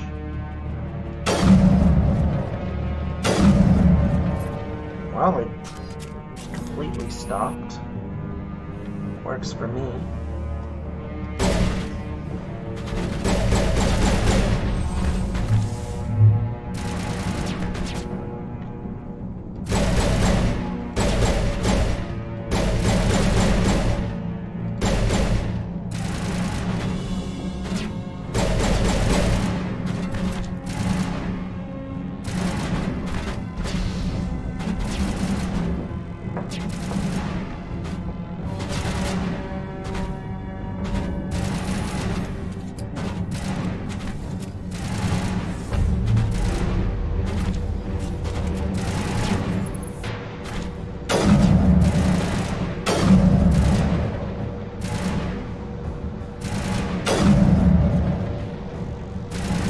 This guy just does not want to stand up. I mean, I don't blame him, but that's frustrating.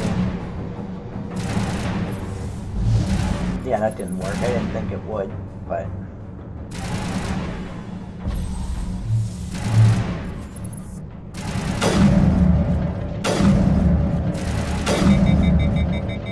There we go. That's taken care of.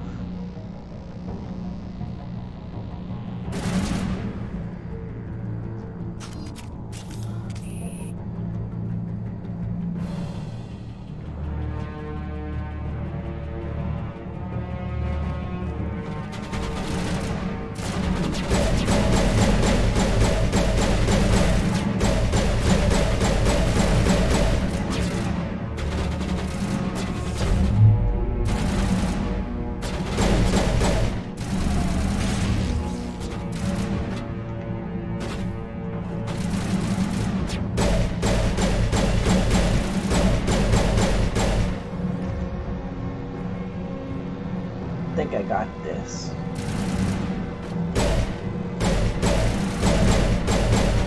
Okay, that's gone. Oh, there's a baddie hiding around that corner.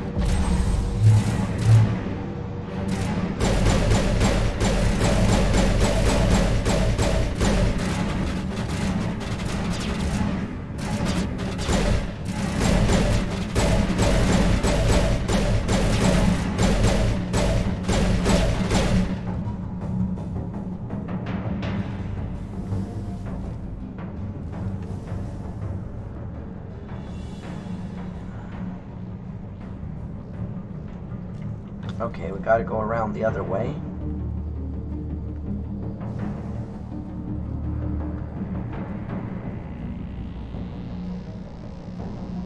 They're gonna start fanning out. I don't like it.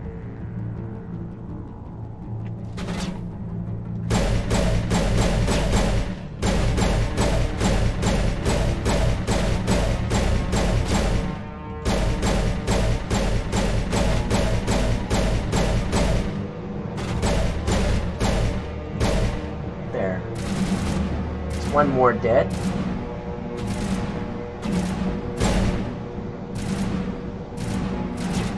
Nope. Guy is starting to come around. Where the heck is Rex?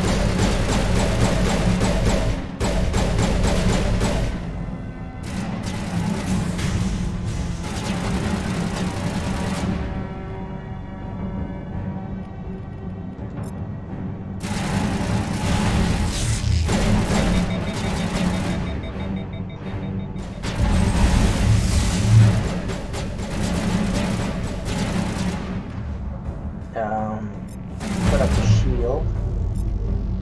I can throw him.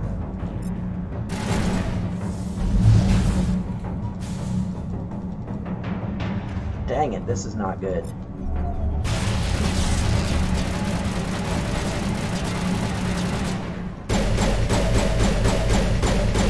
Okay, that kept me alive.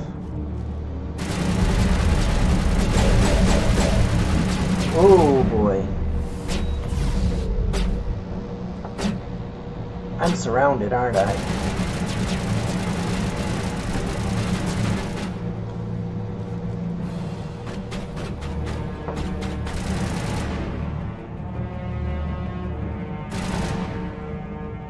Alright, Rex, let me show you how this is done. famous last words. And no, I actually did survive that little demonstration. I actually thought I was gonna die. You know, you start getting overly confident, then you just croak.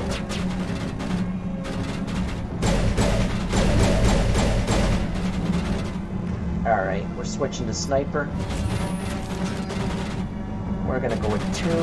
I want to disable this thing. Oh shit!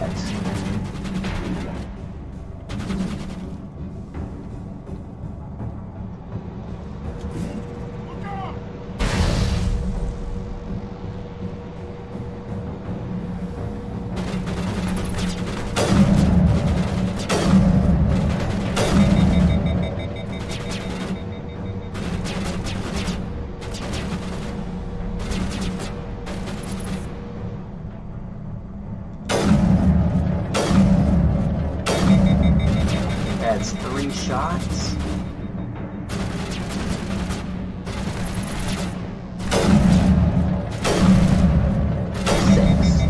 Done. Whew. Okay, there's one upstairs. I want to send Rex up there.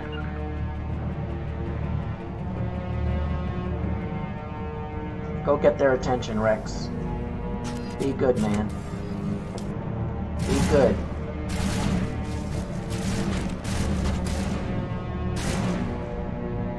Where did he go?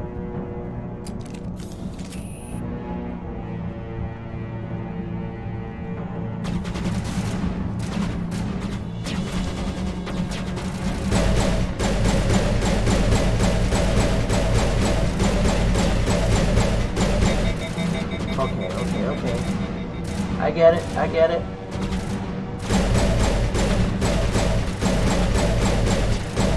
There we go. That one shooter is dead. There's another shooter in this room. We're gonna take him out. I'm gonna use the shotgun for him.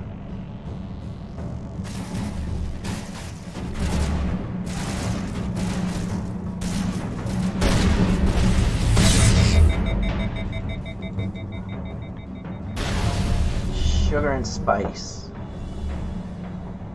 He wrecked me. A little bit. I think I got this, though. Jeez, dude. Alright, you want to die, I get it.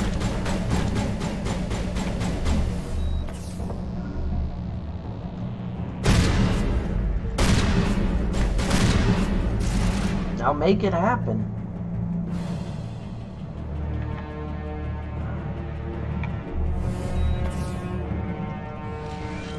Alright. That's where bomb 1 is. I gotta memorize that. There's an aid station there, but that's no use to me.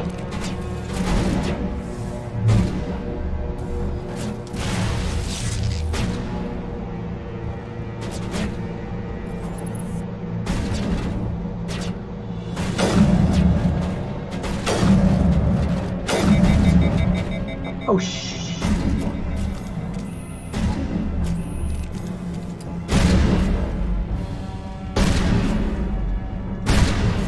why he didn't shoot at me, I don't know, but...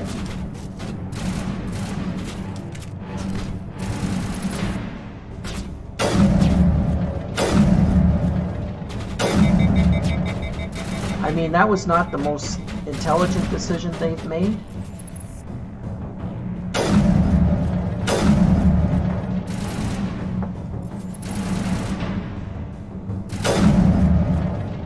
There we go. There's 2 more.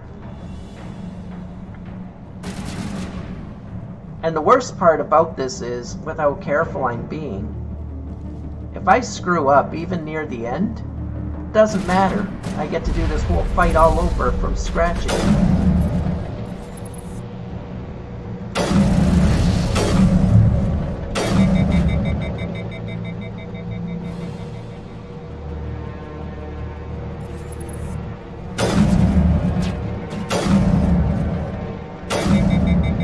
So even if I get all the way to the end and then make the mistake, it's no help. Because it's not like I'll be able to just start over from a relatively good position.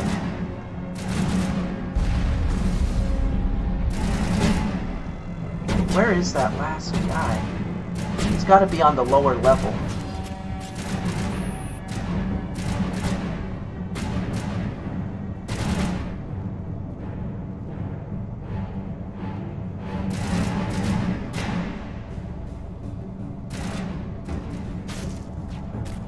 There he is.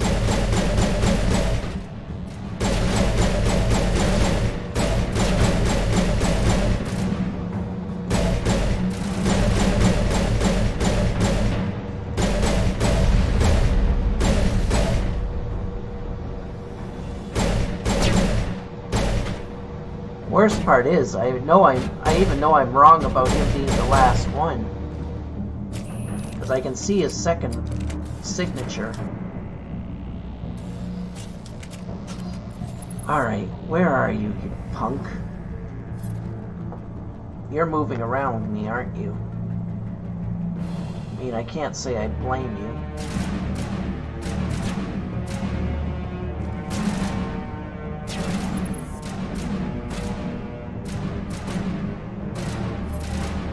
Yeah, this isn't good.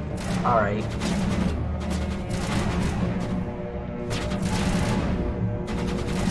Come on, let me duck.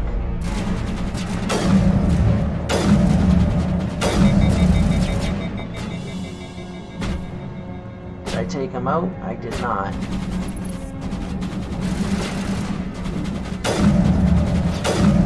There, that took him out. Ah, that's what it was.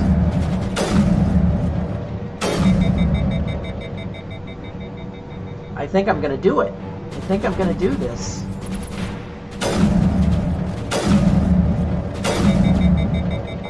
It's not bad.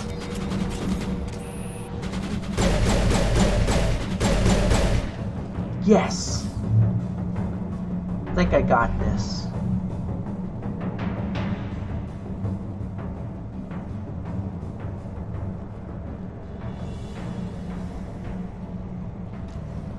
Die, human!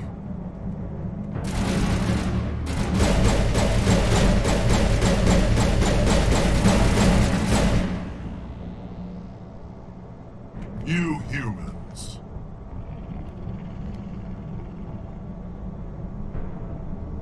You're almost more trouble than you're worth. I'm just getting started. Predictable, but this is over. I'm leaving this asteroid. If you try to stop me, I'll detonate these charges, and your helper and her friends are all going to die. I can't just let you go, Balak. Not after what happened here. This is nothing. You humans have done far worse to the Batarians. We've been forced into exile, forced to survive on what we can scrounge up. It's been like that for decades. Why take it out on these people? They didn't do anything to you or the Batarians. Didn't do anything. Aside from colonizing a world that could have been ours, aside from using resources that should have been ours, we were left to defend ourselves. But the humans were stronger than us. We knew that. The Council knew that. But it didn't matter. It was you. You and your kind are the only reason we're in this position. How does killing innocent people make up for that? We had no other options.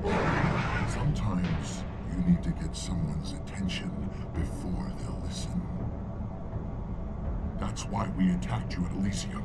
That's why I'm doing this. You forced our hand. You attacked us first. When we retaliated, you ran off to the Council hoping for help. When you didn't get it, you hid. You've got no one to blame but yourselves. Enough! You couldn't possibly understand. Actually, you just don't want to understand, and I'm done wasting my breath. Now, if you want your friends to live, I suggest you step aside. I'm saving the hostages only because it is actually harder to save them, because you get wave after wave of baddies and you have to try to make it through them. You won't follow me today. Just fighting this guy is actually easy. Better hurry if you want to save your And we got a very short timer. And if I fail, we get to do this whole fight all over again.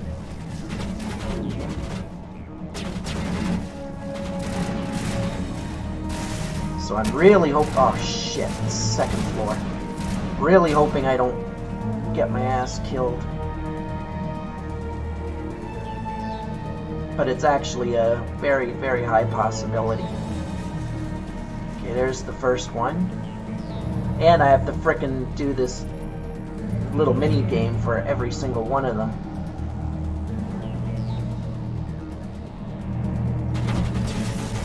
No, no, no, no, no, no, no, no, no, no, no, no! I need some help here. Damn it! Ah. Ah.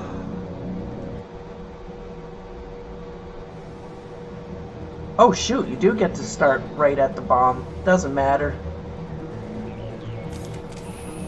Because I still have to find the bombs. I can't remember where all three are, especially under a nightmare scenario like this.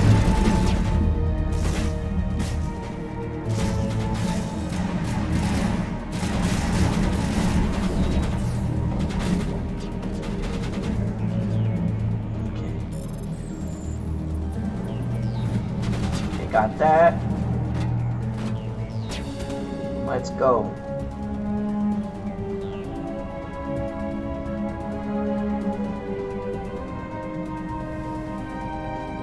Run, dude. Just frickin' run.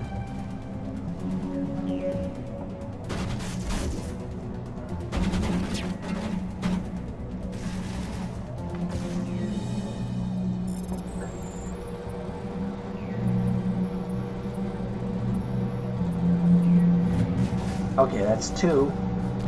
Let's get to the aid station. Now, I think I have to get to the bottom.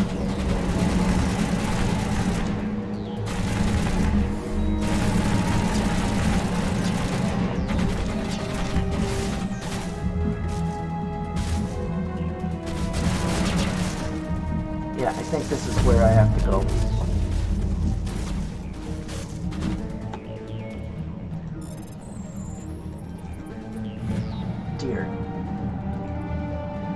Holy shit.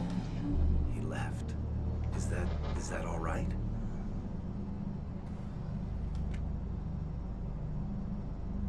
Letting him go was better than the alternative. I thought you were going to stay someplace safe. There might have been something I could have done to help. I thought I should be here. I know this asteroid better than anyone. You did it.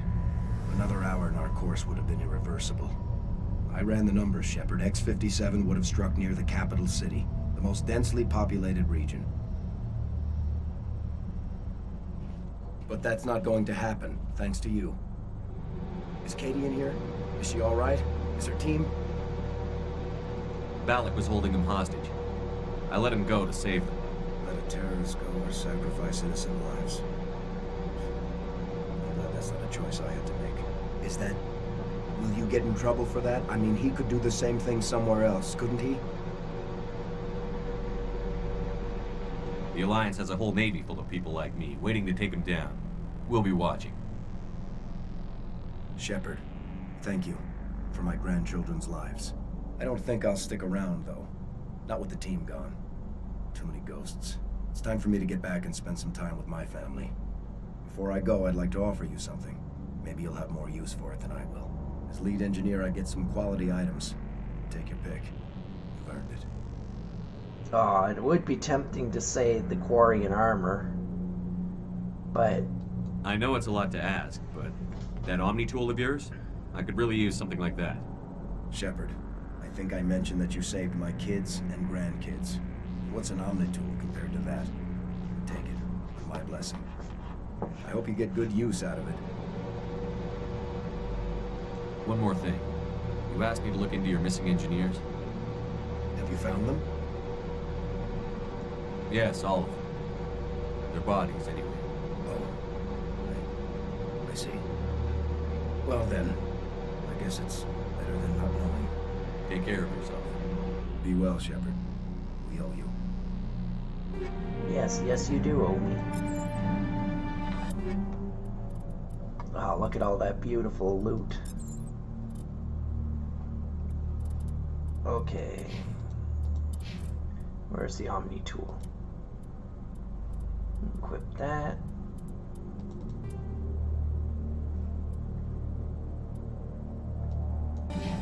And now we're gonna go do Rex's armor quest. Because that one's another nasty frickin' one. I can't believe you let Balak go to save us. I half expected you to just let us die. Sacrifice the few for the many. Then I'd be no better than the Batarians. Besides, Balak won't get away with this. I know who he is now. He can't run forever. You sound like my brother. He was always so stubborn, but always willing to do the right thing. I wish I could have saved him, too. It's not your fault. You did what you could. At least Aaron died in a place he loved. He was the one who convinced me to join the team here. Said it would be an adventure.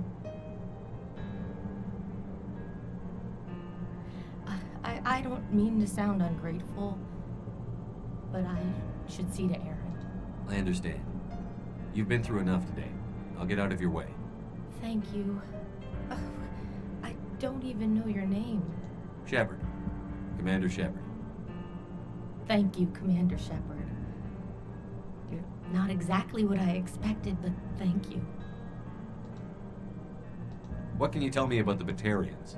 What were they hoping to achieve with all this? I don't even think they knew.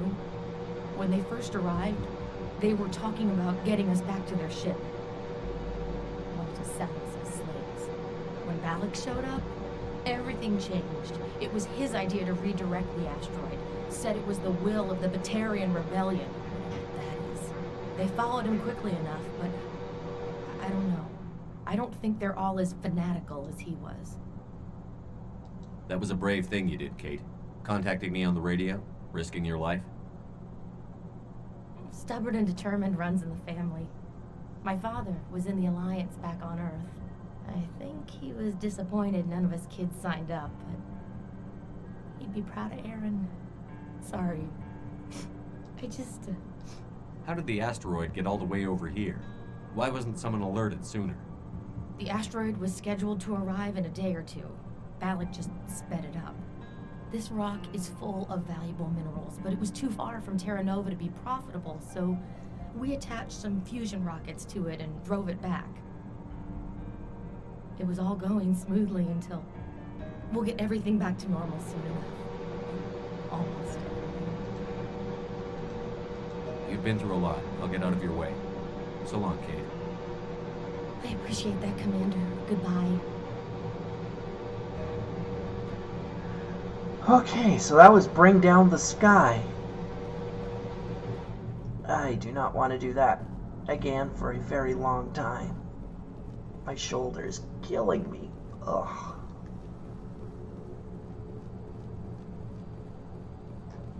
But it's all good. We're done.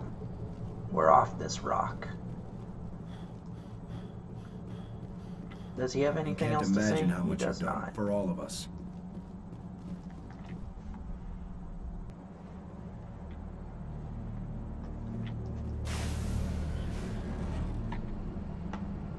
Return to the Normandy? Absolutely. Alright, well, that was the end of that. Below the Sky, I think it was called. And I'm going to take my dinner break now. And I'm going to probably come back and stream for maybe another hour at about 7. Maybe more, we'll see. It depends how I feel. But I want to go get Rex's armor next, which is another nightmare mission. And then once I've done that, then I can start on the actual main story. And that's going to feel a lot easier compared to what we just went through, so... But I can promise you deaths aren't done yet. Just because it gets easier doesn't mean it gets easy. So I'm going to go have my dinner now, and I'll see you all hopefully at around 7, and we'll continue on from there. So take care of yourselves, and I'll see you soon. Bye now.